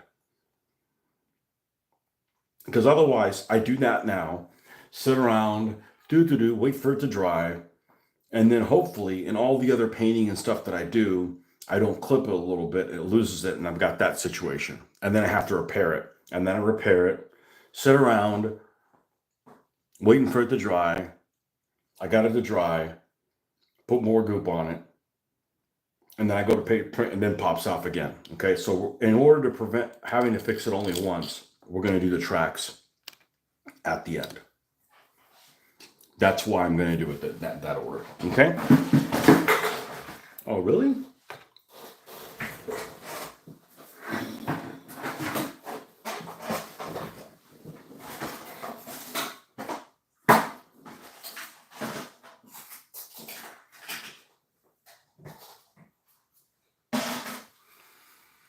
I need a bigger fucking garbage can.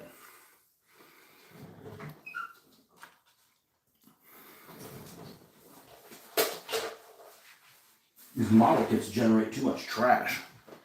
Okay.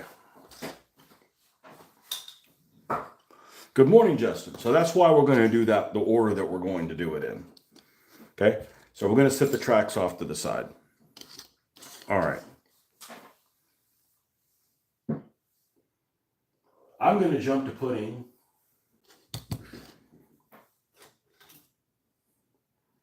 the hatch here on the back.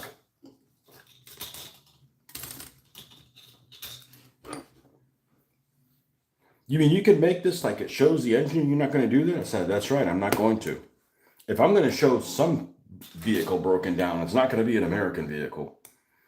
These are infinitely more reliable than their German counterparts.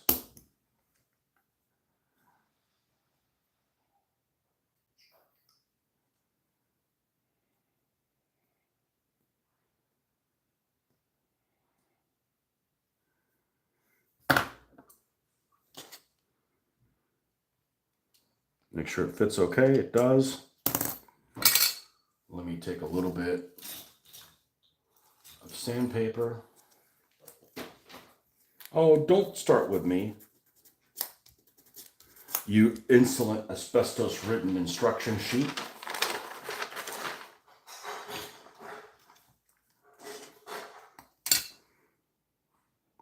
You get the truck done yet? You betcha. And I got a Jeep done too. Hey, where the hell you been? And I got the armored car done. Yeah, baby, we're rocking and rolling.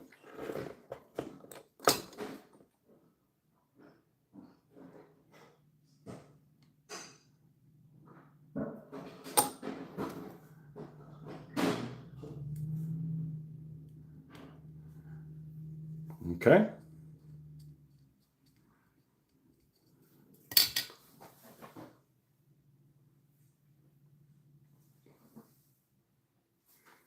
Another thing that goes on, piece number 8.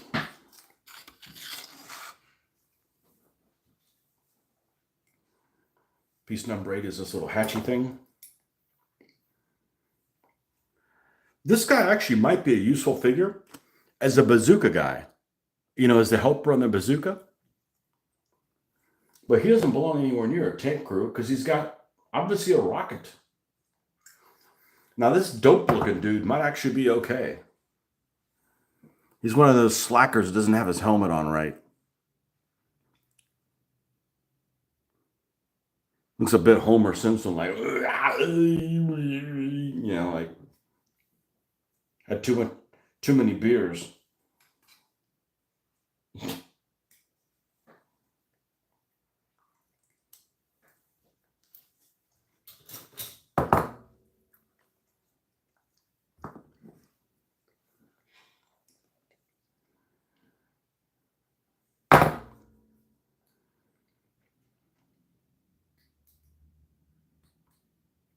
Now, there's some vehicles coming up that the fit and finish on them are going to be shit.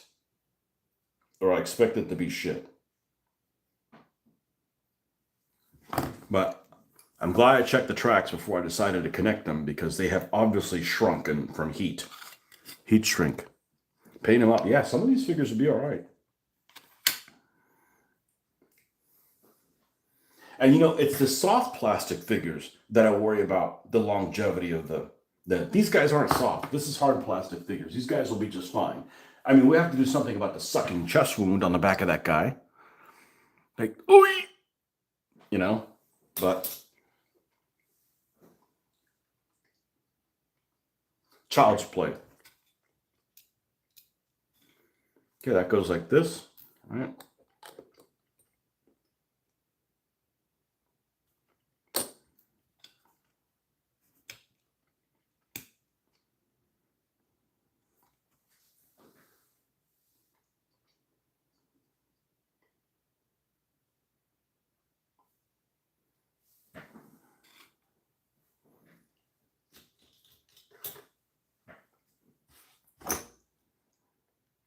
Here's the two hatches.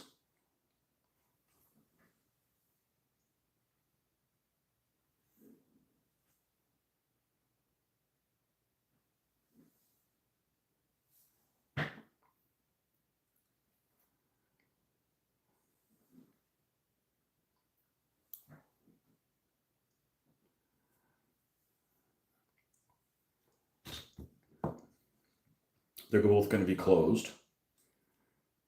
Nobody's big enough to fit through there.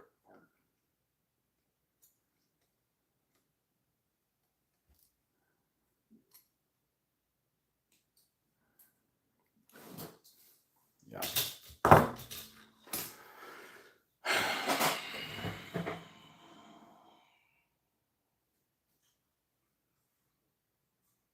Mitch still rolls more dice on the ground, and I drop pieces on the ground. Here we go.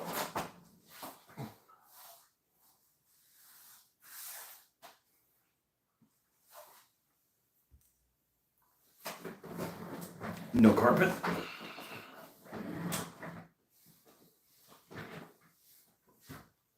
Child's Play Chucky. Never seen that. But lots of people are scared of dolls and stuff, like dolls and clowns. Nope, not me.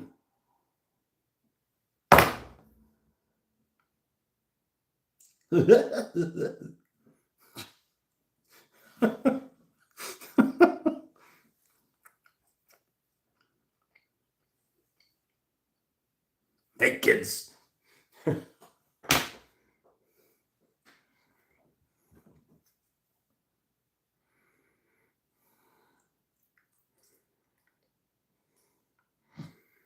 Doll's little. It's this big. Like, okay, so it's knife wieldy. It's this big. Like, kick him in the next week. Could they not kick him on that show? Couldn't they light that dog on that dog? Like, light that that doll on fire? Wouldn't that solve it? This doll's getting all uppity. Light it on fire.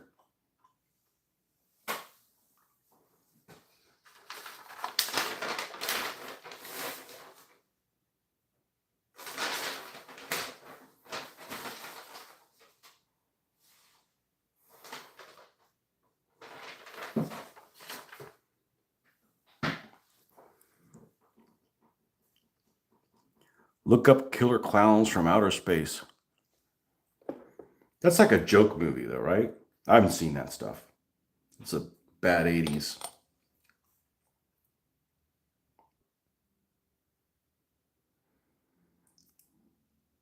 That sounds like something you'd have to wash down with like the Kentucky Fried Movie or something like that, which I actually have not seen either. And joke things. One of them up USA up all night or whatever things. Remember that?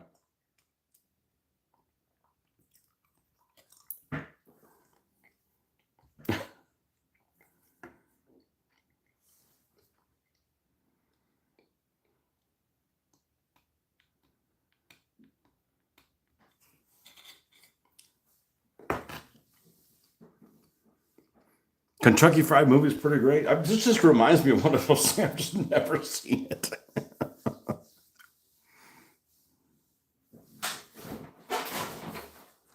No, I never seen any of that stuff.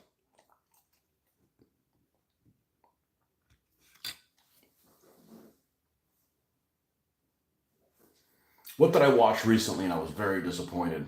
Oh, a movie that everybody speaks highly of. Everybody. And yeah, I didn't really care for it. And that was Doctor Strangelove. So now that's like the sixth movie I've seen that's black and white. Maybe it might actually be seven. Didn't like it. Didn't like it. I know what I was expecting, and I still didn't like it. Like, just too slow. Kubrick is weird. Kubrick is just a weirdo. I don't like the way he films things.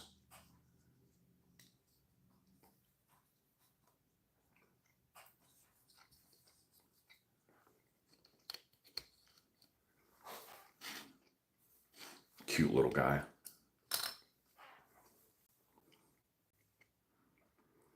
Kentucky Fried Movie. Who's in that? I bet that's one of those things. All kinds of people are in it.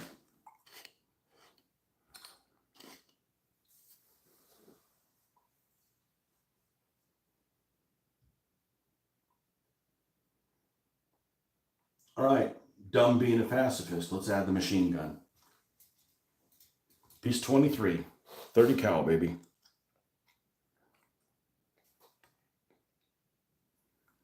Here it is.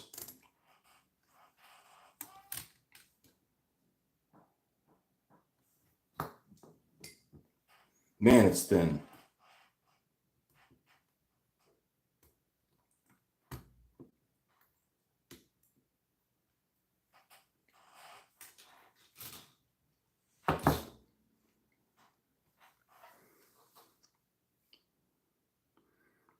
Doctor Strange of the documentary Skies Entertainment. There is one part I liked about it. I don't remember which one it was, what part it was, but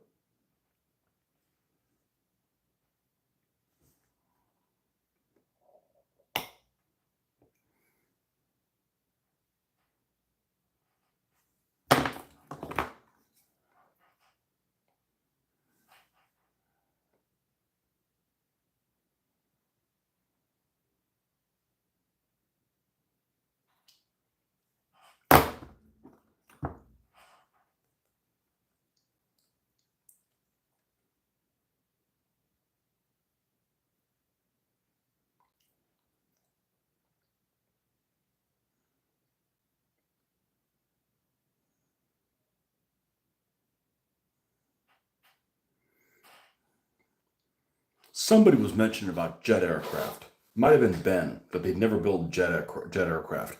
I'm going to try one at some point, and I'm going to draw one with a metal finish, and no, it will not be one of the Korea jets. The Korea jets are ugly as shit. Don't knock that thing down again. Jeez. F-86 is ugly. Those MiGs are ugly as shit. All of them. Somebody else can build those things.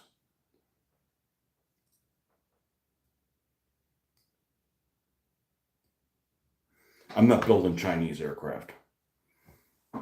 Taiwan not interesting me.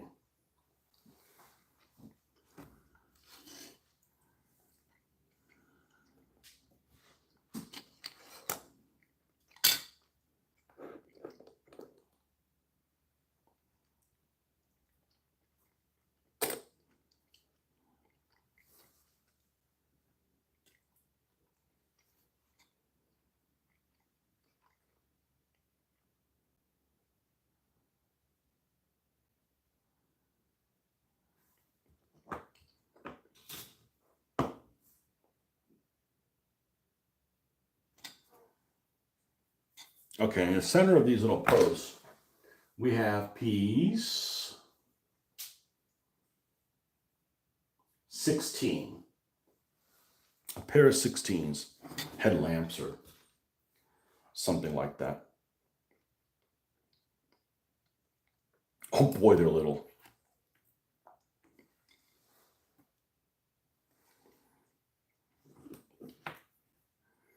They are little.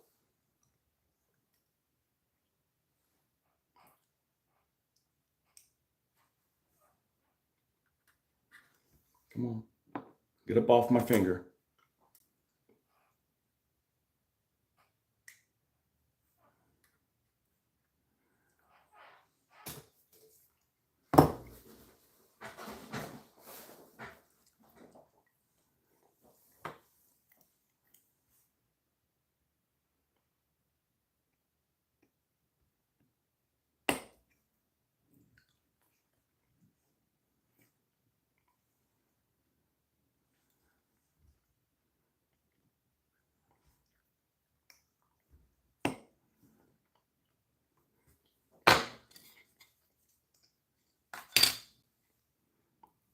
What scale of a jet? 1/72nd only.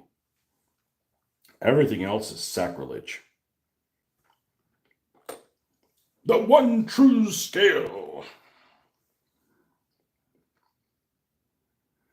I guess I could do 15 millimeter. I don't hate 15 millimeter stuff. I just think that 15 millimeter stuff is relatively new. And there's a lot of stuff that's 15 millimeter that doesn't have like sharp edges. Like a lot of the Flames of War tanks, I like their stuff. I love their website.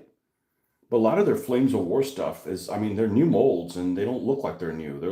They got some corners and some vehicles that should be sharp and they're not. They're like roundy. I just like, huh?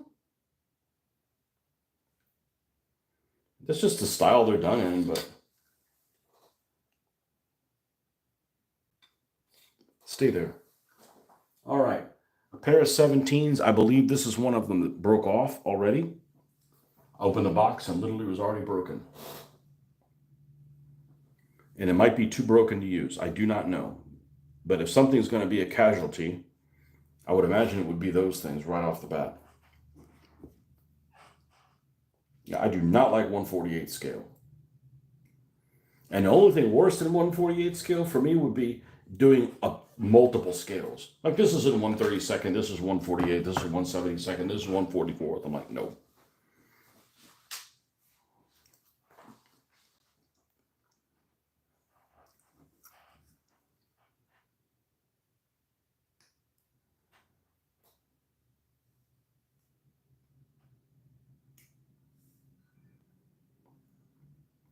Other people can do that. I like to be able to sit things next to them and go like, man, that's that big. Like even a small plane is sometimes bigger than you expect it to be. Like the Messerschmitt. The Messerschmitt's, dude, I couldn't fit in one. And it's huge compared to a tank that 5 people sit inside of.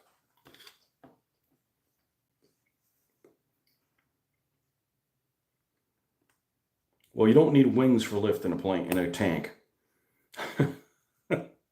it's you're not gonna go very far.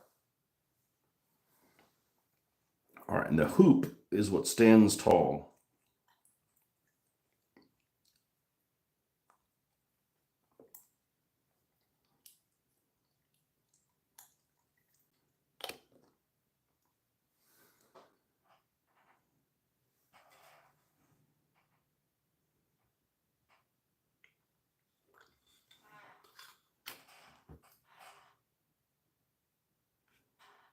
Oh, I gotta tell my wife something before I forget that I've forgotten.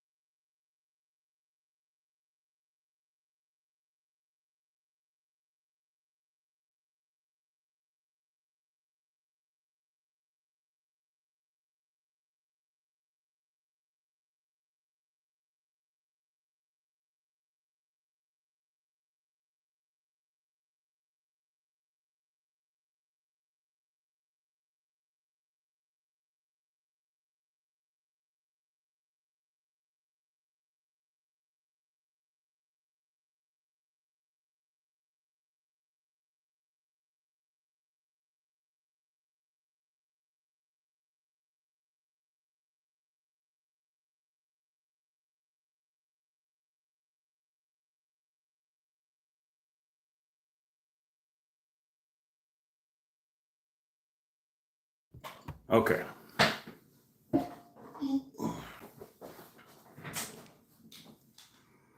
Flamethrower does have planes and helicopters, but some you build, some are resin, no build. I don't like resin. Except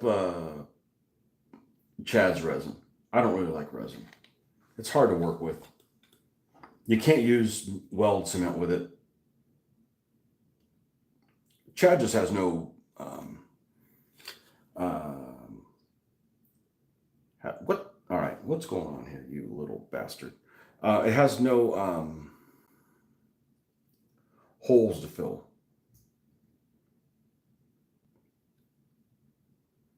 The only thing is resin that I didn't mind, Cromwell. Cromwell stuff's incredible. But no longer around anymore. One of those companies that went kaput while I was playing with DBA shit. DBA killed them.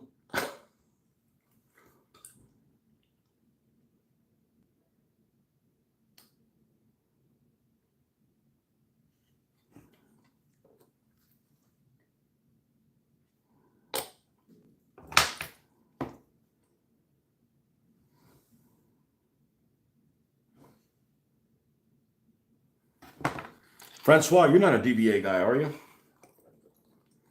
I can't remember if you found this channel pre or post DBA. I don't think you are. I know I'm sure a lot of people left like, oh, you're not doing DBA stuff anymore. Screw you. I'm like, all right, well, I can't do what you want, you know. I told the guys, you want make DBA videos. There's people out there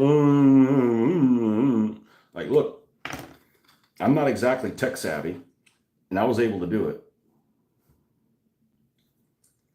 I just don't want to get stuck like they are now. They got this show, and they're lucky to have 4 players in each event.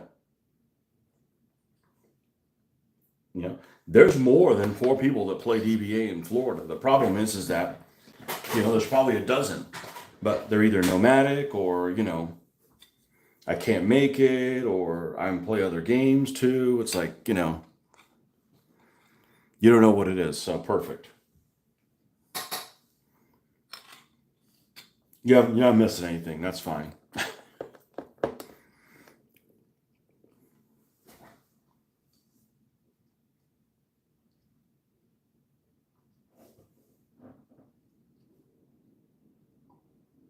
Oh, this has an extra little. Wait a second.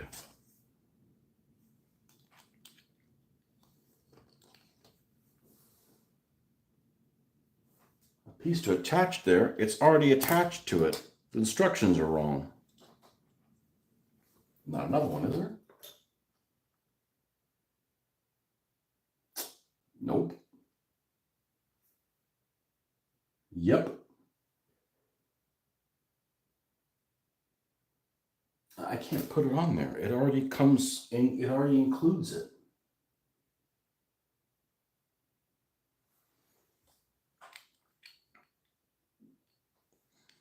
It already includes it.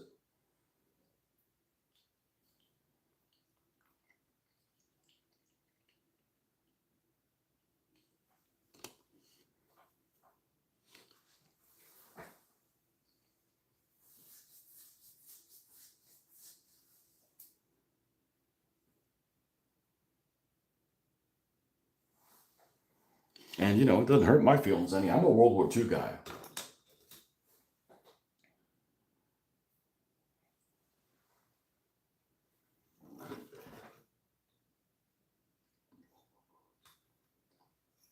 Eight and nine, 8 and 9, 8 and 9.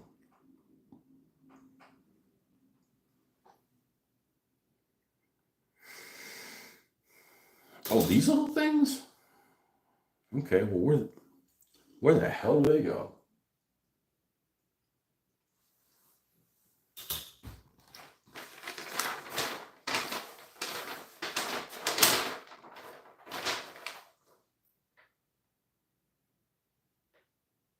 Oh, they're freestanding here like in the corners. What do they look like?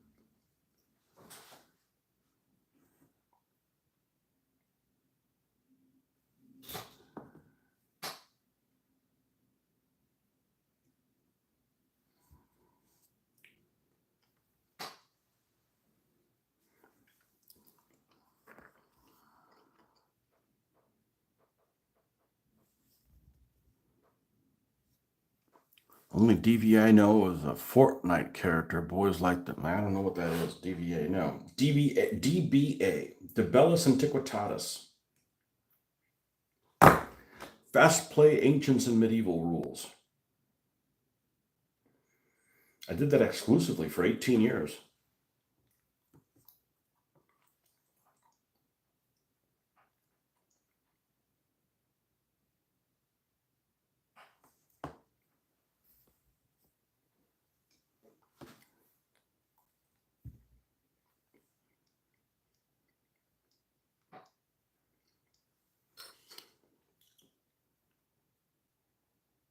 Speaking of Fortnite, I remember they were coming out with that many years ago. And I swear the demo was like some cartoonish zombie game. That's all it was. I'm like, all right, well, I'll play that for free. And then what they have is, well, you know what it is. And it's like, it's just crap. It's, it's the running and gunning and climbing up a damn ladder while you're building it. That's just ridiculous. That makes Rainbow Six Siege seem like a good game. God, that was a disappointing game. Those were remote control vehicles. What a waste.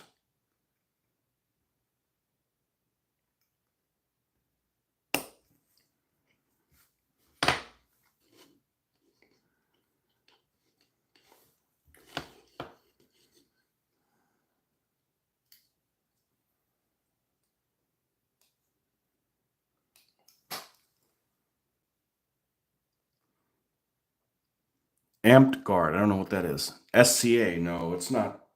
It's not live action. It's not live action stuff.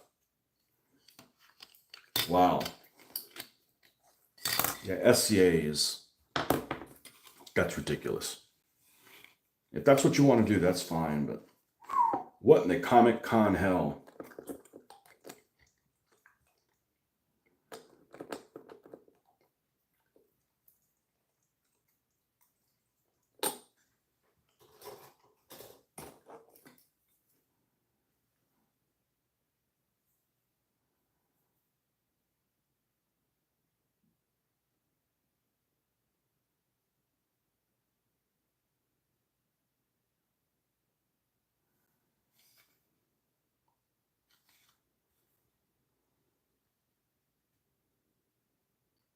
The problem with these little tweezer things is they always twist on you at the wrong time.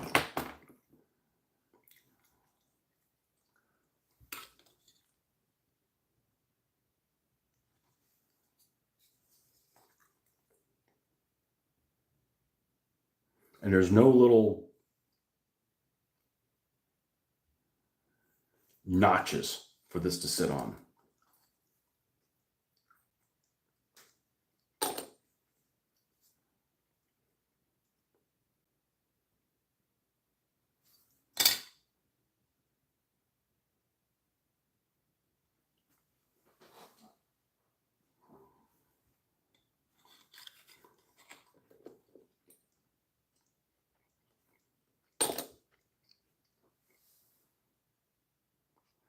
Amp Guard is the foam sword, guys.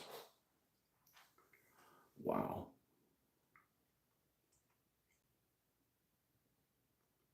That sounds so hot.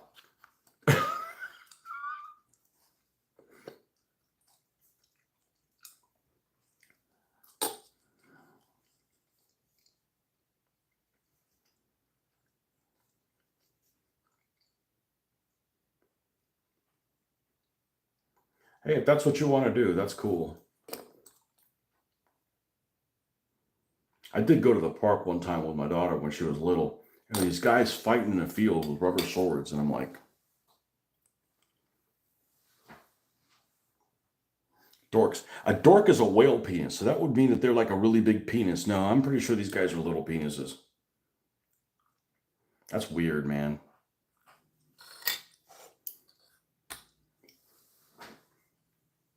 All right, time to build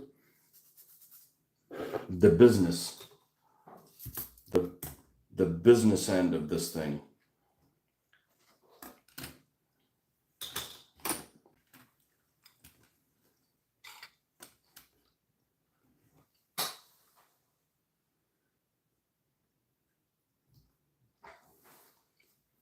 And other early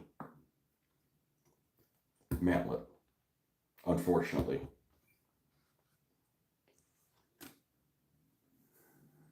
Okay, we get that.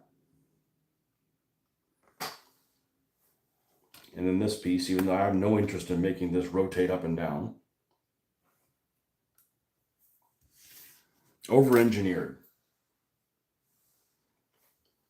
Is this 38? It is 38, okay? That goes on the back.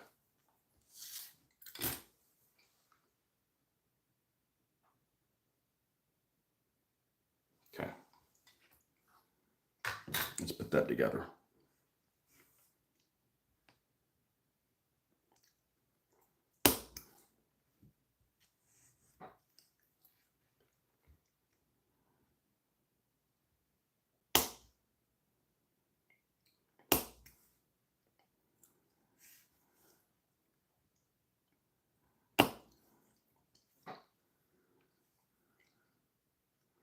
Yeah, all I can think about the SCA is really bad formulated heraldry. Like make-believe stuff like, what's up, Maroon?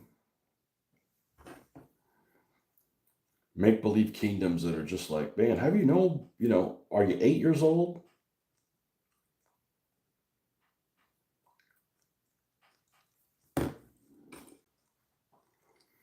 SCA, you mean Nerd Burglar? The Nerd Burglar Fest. What time is it? He might be awake. Nerd Burglar, Nerd Burglar, Nerd Burglar.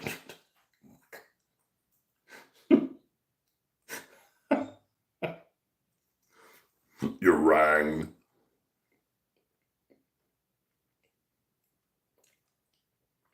Rick wouldn't do SCA shit.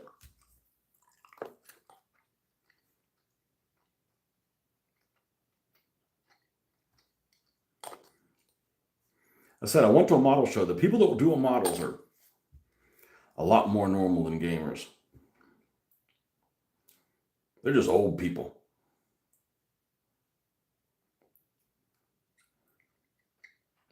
I go there and I feel 15.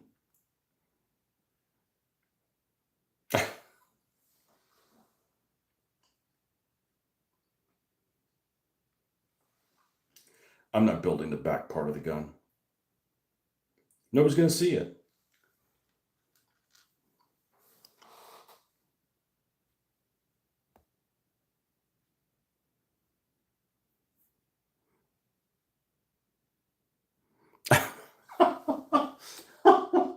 Well, I don't know about that.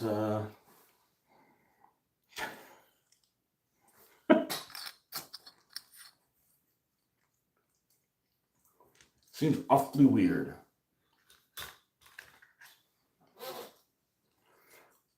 I was picked on for a lot less in middle school. Let's put it that way. That's an understatement of the century. Number 11 is like the little, yeah, the tiny little M34 mantlet cover. And then 32 is the business end. The 75 L40.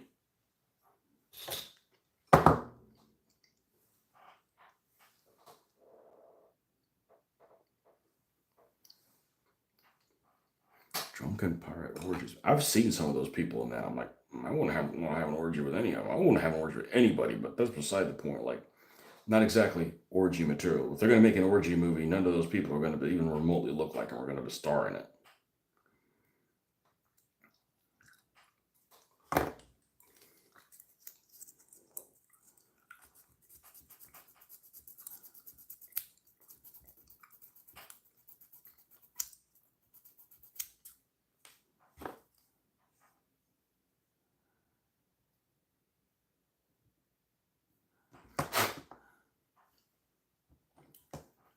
Yeah, I had one guy that asked me that he would travel down to our shows. He said, "Are you going to play DBA this convention?" I'm like, you don't realize that I have not played for 2 years and I will never play again.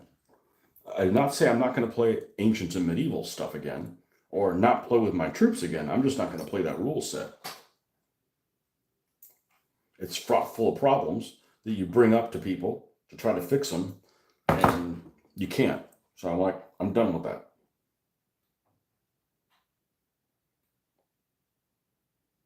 And I don't understand why some people can't get it through their skull. Like, no means no.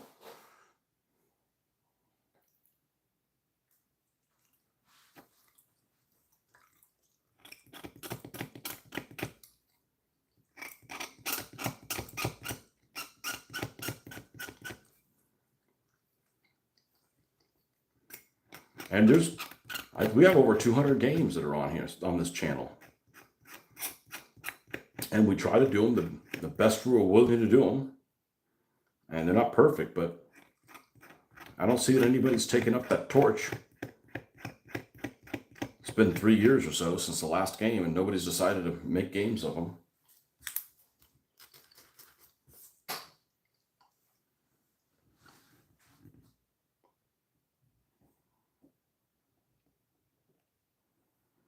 There's overcommitment on my part and undercommitment on other people's parts. Like, I'm gonna spend this much effort on a game. I'm gonna design my own game, not deal with something that,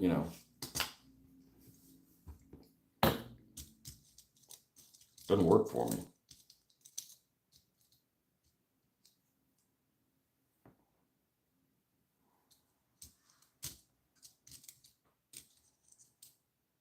There's one guy. Oh, I'm glad I found your channel. You got lots of DBA stuff. When's the next convention? I can't wait to, I'm gonna move in the area. I'm gonna be in the area. I'm like, well, you waited too long, dude. Where were you? Where were you years ago? I couldn't tell you how many people were like, oh man, yeah, we'll go to the next show. We'll be there. And then they're not there. I'm like, no, I'm gonna get involved in something that I don't give a shit if anybody shows up to play or not.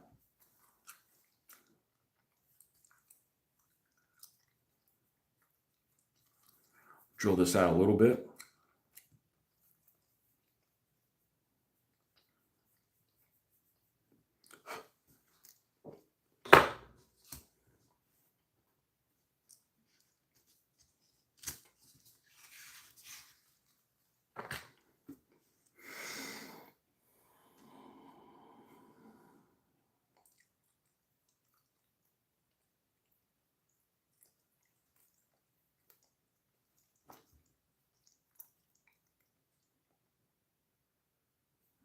And on top of that, they're like designing another game within that. I'm like, man, I ain't got time for this.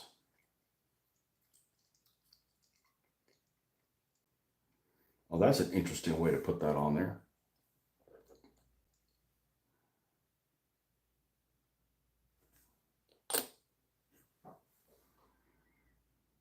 This is the need to. I'm 481. Yeah, man, you're gonna do good on the quiz, man. It is. And it's a mixed bag. It's a mixed bag. So far, the best one I've put together has been the Hasegawa Daimler.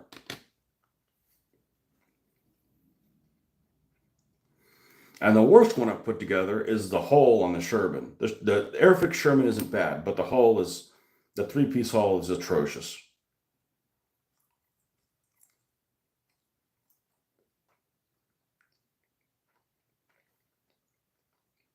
This is a pretty poor design also. Unfortunately, these are all early gun shields, which as far as I can tell are pretty rare for the Americans to have.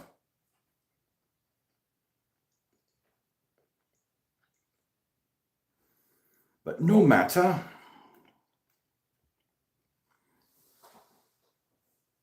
Okay, that's going to get glued to the front. I don't know about putting the applique armor just yet. Let me not commit to doing that just yet. Boy, there's not much left.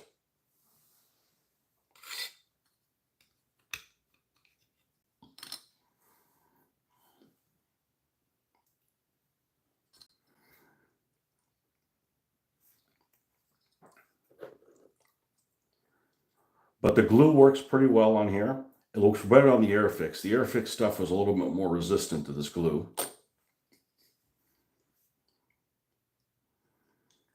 And the Airfix, the Hasegawa almost had no flash on it. This has a bit more than the Hasegawa. The Airfix has even more.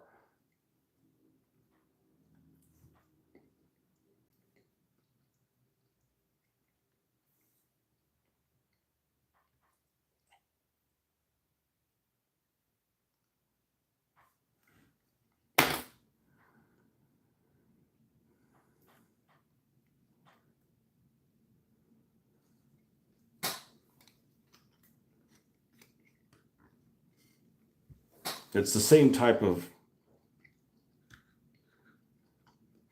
you can see the holes are the right size, but the light green turret is significantly smaller. That doesn't bother me.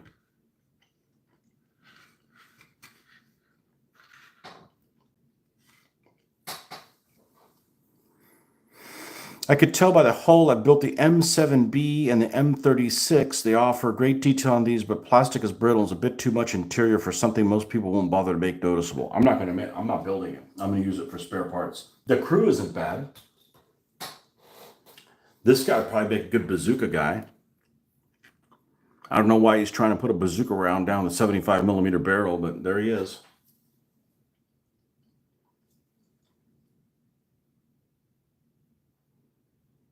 And this guy's got a Frankenstein-like face.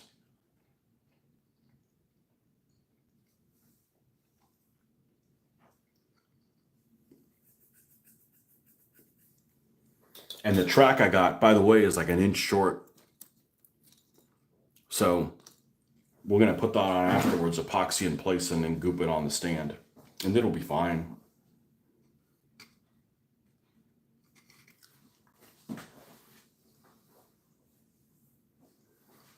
Let's take a look at, let's get the walrus out of the way. Let me take a look at some cast holes. Well, see, here's that tank. But it's got the late M34A mantlet. Battling bitch. Well,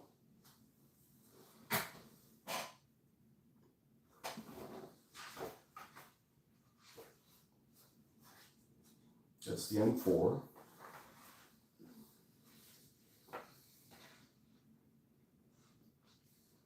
You know, even the earlier ones in Tunisia had the bigger gauntlet mantlet.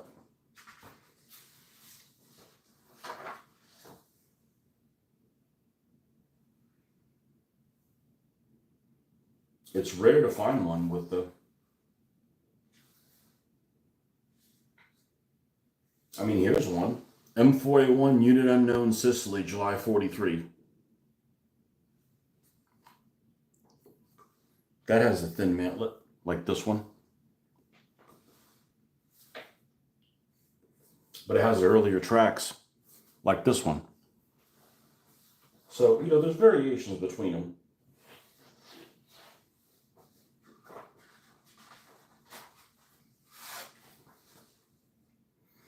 Early M4A1, well, it does not have the 3-piece transmission housing. It has a solid housing.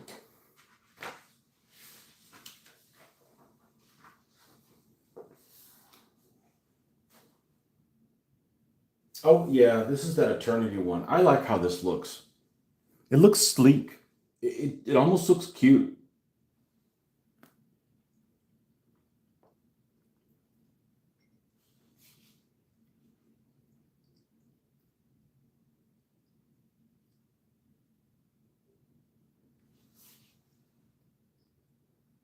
This one's named Weenie One. Hanging it in.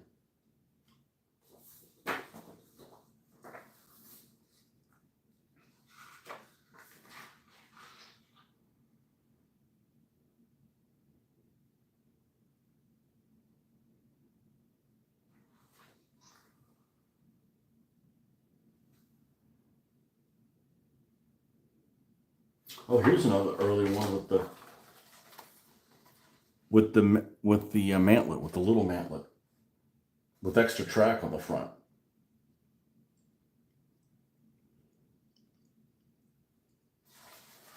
Well, I feel like I need to make this one with it. Does this have applique extra armor on the turret? It doesn't. Okay, I don't think that I'm going to put the extra armor on the turret. I don't think I'm going to. I think I'm going to make the turret hatch open. I don't know why. I mean, some tankers up there that look cool, you know?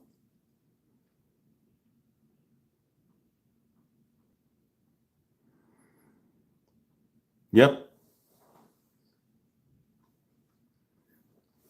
Now, it has the hatch, which is very typical of the Sherman, the pistol port slash hatch to spit out the spent shells. Yet there's no marker for where it goes.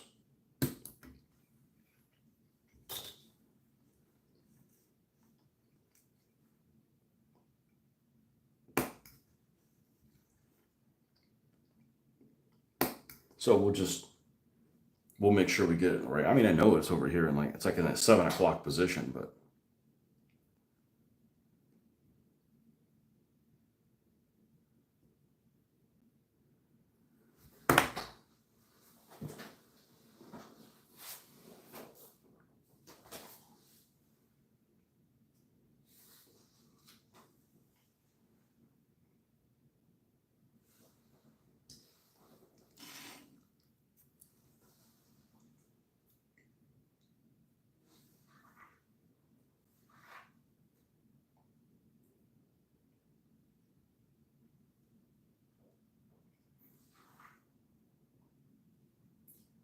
I'm not going to put the original. I'm not going to put the extra armor because that's going to insinuate that it's a little later. Like these don't have additional armor. They have the original mantlet, and this is supposedly May 22nd, May 12th, 1944 in Italy. And it has an early transmission housing. Yeah, I'm going to build these as is, and they'll be fine.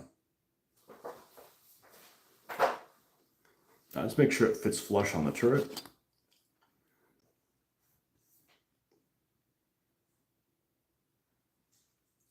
It does.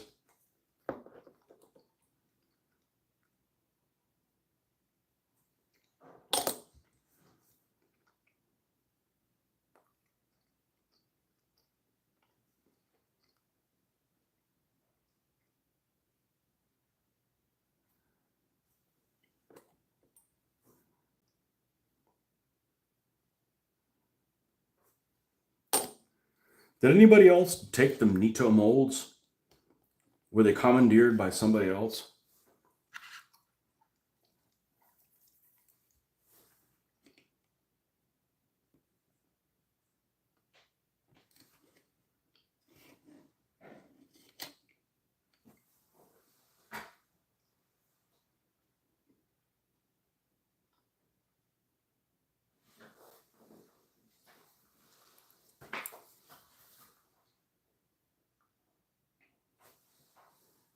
Yeah, that's where it goes.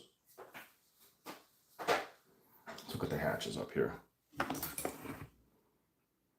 Fujimi owns them.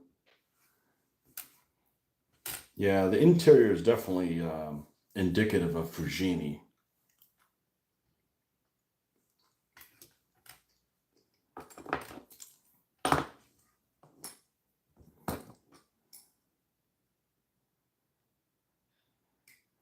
Fujimi has this beautiful artwork, and then the stuff on the inside is not very,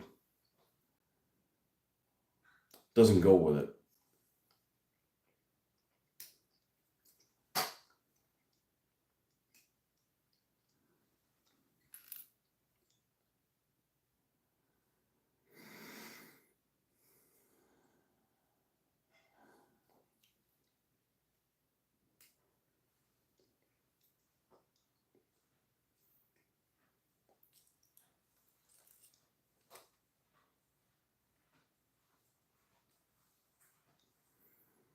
But by and large, this goes together pretty well. Even though it told me to put the Jeep on backwards, the front of the Jeep.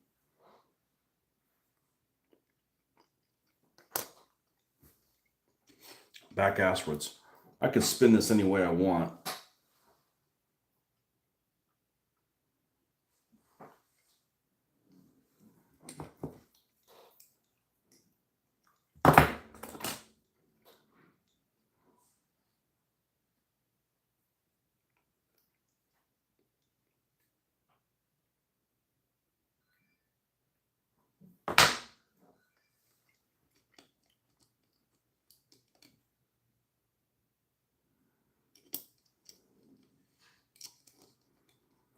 So I put it up here with a machine gun up here. It's going to get in the way of when the guy has the hatch open, isn't it? It's going to be all up in his face. So maybe I will put it behind it.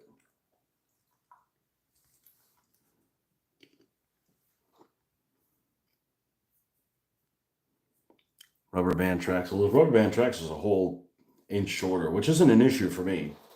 But that would have been a problem as a kid.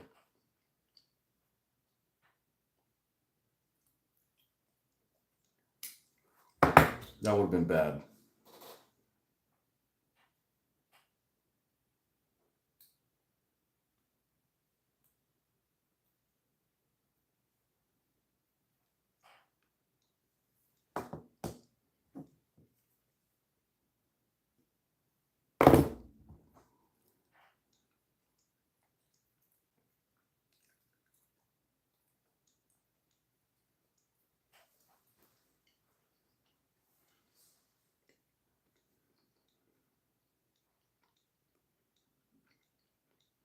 Now, the bad news about this hatch being open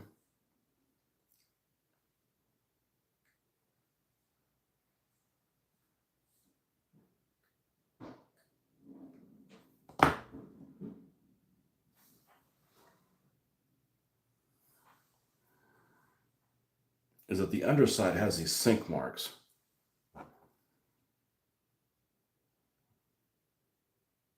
That I kind of have to deal with them.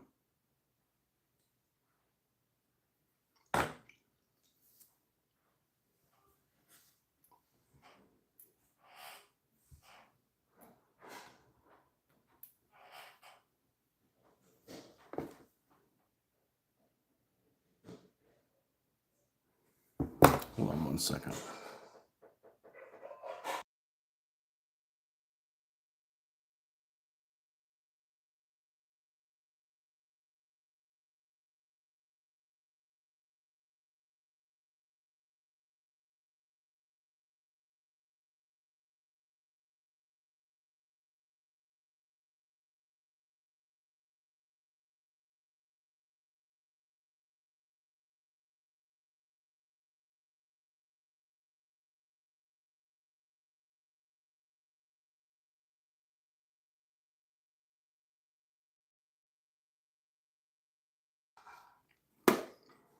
Problem is sometimes they rot hard and very well. I think this thing was sitting in a closet, in an attic.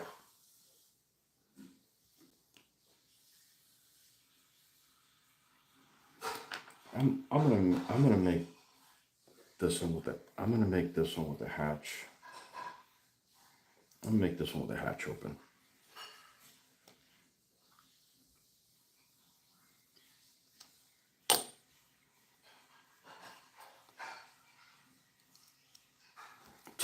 It works better if I glue this down, doesn't it?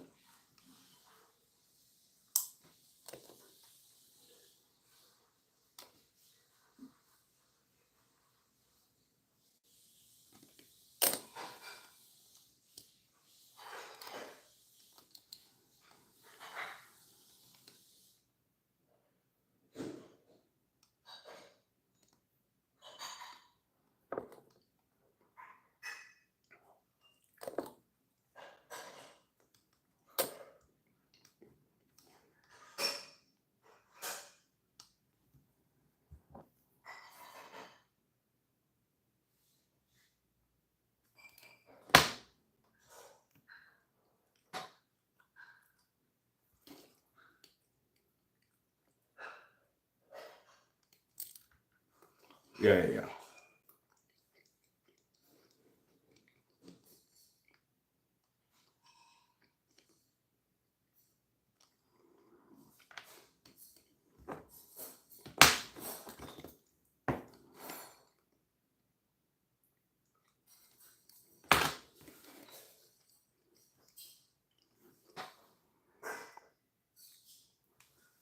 Yeah, I'm gonna put this on a stand, so it's not an issue for me. And I'll just do it. I'll just do it afterwards. We're just gonna epoxy that joker in place.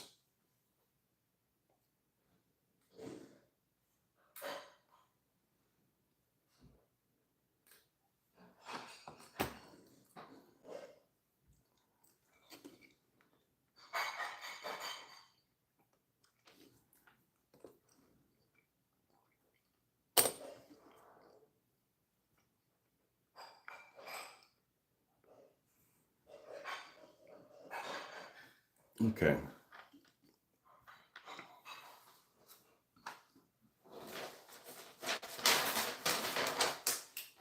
That completes this thing. Now, there's a shitload of extra parts.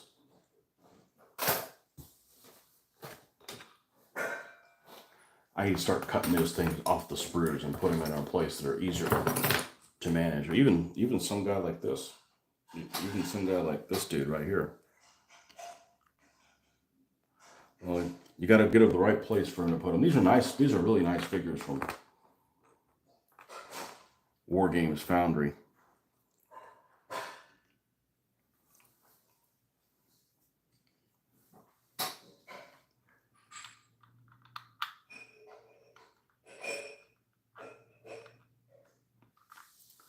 And I have an extra 50 to use on the back of that, but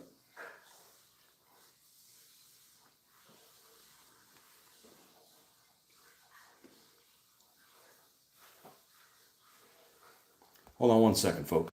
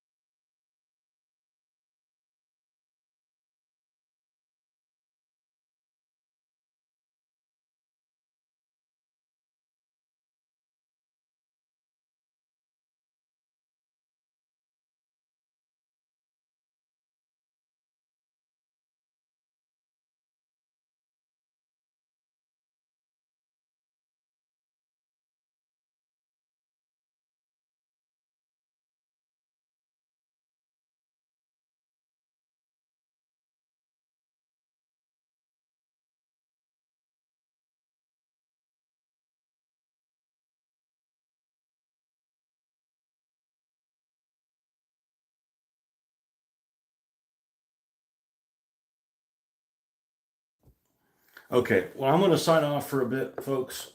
We'll see you guys in the next one. Thanks for hanging out. Well, we got quite a few things done this morning. All right, guys, see ya.